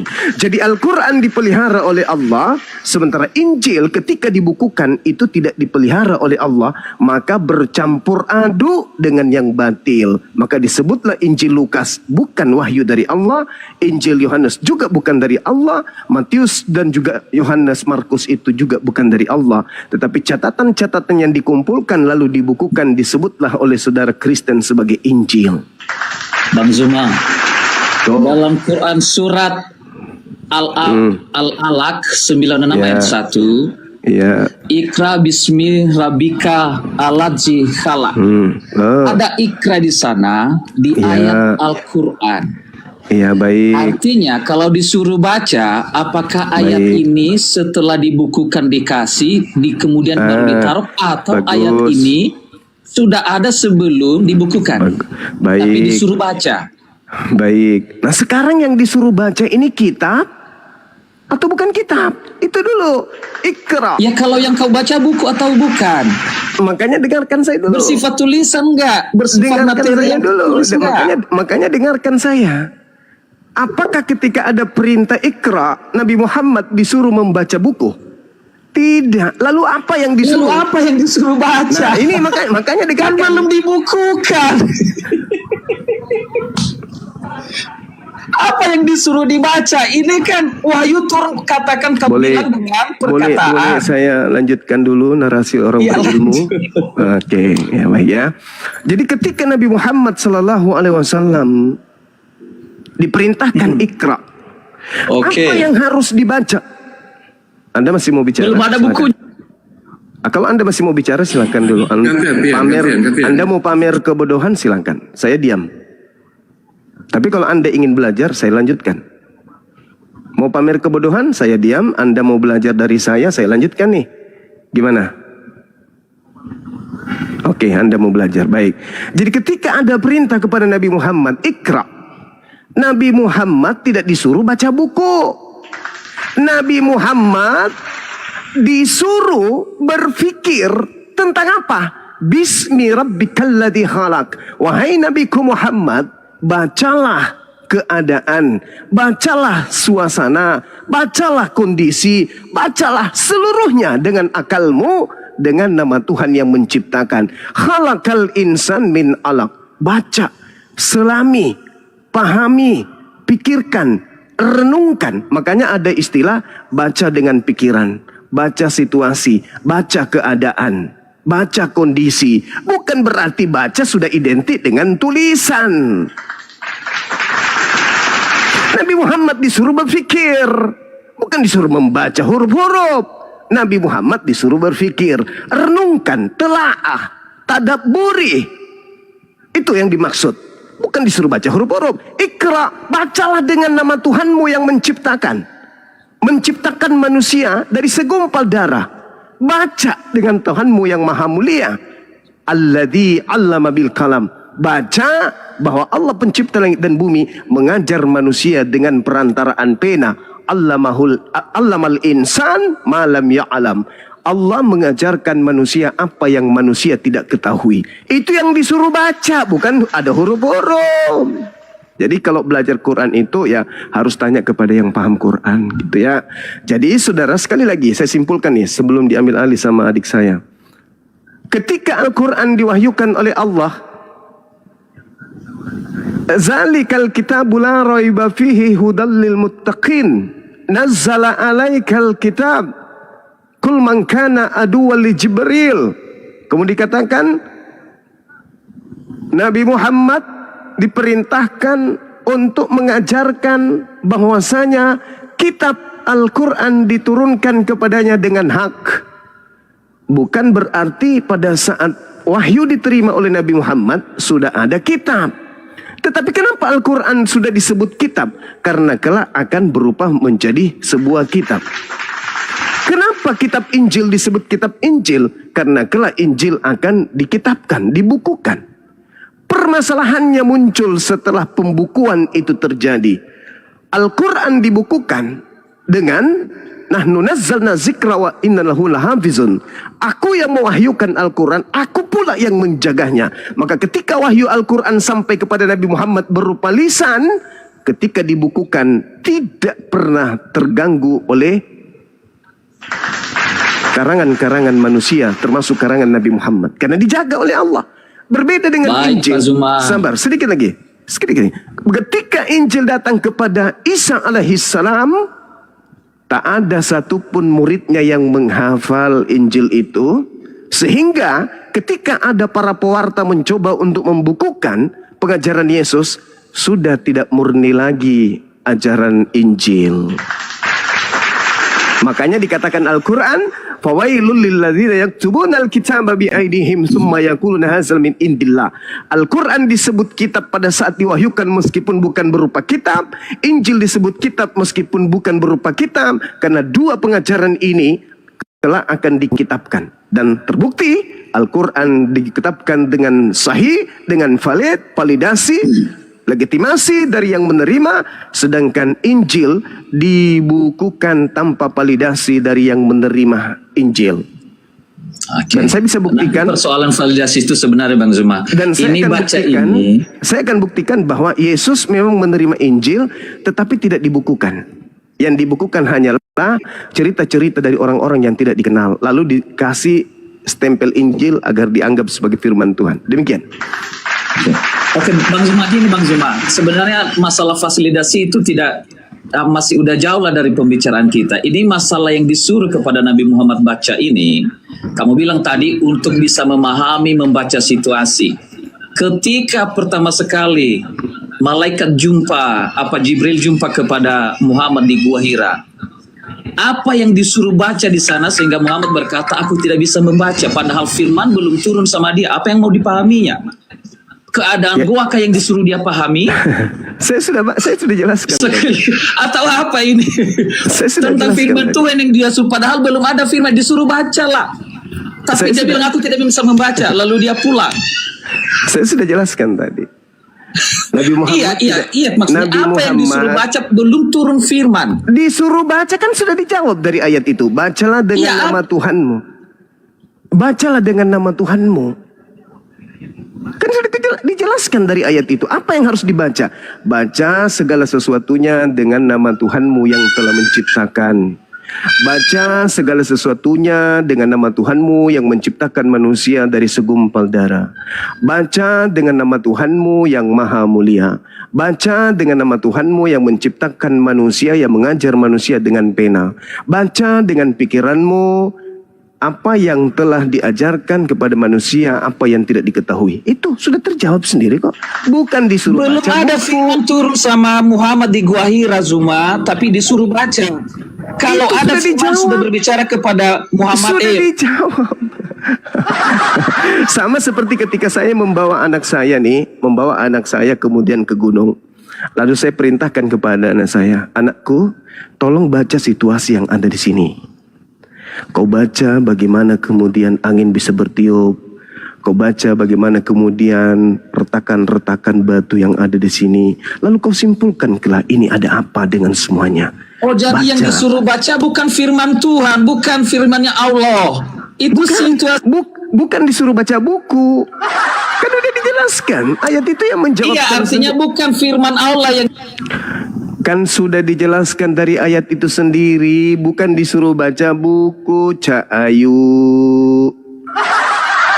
La haula wala quwata illa billah. Disuruh pikirkan. Nabi Muhammad itu disuruh berpikir. Nabi Muhammad itu disuruh menelaah, bukan disuruh baca buku. Ya Allah, iya, bukan ya buku Karim. maksudnya Bang Zumar. Berarti bukan baca firman Tuhan pada saat itu karena belum turun firman Tuhan di Gua Hira. Tapi disuruh baca berarti baca situasi Gua Hira. Kan sudah turun wahyunya. Ikra. Bismi rabbikal ladzi khalaqa. Khalaqal insana min 'alaqa. Disuruh baca. Wahyu sudah datang kepadanya. Apa wahyu itu? Perintah untuk membaca kebesaran Allah. Disuruh. Berarti yang disuruh baca pada saat Gua Hira bukan buku ya? Bukan. Arti bukan membaca secara huruf-huruf berarti, tapi berpikir atau memahami. Betul. Berarti kalau Muhammad bilang, aku tidak bisa membaca, artinya aku tidak bisa berpikir. Aku tidak bisa. Bukan. Karena Nabi Muhammad itu memang buta huruf. Jadi Nabi Muhammad menjawab dua posisi. Buta huruf atau tidak bisa berpikir? Yang mana yang betul ini? Saudaraku, saudara dengarkan saya. Ketika kemudian Nabi Muhammad itu datang di Gua Hira, bukan dia tidak bisa berpikir, justru dia datang bertahannuts. Apa bertahannuts itu? Bertahannuts itu berpikir. Kenapa bisa terjadi? Ada apa dengan ini semua? Siapakah Tuhan yang maha dahsyat ini yang menciptakan keadaan situasi ini? Nabi Muhammad itu mendapatkan keadaan dengan dua posisi. Tidak bisa membaca huruf-huruf, tidak bisa kemudian menelaah tentang pencipta langit dan bumi. Kenapa? Karena tidak ada petunjuk yang datang kepadanya. Maka seketika itu datang Roh Kudus, mengajarkan dia untuk membaca segala sesuatunya, membaca tentang ilmu pengetahuan yang telah terjadi, yang sedang terjadi dan yang akan terjadi, mengajar kepada Nabi Muhammad, membimbing tentang para nabi, tentang cerita-cerita nabi-nabi dan rasul-rasul terdahulu, mengajarkan kepada Nabi Muhammad SAW tentang konsep bertuhan yang benar, mengajarkan kepada Nabi Muhammad tentang beribadah yang benar, dan pada intinya Roh Kudus membimbingnya untuk mengajarkan segala sesuatu yang terhubungan dengan hubungan kepada pencipta dan hubungan kepada sesama manusia. Mana ayatnya? Baca Al-Quran surah An-Nahl ayat 44. Bil bayyinati waz zubur wa anzalna ilaika dzikr litubayyina linnas ma nuzila ilaihim wa la'allahum yatafakkarun. Nabi Muhammad diutus oleh Allah untuk menyampaikan Al-Quran kepada seluruh umat manusia agar manusia berfikir apa yang Tuhan Allah rencanakan untuk mereka ke depannya. Itu. Jadi Nabi Muhammad poinnya Bang Zuma berpikir. Apakah baca huruf di Gua Hira atau memahami? Jangan bisa baca huruf, yang mana yang betul ini? Kan tadi sebenarnya sudah dijawab tadi. Tapi saya maklum Anda Kristen kok. Iya, tapi maksudnya kan di situ membaca huruf atau memahami Bang Zuma. Karena Bang Zuma tadi bilang itu karena dia buta huruf. Berarti cocoklah dia tidak bisa membaca huruf. Dia tidak sedang disuruh baca buku, tidak sedang jadi disuruh di Gua Hira baca. tentang huruf atau tentang apa? Di Gua Hira disuruh menyalami, memahami tentang berarti Allah, artinya Muhammad bilang di situ Nabi Muhammad tidak bisa dia berpikir atau memahami. Makanya Nabi Muhammad itu ditunjuk oleh Allah untuk mengenalkan Allah, mengenalkan Tuhan, mengenalkan pencipta kepada kaumnya Bani Ismail, sehingga Bani Ismail diperintahkan menanggalkan sembahan-sembahan mereka menuju kepada tauhid la ilaha illallah. Makanya Nabi Muhammad setelah mendapatkan wahyu 13 tahun beliau mengajarkan orang Arab untuk menyembah kepada Tuhan yang benar, yang bukan makhluk. Gitu saudaraku. Jadi Nabi Muhammad tidak disuruh baca huruf-huruf. Oh, berarti Bang Zuma, ayat di dalam Al-Quran yang pernah ada di dalam Gua Hira itu yang dibicarakan oleh Jibril, itu bukan baca ayat-ayat Al-Quran berarti. Ya, setelah diterima wahyu itu, disampaikanlah kepada para sahabatnya, aku menerima wahyu. Apa bunyi wahyunya? Iqra bismi rabbikal ladzi khalaqa. Khalaqal insana min alaqa. Iqra wa rabbukal akram. Jadi Nabi Muhammad menjelaskan ayat ini datang kepada saya adalah memerintahkan saya untuk memahami tentang pencipta langit dan bumi yang telah menciptakan kita manusia ini dari segumpal darah. Saya diperintahkan kemudian untuk memahami bahwa Allah adalah Tuhan yang maha mulia yang telah menciptakan dan mengajarkan manusia dengan pena. Itu. Jadi arti ayat di dalam Al-Quran suruh baca Bang Zuma, bukan baca ayat firman Allah itu kan? Disuruh kemudian memahami Tuhan itu seperti kan ketika wahyu itu turun kepada Muhammad, dia sampaikan didengar oleh sahabatnya. Anda bertanya sesuatu yang jawabannya tidak memiliki tempat di kepala Anda untuk menampungnya, kawanku. Sekarang untuk lebih memahami, tolong tunjukkan kepada saya wahyu pertama yang Yesus terima dari Bapa itu yang mana? Silakan. Ya, saya bisa menjawab Bang Zuma. Cuma ya, silakan, kita harus clearkan dulu ini. Tidak akan pernah bisa clear. Di Gua Hira disuruh baca kepada Muhammad, bukan membaca huruf. Ya, yang ada di dalam Al-Quran ayat bacalah ma'ana bikari, itu bukan membaca. Iya, kan sudah ku jawab, ya Allah ya Karim. Berarti ayat itu bukan perintah untuk membaca Al-Quran dengan mengucapkan, dengan menyebut nama Allah, bukan itu kan artinya kan? Allahu Akbar, Masya Allah. Kan itu kan, bacalah tapi Anda. Wahyu yang datang kepada Nabi Muhammad itu Al-Quran surah Al-Alaq. Itu surah Al-Alaq ini adalah wahyu yang diterima, yang wajib hukumnya disampaikan Nabi Muhammad kepada kaumnya. Apa wahyu yang diterima? Iqra bismi rabbikal ladzi khalaq. Perintah untuk membaca dengan nama Tuhannya, yaitu dengan nama Allah. Sudah, dua-duanya pada posisi yang sama udah disampaikan. Sekarang pertanyaan saya, tolong, wahyu pertama yang diterima Yesus itu, kan Anda kan hanya Kristen, Anda kan hanya menerima buku 4 kanonik, Surat Petrus, Kisah Para Rasul, catatan Lukas, kemudian 13 buku-buku Paulus yang entah dari mana-mana. Sekarang pertanyaan saya, kalau Anda pengikut Yesus yang benar, tolong tunjukkan wahyu pertama yang Yesus ajarkan kepada muridnya itu yang mana? Silakan. Yesus kan bayi, Bang. Bayi, kemudian kanak-kanak, kemudian remaja, kemudian dewasa. Lalu kemudian datang wahyu kepadanya kan. Yohanes 12 nomor 49. Aku berkata-kata bukan dari diriku sendiri, yang aku katakan adalah apa yang diperintahkan. Pertanyaan saya, perintah pertama yang Yesus terima dari Tuhannya itu yang mana? Yohanes 14:24. Firman yang kau dengar dari mulutku bukan dari aku, tapi dari Bapa yang telah mengutus aku. Pertanyaan saya, kalau Anda murid Yesus, Kristen pengikut Yesus, tolong tunjukkan wahyu pertama, firman pertama yang Bapa berikan kepada Yesus itu yang mana? Silakan. Yohanes 17:8, segala firman yang engkau berikan telah aku sampaikan kepada muridku. Nah, muridnya tahu dong, sebagai murid tahu dong, ini wahyu pertama. Setelah itu Yesus mengajarkan ini kepada kami.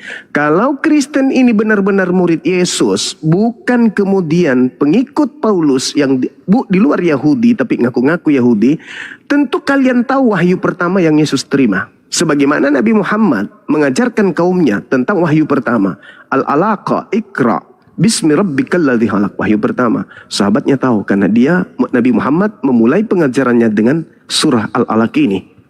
Yesus juga demikian. Yohanes 17:8, catatan pewarta mengatakan bahwa Yesus mengajarkan segala firman kepada muridnya. Firman pertama yang murid-murid terima itu yang mono. Dengan hormat saya minta jawab, silakan. Bang Zuma, ya saya akan jawab nanti Bang Zuma. Yang nanti kapan itu, Bang? 2 jam sebelum kiamat. Tapi nanti kapan, Bang? 2 jam sebelum kiamat gitu. Saya mau mendengar. Sebelum saya jawab Bang Zuma itu, saya masih belum memahami tadi penjelasan Bang Zuma. Tidak perlu Anda paham karena itu Al-Quran. Itu ilmu tinggi yang hanya bisa dipahami oleh orang-orang yang itulah berakal. sebabnya saya bertanya sama Guru Nda Zuma. Masalahnya Anda tak berakal. Itu masalahnya. Guru Nda Zuma, aku mau Al-Quran bertanya. itu hanya diperuntukkan untuk orang-orang yang berakal. Tidak diperuntukkan untuk orang yang tidak berakal. Kata Quran.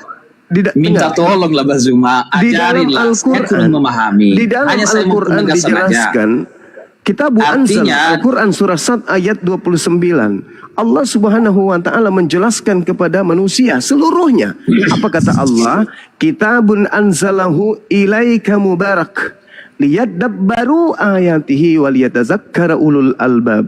Al-Quran adalah kitab yang diturunkan kepada Nabi Muhammad yang penuh berkah agar manusia menghayati ayat-ayatnya dan orang-orang berakal mendapatkan pelajaran. Anda tidak berakal. Jadi meskipun 2 tahun saya bolak-balik membahas tentang ayat Al-Alaq, hanya saya mau penegasan kan gak rugi Bang Zuma kan. Tidak akan pernah bisa masuk ke dalam kepala Anda ayat Al-Quran yang berkata berakal. Sekali lagi saudaraku yang saya hormati, meskipun saya berulang-ulang menjelaskan, Al-Quran itu tidak akan dipahami oleh orang kafir. Al-Quran hanya penegasan aja Bang Zuma. Oleh orang berakal. Oke, saya tegaskan. Nabi Muhammad ketika diperintahkan membaca di situ tidak ada huruf. Dah selesai. Iya, di dalam ayat Al-Quran ini artinya perintah bacalah dengan menyebut nama Tuhan Allahmu, bukan membaca ayat firman Tuhan ya. Itu jelas ya. Jadi Al-Quran bisa dibaca tanpa menyebut. Bukan membaca huruf pada saat itu, tapi ketika Nabi Muhammad menjalankan risalah kerasulannya, maka wajib hukumnya Nabi Muhammad membacakan ayat tadi. Makanya di Al-Quran ada surah Al-Alaq, wahyu pertama yang diterima beliau. Jelas kan? Jelas. Sekarang saya balik nanya kepada saudara. Kalau Anda murid Yesus, wahyu pertama yang diterima Yesus itu pasti Anda tahu. Wahyu pertama yang diterima Yesus itu apa, Bang? Silakan.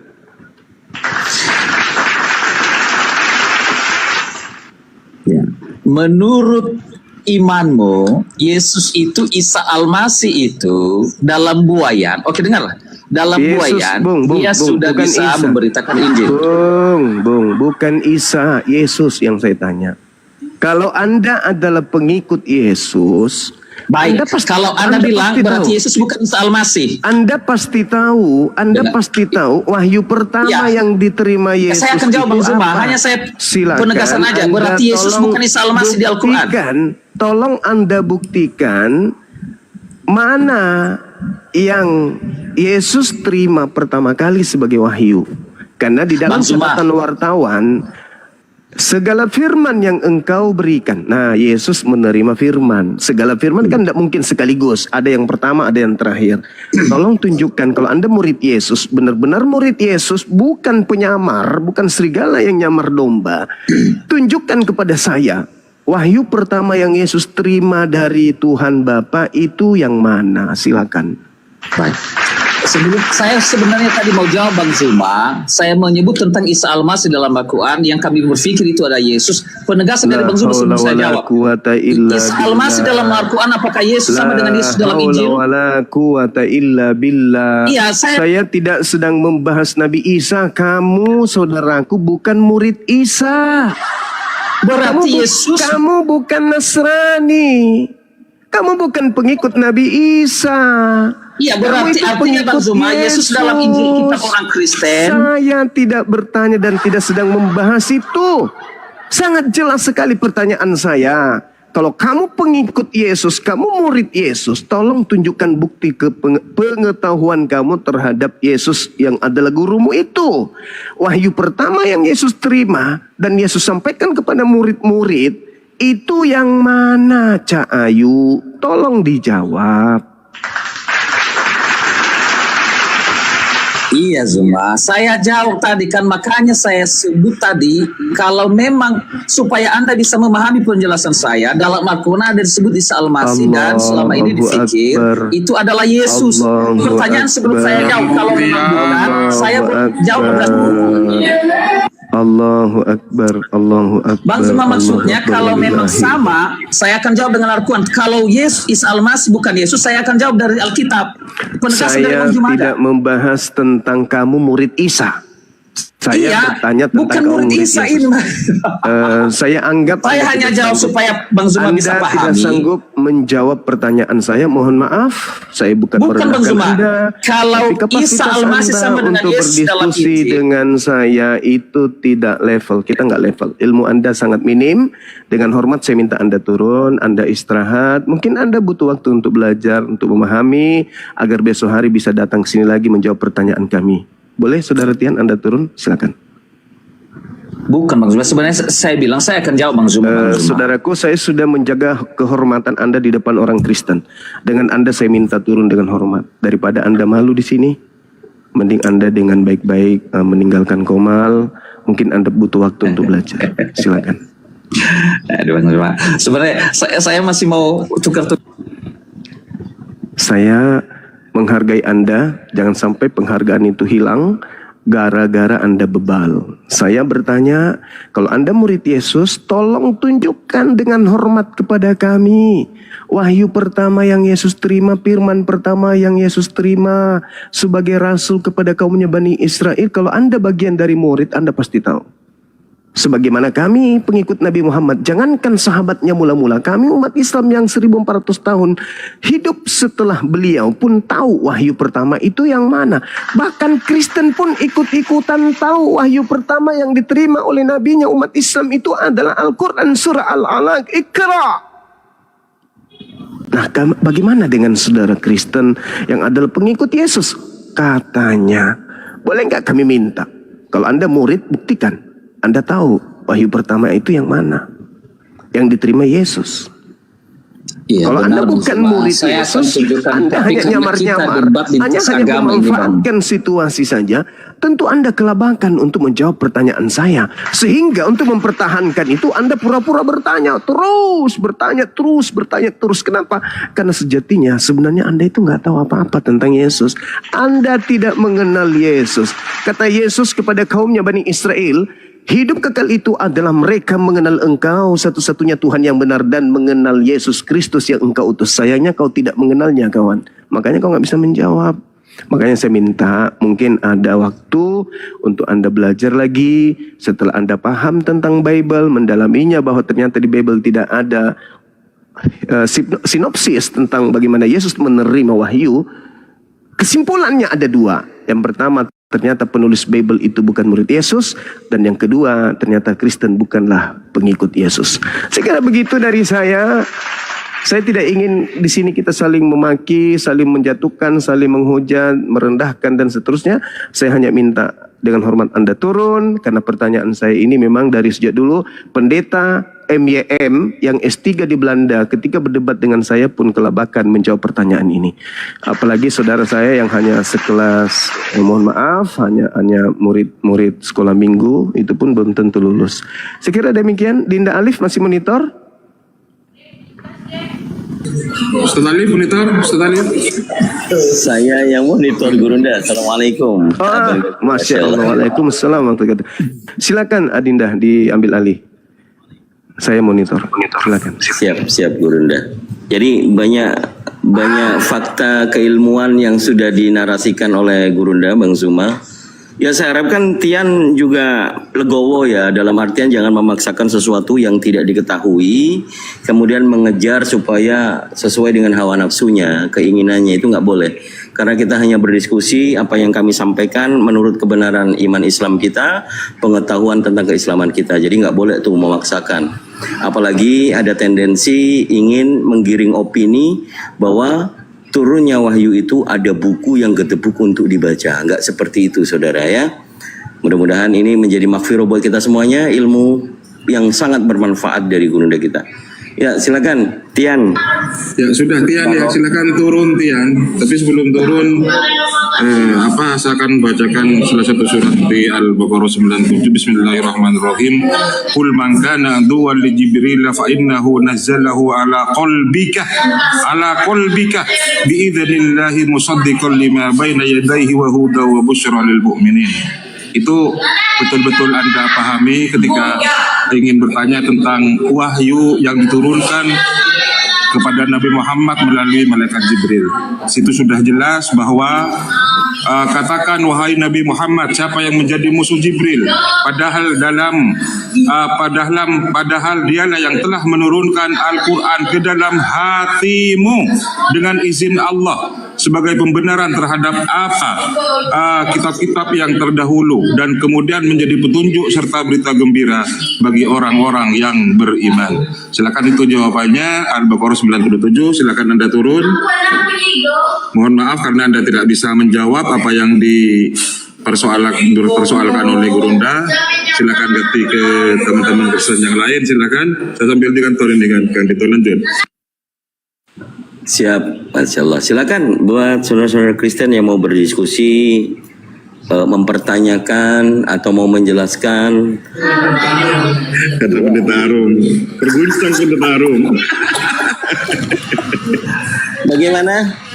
Kemarin Apa temanya? Apa temanya? Ya. Apa temanya? Aku jawab dulu apa temanya. Temanya Diskusi kita diskusi. Oke, baik. Atau Gurunda mau ambil alih sebenarnya, tapi masih duhuran ya.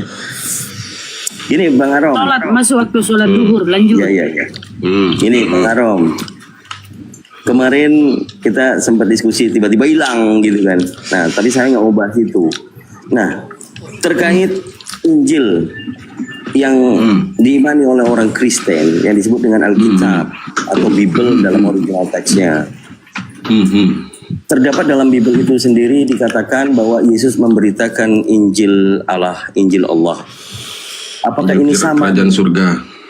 Apakah ini sama dengan yang 4 gospel itu yang Anda yakini sebagai Injil? Silakan.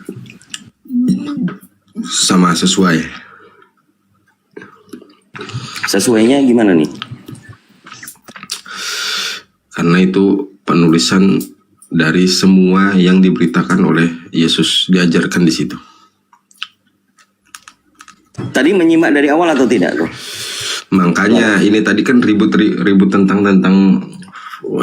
penerimaan firman apa sih, maksudnya gimana maksudnya? Ya, kalau yang dinarasikan oleh Gurunda kami tadi, Bang Suma, bahwa kitab itu yang diberikan kepada Nabi Isa alaihissalam, kitab suci Injil, itu belum dituliskan, nggak ada tulisan. Jadi firman Allah yang kemudian diberikan oleh Allah kepada Nabi Isa alaihissalam itu masih belum dibukukan. Lalu apakah yang dituliskan dalam 4 gospel atau 4 Injil yang kalian yakini ini adalah itu, gitu loh? Silakan. Jadi gini, Kang Dito, pada zaman memang tidak ada satupun yang menuliskan tentang pengajaran itu pada saat itu langsung. Karena waktu itu belum ada kertas mungkin, belum ada tulisan-tulisan atau catatan mungkin. Tulisan itu tertulis setelah Yesus diangkat ke surga. Itu Yesus diangkat ke sebelah kanan Bapa. Baru tertulislah tulisan-tulisan itu yang saat ini menjadi beberapa kitab yang dijadikan satu, yaitu Bible.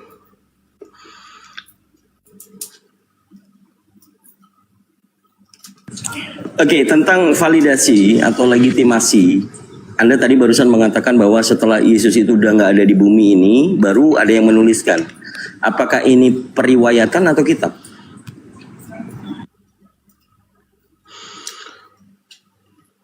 Periwayatan itu kan setahu saya, periwayatan itu kan ada orang-orang atau mencatut nama dari orang-orang yang terdahulu, kemudian dicari kebenarannya untuk dijadikan catatan di dalam sebuah buku.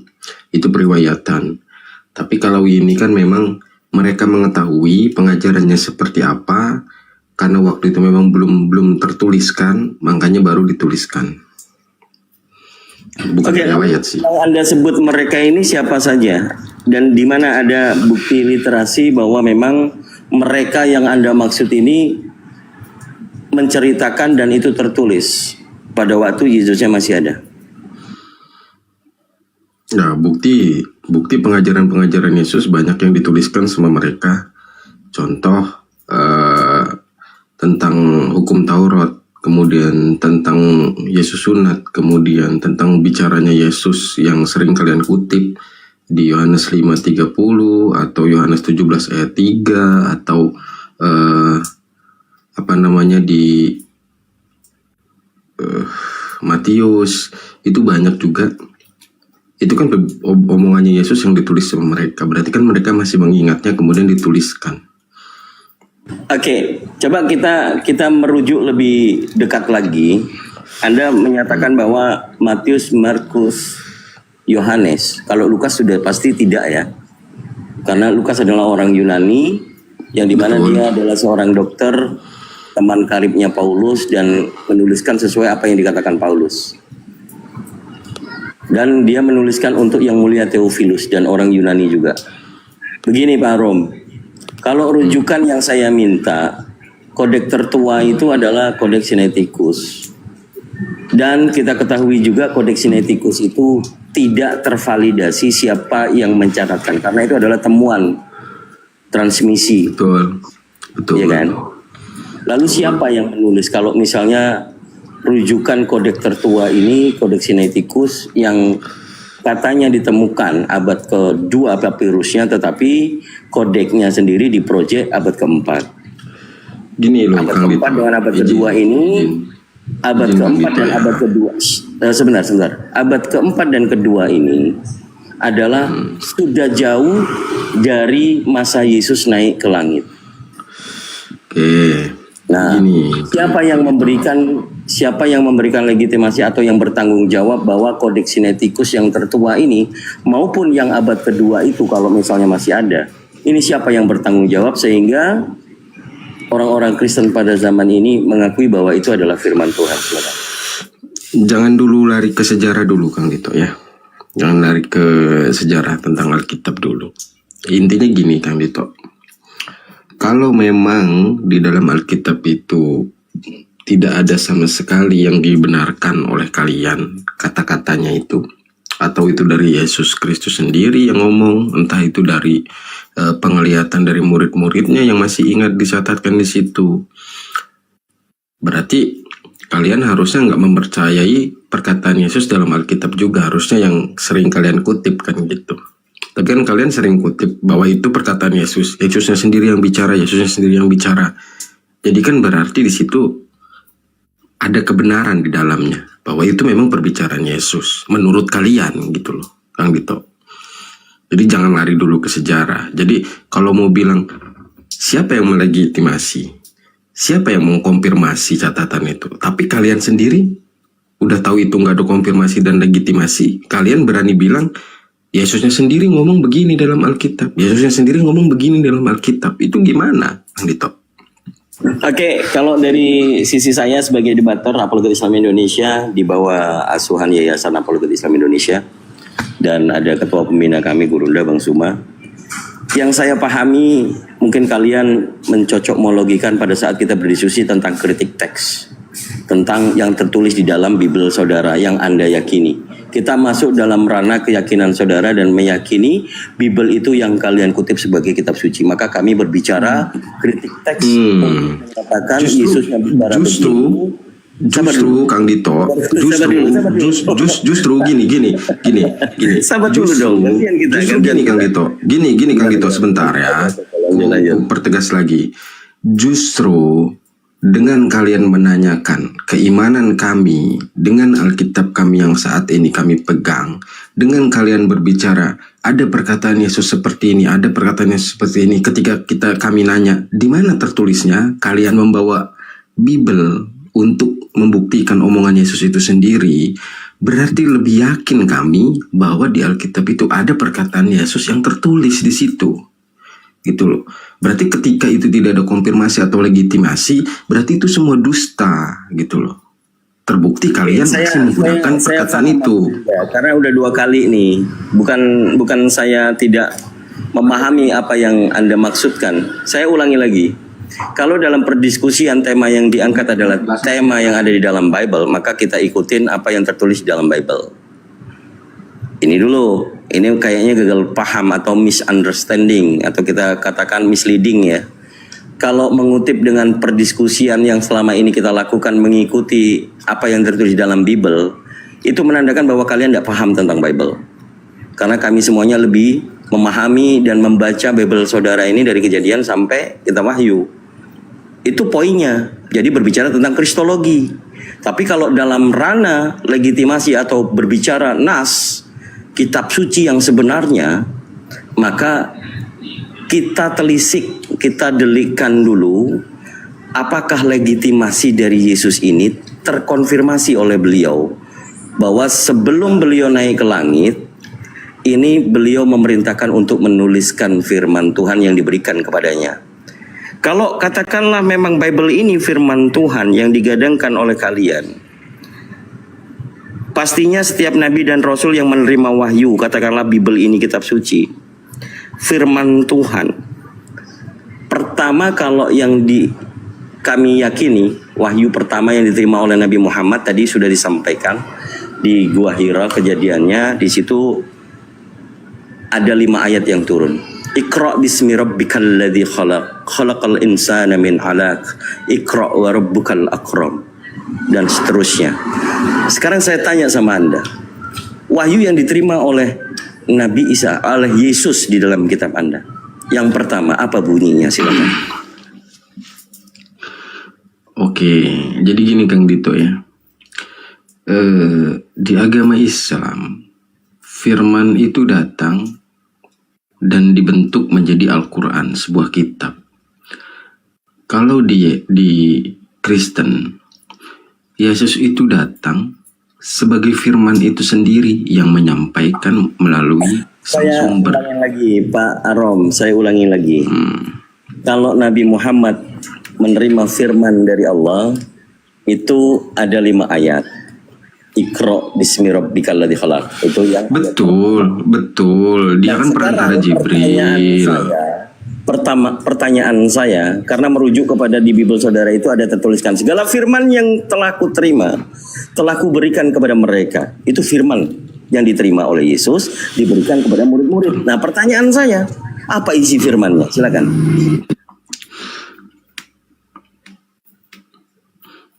Kalimatnya itu bukan menerima firman, tapi menyampaikan firman dari Bapa. Itu yang benar kan itu. Iya, firman apa yang disampaikan oleh Bapak kepada Yesus ini disampaikan kepada murid-murid? Isinya apa firman itu? Iya, menyatakan bagaimana Bapak itu sendiri pada saat pengajaran. Mana tertulisnya Bapak memberikan aku firman dan aku telah menyampaikan kepada murid-murid. Ataukah yang disampaikan itu mengenai hidup yang kekal, mereka mengenal Engkau satu-satunya Allah yang benar dan aku Yesus Kristus utusan? Apakah itu atau yang lain? Pertanyaan saya adalah isi daripada firman yang pertama diterima oleh Yesus dari Bapaknya dan kemudian disampaikan kepada murid-muridnya, ini firman apa? Silakan. Ya, pertama kali yang nggak ada lah. Pertama kali yang nggak tertulis pertama kali apa. Nah, itu. Jadi Anda menjawab dengan jujur bahwa memang Yesus tidak menerima firman menurut versi Anda. Bukan nggak menerima firman. Dia itu sang firman itu sendiri. Itu bukan sang firman sendiri. Saya, Bang. Kalau Anda menjawab Yesus itu firman itu sendiri, Anda fahami Yohanes 17 ayat 8. Segala firman telah kusampaikan kepada mereka. Apakah dirinya sendiri telah diberikan kepada mereka? Coba pahami dari dasar linguistik. Apakah firman itu adalah perkataan daripada Tuhan atau firman itu adalah kata benda yang bisa dirujukan kepada Yesus sendiri? Karena gini, Bapak itu bisa berfirman dan Bapak itu memiliki firman. Nah, firman yang dimiliki oleh Bapa itu sudah menjadi manusia. Tapi Bapak juga masih bisa berfirman. Berfirman artinya menyuruh, menugaskan. gitu loh. Penugasan itu yang diambil alih oleh firman itu yang ada di dunia, Kang Dito. Ya, dalam doktrin itu memang susah sih. Tapi kita tidak berbicara tentang doktrin atau iman. Saya tadi menggambarkan kalau kami di Islam, firman Allah yang diberikan kepada Nabi Muhammad SAW melalui perantaraan malaikat Jibril atau yang kami kenal dengan Rohul Kudus atau Roh Kudus menyampaikan kepada Nabi Muhammad, ya Muhammad Iqra. Nabi Muhammad menjawab, aku tidak bisa baca, ma'ana biqarin. Karena tidak ada yang buku yang diberikan untuk dibaca. Tadi kita dapat ilmu dari Bang Zuma mengatakan baca itu membaca kondisi dan situasi, menyelami pertanyaan atau perkataan dari malaikat Jibril. Lihatlah kondisi saat ini, bacalah situasi dan kondisi ini, bacalah dengan menyebut nama Tuhanmu. Ini ilmu yang bermanfaat. Nah sekarang kalau firman itu adalah perkataan Allah yang dititipkan kepada malaikat Jibril dan diberikan kepada Nabi Muhammad, sekarang saya tanya, firman yang diterima Yesus, yang Anda katakan Yesus itu firman itu sendiri, menurut doktrin, firman yang dari Tuhan Yesus ini, Bapa, ini isinya apa? Yang disampaikan kepada murid-murid, itu apa isinya? Kalau Anda sudah mengatakan tidak ada, ya sudah selesai. Ngapain lagi? Ya, kalau kau nanya firman pertama ya nggak ada lah. Firman pertama yang diterima yang diajarkan, ya kita nggak tertulis di Alkitab. Mau gimana? Mau bohong? Mestinya ada, Bang Aro. Makanya mestinya ada. Kan itu kan permintaan Kang Arif harus ada. Sebab segala firman yang telah engkau beri serahkan kepadaku telah aku sampaikan kepada mereka dan mereka menerimanya, kan gitu kan?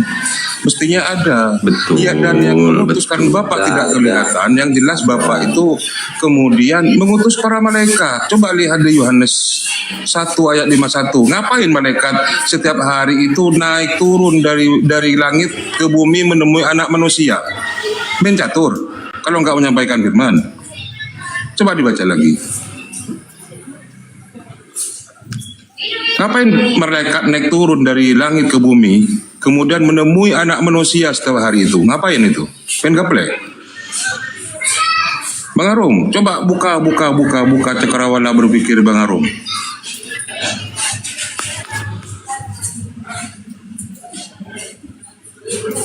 Sampai di kantor Bang Arum dan sudah gitu. Kayaknya pembicaraan kita sudah di klimaks ya, bahwa Bang Arung sebagai pendeta mengatakan firman pertama itu tidak ada. Jadi Yesus tidak pernah menerima firman. Karena gini loh Kang Dito. Karena kalian sandingkan ke para nabi yang memang menerima firman melalui perantara malaikat. Sedangkan Yesus sendiri itu adalah firman yang datang menjadi manusia gitu loh. Tapi kita nggak lagi berbicara tentang firman yang menjadi manusia. Kalau itu Anda tuduhkan. Iya, karena gini nggak bisa disandingkan gitu loh, Bang Dito, nggak bisa disandingkan. Lalu saya tanya sama Anda, 4 gospel yang Anda maksud dengan 4 Injil ini firman Tuhan atau bukan firman Tuhan? Itu ada beberapa perkataan Tuhan Yesus, ada beberapa memang catatan. Pertanyaan saya, 4 gospel yang Anda yakini sebagai Injil, ini firman Tuhan atau bukan? Full 100% ya enggak lah. Apakah firman Tuhan? Kalau kau bertanyanya memaksa begitu ya nggak bisa lah dijawab Kang Dito. Karena di dalamnya masih ada firman Tuhan. Karena Anda lagi berantem secara psikis, Anda mau menjawab salah, tidak dijawab salah gitu loh. Karena ini pertanyaan rasional. Bahkan umat Islam yang begitu sempurna mendapatkan pengajaran dari Allah Subhanahu wa taala.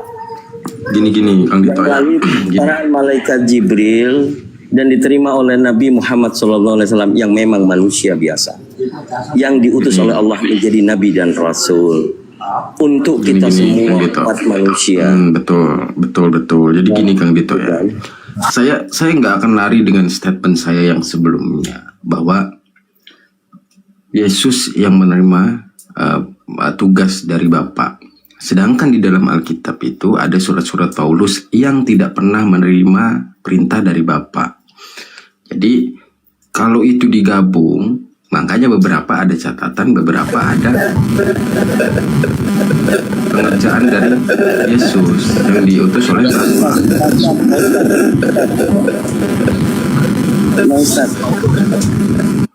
Aduh, sakit telingaku tuh. Iya, apa yang mau Anda narasikan? Aku sudah menjawab. Anda sudah menjawab.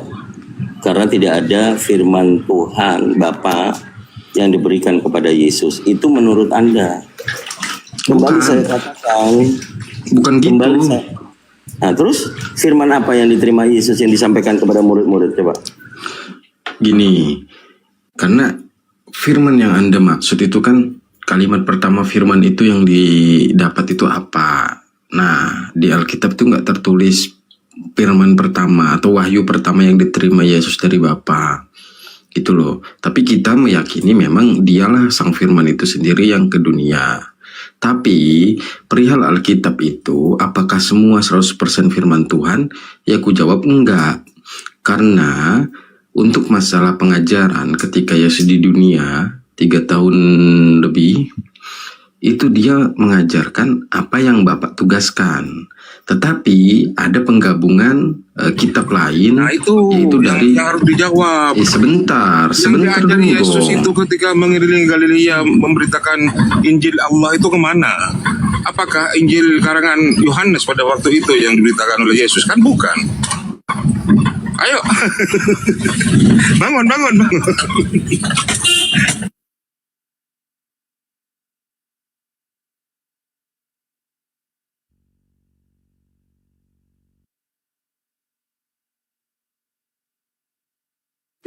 Ini jadinya kemana-mana ini.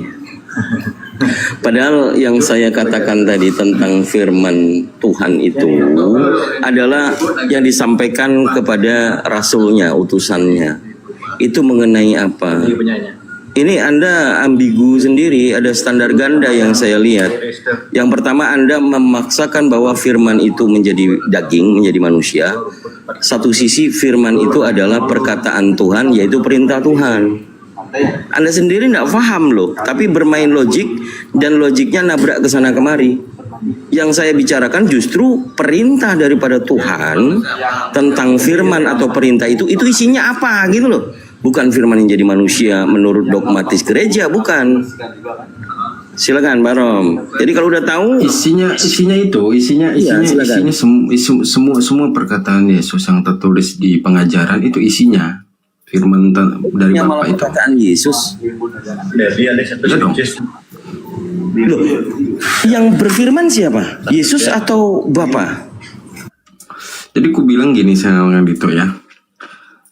Dia berbicara ataupun melakukan sesuatu itu atas kehendak Bapa. Jadi otomatis apa yang dia lakukan atas kehendak Bapa. Gitu loh. Jadi memang mereka satu keinginan dan satu tujuan. Oke, menurut Yesus kehendak Bapa apa?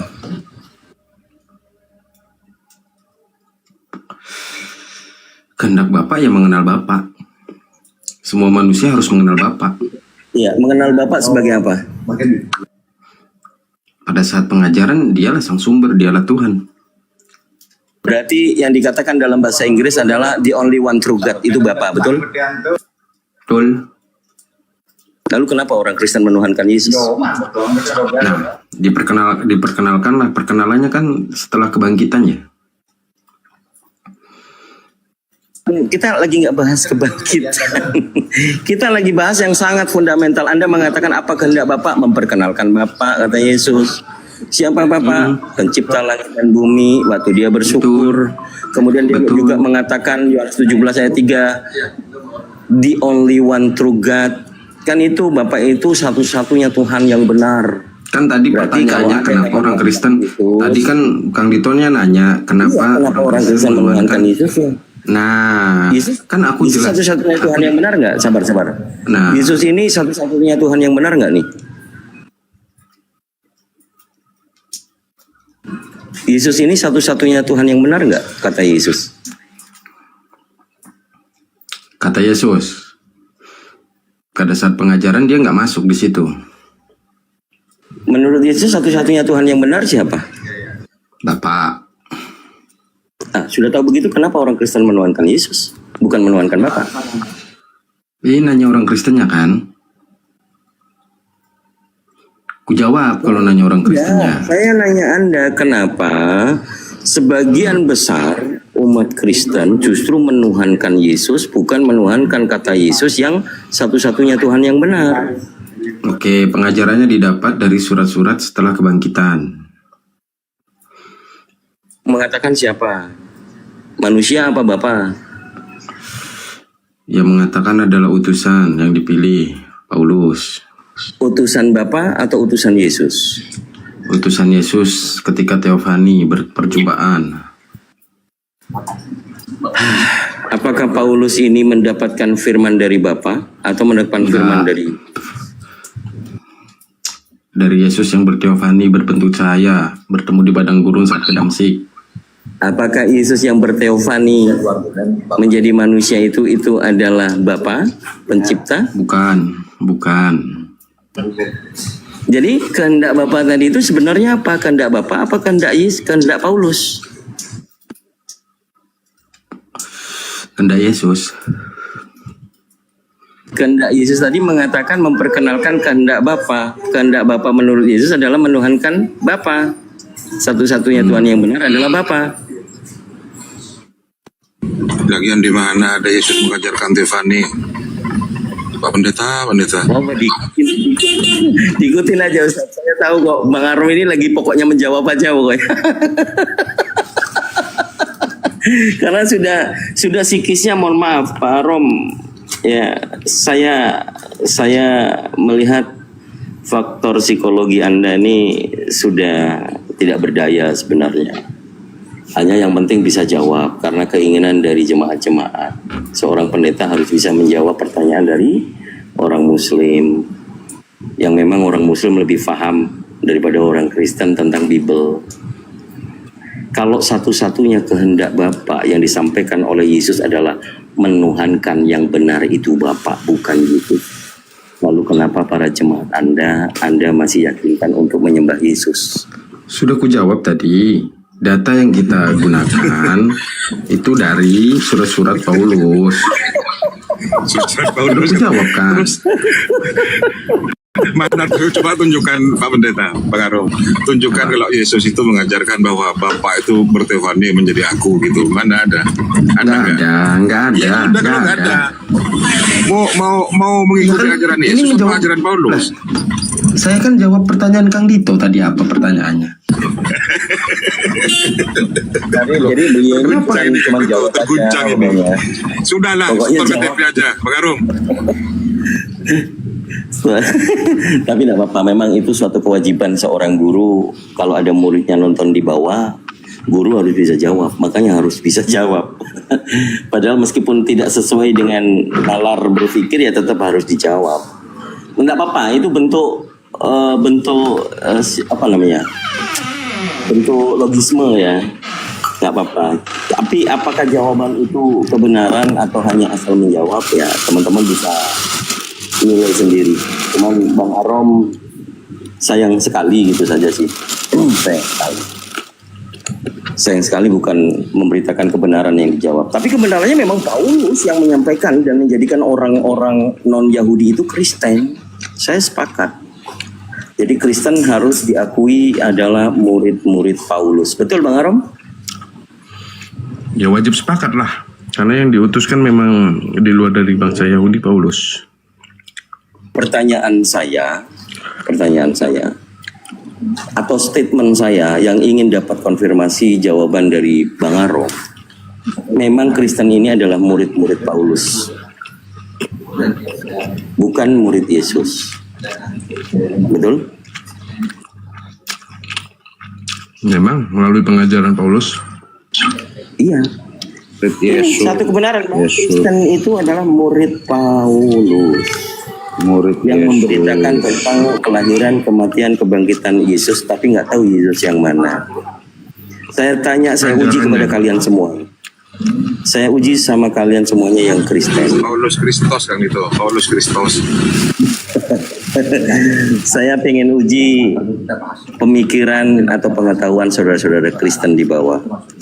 kalau Kristen ini murid-murid Paulus, dia mengatakan, Paulus ini mengatakan di 2 Korintus pasal 12 nomor 2. Aku tahu tentang seorang Kristen 14 tahun yang lampau. Dia tiba-tiba terangkat ke surga tingkat ketiga. Siapa orang Kristen di situ? Mengikut Yesus, Tuhan Yesus.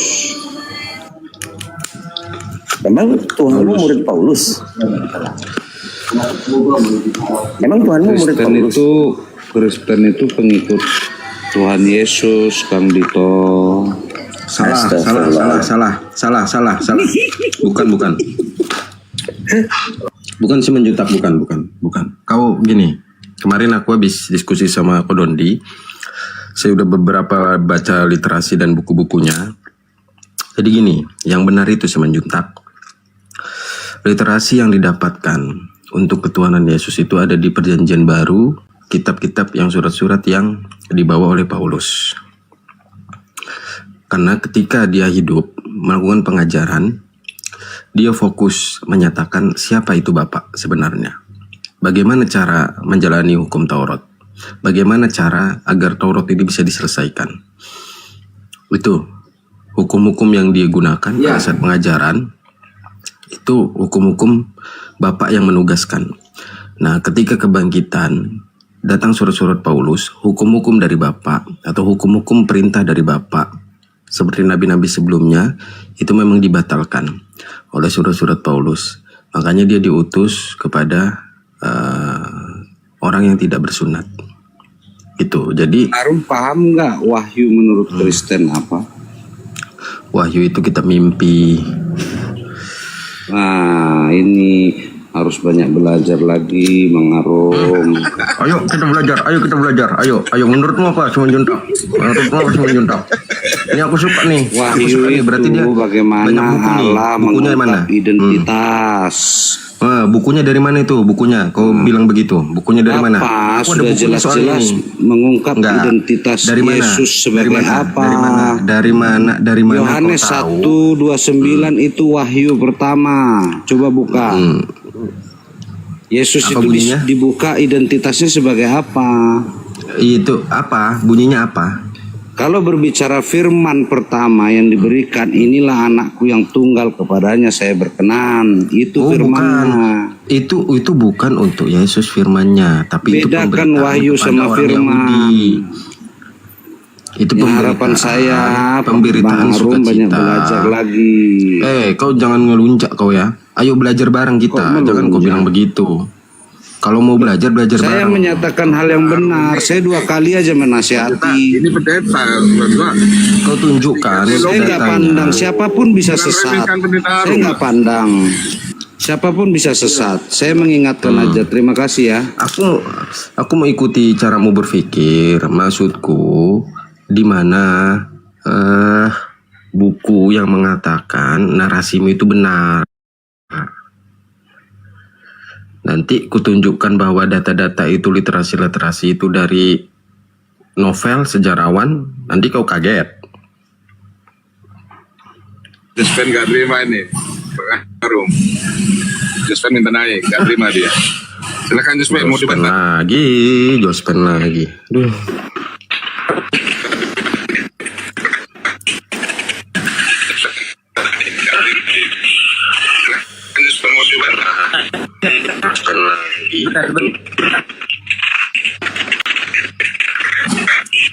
Putus Pak Jospen, putus.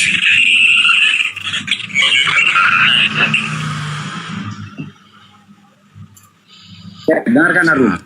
Kau bilang barusan menggunakan referensi dari Don Duta. Arum. Kenapa? Kau bilang kau menggunakan referensi dari Suaramu aja nggak jelas. Kau minggir dulu. Jangan di toilet. Jangan di toilet mangkanya kau. Kalau di toilet begitu putus. Pak Penatua, perbaiki dulu sinyalmu. Cari tempat yang bagus. Aduh, Pak Juspen lagi yang masuk. Turun dia, saya buka suara turun. Kemarin tantrum dia. Ya Bro Arum, tapi saya rasa gini loh, Anda lagi diproses menikmati diskusi lebih baik dengan jemaat daripada dengan umat Islam. Karena kalau dengan umat Islam kelihatannya Bang Arum lebih banyak belajar, lebih banyak menyimak, menimba ilmu, sharing, mengkaji, diskusi pemahaman kekristenan melalui tanpa doktrin. Itu fakta. Jadi kita di sini menyampaikan hal itu, memang tujuan kami adalah untuk orang yang saudara muslim sendiri yang ada di bawah yang menginginkan bahwa lucu aja Kang Dito. Kami yang memberikan mereka doktrin, mereka yang mau bantah data kita. Lucunya. Makanya. Jadi kayak mana ini? Mau diapain mereka? Sadatin aja mereka semua, boleh? Dipotongin anjing, habis itu suruh janganlah, nggak boleh banget. Ya mereka tuh lucu. Mereka itu di dalam mendengarkan satu firman, dua firman, habis itu penjelasan literasi dari firman itu. Kan kami yang buat literasi dan penjelasan itu. Jadi kenapa kau bantah pula lagi? Harusnya pertanyaannya itu, dari mana Bapak mendapatkan literasi dan penjelasan dari firman yang dibacakan di depan Pak? Gitu pertanyaannya. Itu baru bagus. Tapi semua pepatah mengatakan kalau guru itu kencingnya berdiri, pasti muridnya kencingnya sambil lari kan gitu, gobet-gobet kemana-mana. Jadi kalau guru itu menyimak, memahami literasi dan tahu tentang kebenaran yang hakiki, maka guru itu tidak akan mencampurkan dengan sesuatu yang batil atau sesuatu pokoknya menggapai tujuan jemaat puas, kan gitu tuh. Ya ini, jadi pepatah itu memang nggak bisa disangkal. Sama halnya dengan serapi-rapinya kita menyimpan bangkai, pasti akan kecium juga. Itu makna kebenaran. Dan sayang sekali kalau dalam bahasa filsuf, orang-orang intelek seperti Bang Arum mengukur suatu kebenaran, ternyata kebenaran itu seperti yang dikatakan tabu. Orang bisu berbicara, berbisiki orang buta. Jelas nggak tuh? Orang bisu tuh nggak bisa ngomong lancar, cuman aau kan gitu. Tapi yang merisif adalah orang buta. Orang buta yang suka berhayal, ingin melihat warna, ingin mengerti tapi dengan konsep berhalusinasi. Sehingga dia tahu suaranya si bisu nggak jelas. Dia berhayal bahwa si bisu ini ngomong orang lumpuh itu berlari. Kemudian si buta ini mengatakan, meyakini si bisu tadi bicara begitu. Si butanya justru berkoar-koar. Si buta ini berkhutbah. Jadi ku kasih tahu sama Kang Dito ya. Jadi ku kasih tahu sama Kang Dito. Ini poin penting karena saya memberikan suatu fakta, gambaran filsafat, ya. Kalau orang buta yang berkhutbah karena tidak melihat suatu kebenaran yang dia terima dari orang bisu dan menyampaikan dengan sungguh-sungguh kalau orang lumpuh berlari, kemudian jemaatnya nggak melihat bahwa sumber utamanya dari si bisu, jemaat ini jadinya kemana-mana dan itu yang terjadi. Bener nggak? Akhirnya jemaat si buta ini mengkanter balik pada waktu dia menemukan sumbernya ternyata dari si bisu. Wah, ini Pak Pendeta ini si buta dari gua hantu. Ngomongnya padahal nggak lihat dia kalau yang ngomong si bisu. Itu loh yang terjadi sehingga pendeta dilawan oleh jemaatnya yang sok tahu tentang gambaran orang lumpuh berlari. Tapi Kang Dito, Pendeta Arum ini selangkah lebih maju dia. Dia tidak lagi menuhankan Yesus karena dia kan Unitarian ya. Tapi kalau kita mau berdiskusi dengan dia, ya masuk ke Unitarian. Oh, masih menuhankan Yesus? Kan tidak lagi kan? Bukan Ya, masuk aja ke manusianya, penyaliban, tapi ke konsep ilahian. keselamatan. Tapi Ke konsep ilahiannya. keselamatan Jadi kan gini, Kang Dito. Yesus. Kemarin Enggak, saya tanya dulu Bang, supaya diskusinya terarah. Anda Tuhan tidak kan lagi dong. menuhankan Yesus. Tuhannya dong. Ah? Tuhan dong. Oh, masih menuhankan. Oh, aku pikir kemarin tuh disalib. Oke, lanjut. Masih menuhankan rupanya. Enggak apa-apa. Jadi Bunda Rahma belum update gitu loh. Jadi beliau ini ya kalau memang pernah sharing terkait privacy, tapi itu kita nggak ungkap di sini. Tapi yang namanya pendeta memiliki integritas untuk Itu pendeta Arum terkontaminasi dengan Jospin itu Bang, bukan itu. Masih menuhankan, tapi Tuhan huruf kecil katanya. Tuhan huruf kecil. Jadi gini. Jadi ada dua Tuhannya. Kemarin saya mendengar mereka jemaat ngobrol bahwa ada film terbaru di bioskop di mana setelah mati kemudian di hari ke-7 apa keberapa yasinan bangkit lagi. Filmnya serem tahu kata mereka kan gitu. Ku jawab begini, kalian ini lucu. Ngapain dibuat serem yang bangkit dari kubur 7 hari? Tuhan kita loh bangkit dari kubur 3 hari nggak serem, malah jadi Tuhan kok. Ketawanya mereka. ya berarti kita lanjut ke hal yang dasar aja Bang Arum. Kalau kita sama-sama meyakini manusia itu tidak bisa menjadi Tuhan. Contohnya Emang manusia adalah nggak bisa jadi Tuhan. Manusia itu tidak bisa jadi Tuhan kan? Oke, lalu kalau Yesus yang mati siapa? Manusianya atau Tuhannya? Manusianya. Oke, manusia itu kemudian bangkit menjadi Tuhan begitu. Kalau di surat Paulus tertulis seperti itu, karena dia bangkit kemudian menjadi Tuhan bagi kita. Ya, Kristus di situ manusia atau bukan? Manusia. Nah, dia mengatakan menjadi Tuhan. Manusia bisa jadi Tuhan? Manusia nggak bisa jadi Tuhan. Berarti Paulus salah dong.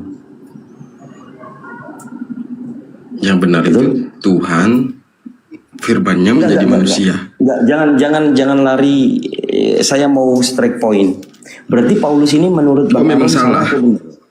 Oh, salah. Kalau kayak gini salah. Oke, pendiri Kristen saja mengatakan Yesus itu mati menjadi Tuhan. Kemudian Anda sebagai muridnya atau pengikutnya itu menyalahkan. Salah, karena manusia nggak bisa jadi Tuhan. Nah, berarti yang mendirikan Kristen salah dong. Kenapa Anda masih Kristen? Jadi gini, kemungkinan pada saat Paulus menuliskan itu adalah teofani dari Yesus Kristus itu. Kemungkinan itu sih kan gitu. Ini kalau kita mau masuk ke dogma teofani ini kita harus pakai data ini. Boleh ya? Teman-teman, karena ini kita juga sama Elsada itu. Sama Elsada itu. Sabar dulu tentang Epifani dulu. Epifani ya, tentang teofani dulu.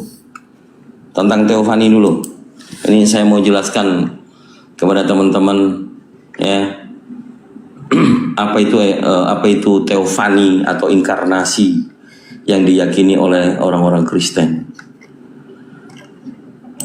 Jadi teofani itu peringatan penampakan Tuhan. Teofani yang diyakini Tuhan menjadi manusia.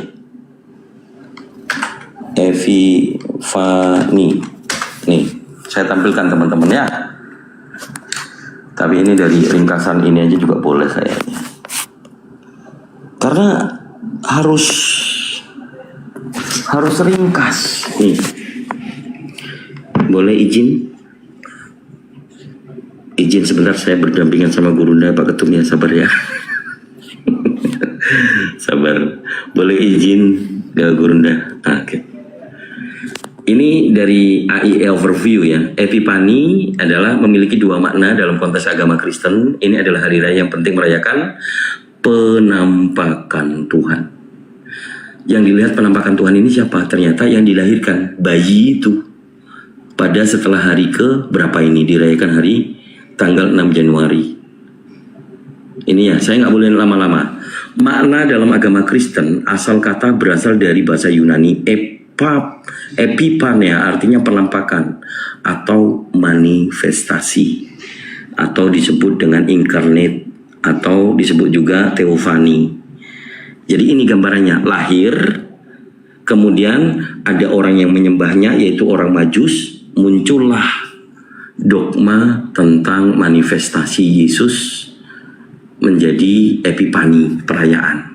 Ya, itu dulu. Ini baru dari overview. Kalau mau dari webnya orang Katolik, ngeri kali pun kalau dibuka ya. Tapi itu aja dulu yang mau saya sampaikan. Orang Kristen akan lebih hikmat.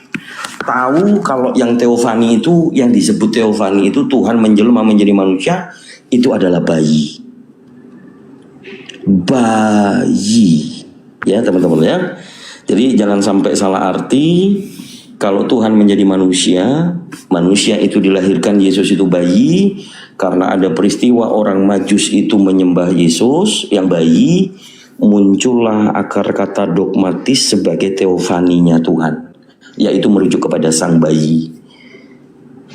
Kalau diyakini, kita bisa melihat dalam diskusi kita yang kita simak dari Gurunda, ada satu karya juga, anakku Tuhanku, ya, anakku sayang. Nah itu rujukannya di sini. Jadi memang hal yang betul. Jangan bilang-bilang lagi teofani ya, atau inkarnasi. Inkarnasi dalam KBBI adalah perubahan dari makhluk halus menjadi makhluk yang berwujud. Itu inkarnasi. Oke? Jadi kalau di Islam, alhamdulillah, masya Allah, kita diajarkan bahwa Allah Subhanahu wa Ta'ala tidak serupa dengan apapun. Laisa kamitslihi syai'un. Ini beda lagi, konsep Kristen memang kepagan-paganan.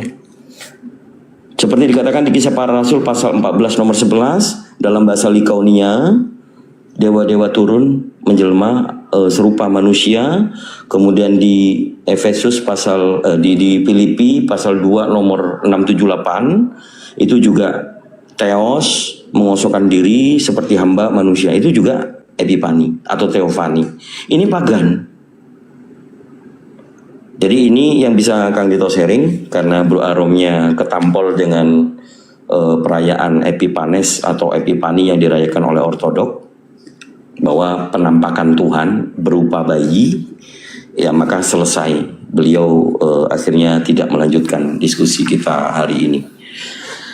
Ngeri kali, ngeri ya, Kang Dito ya, penampakan. Aduh. Itu dulu. Oke, ini ada Abigail dan juga Elsadai, Bunda Rahma. Bisa dilanjut dulu. Saya masih mau meeting. Oke, Abigail. Iya. Aduh, kau nih yang kurang seons ya. Elsadai. Sadai. Kenapa? Ya, selamat siang, selamatkan siang. Oh, mamai. Shalom. Apa yang kau sampaikan? Silakan. Oke, saya mau menanya. Menanya, bertanya. Iya, saya mau bertanya. Kenapa sih kalian nggak mau mengakui Yesus Tuhan? Padahal Yesus kan juru selamat. Karena dia mengakui dirinya utusan, dia bukan Tuhan. Kau aja itu. Utusan itu dalam bentuk menyelamatkan umatnya dan menebus dosa. Bukan kalau kau bicara pelan-pelan yang bagus, jangan kayak orang ini. Ayo. Bukan sekedar hanya utusan. Utusan saja itu terbagi banyak. Dia itu bisa diutus untuk menyelamatkan manusia. Dia diutus untuk menjadi Tuhan. Begitu. Di mana dia utus menjadi Tuhan? Tuhan mengutus Tuhan begitu. Aduh, kau ini kurang seons. Iya, kan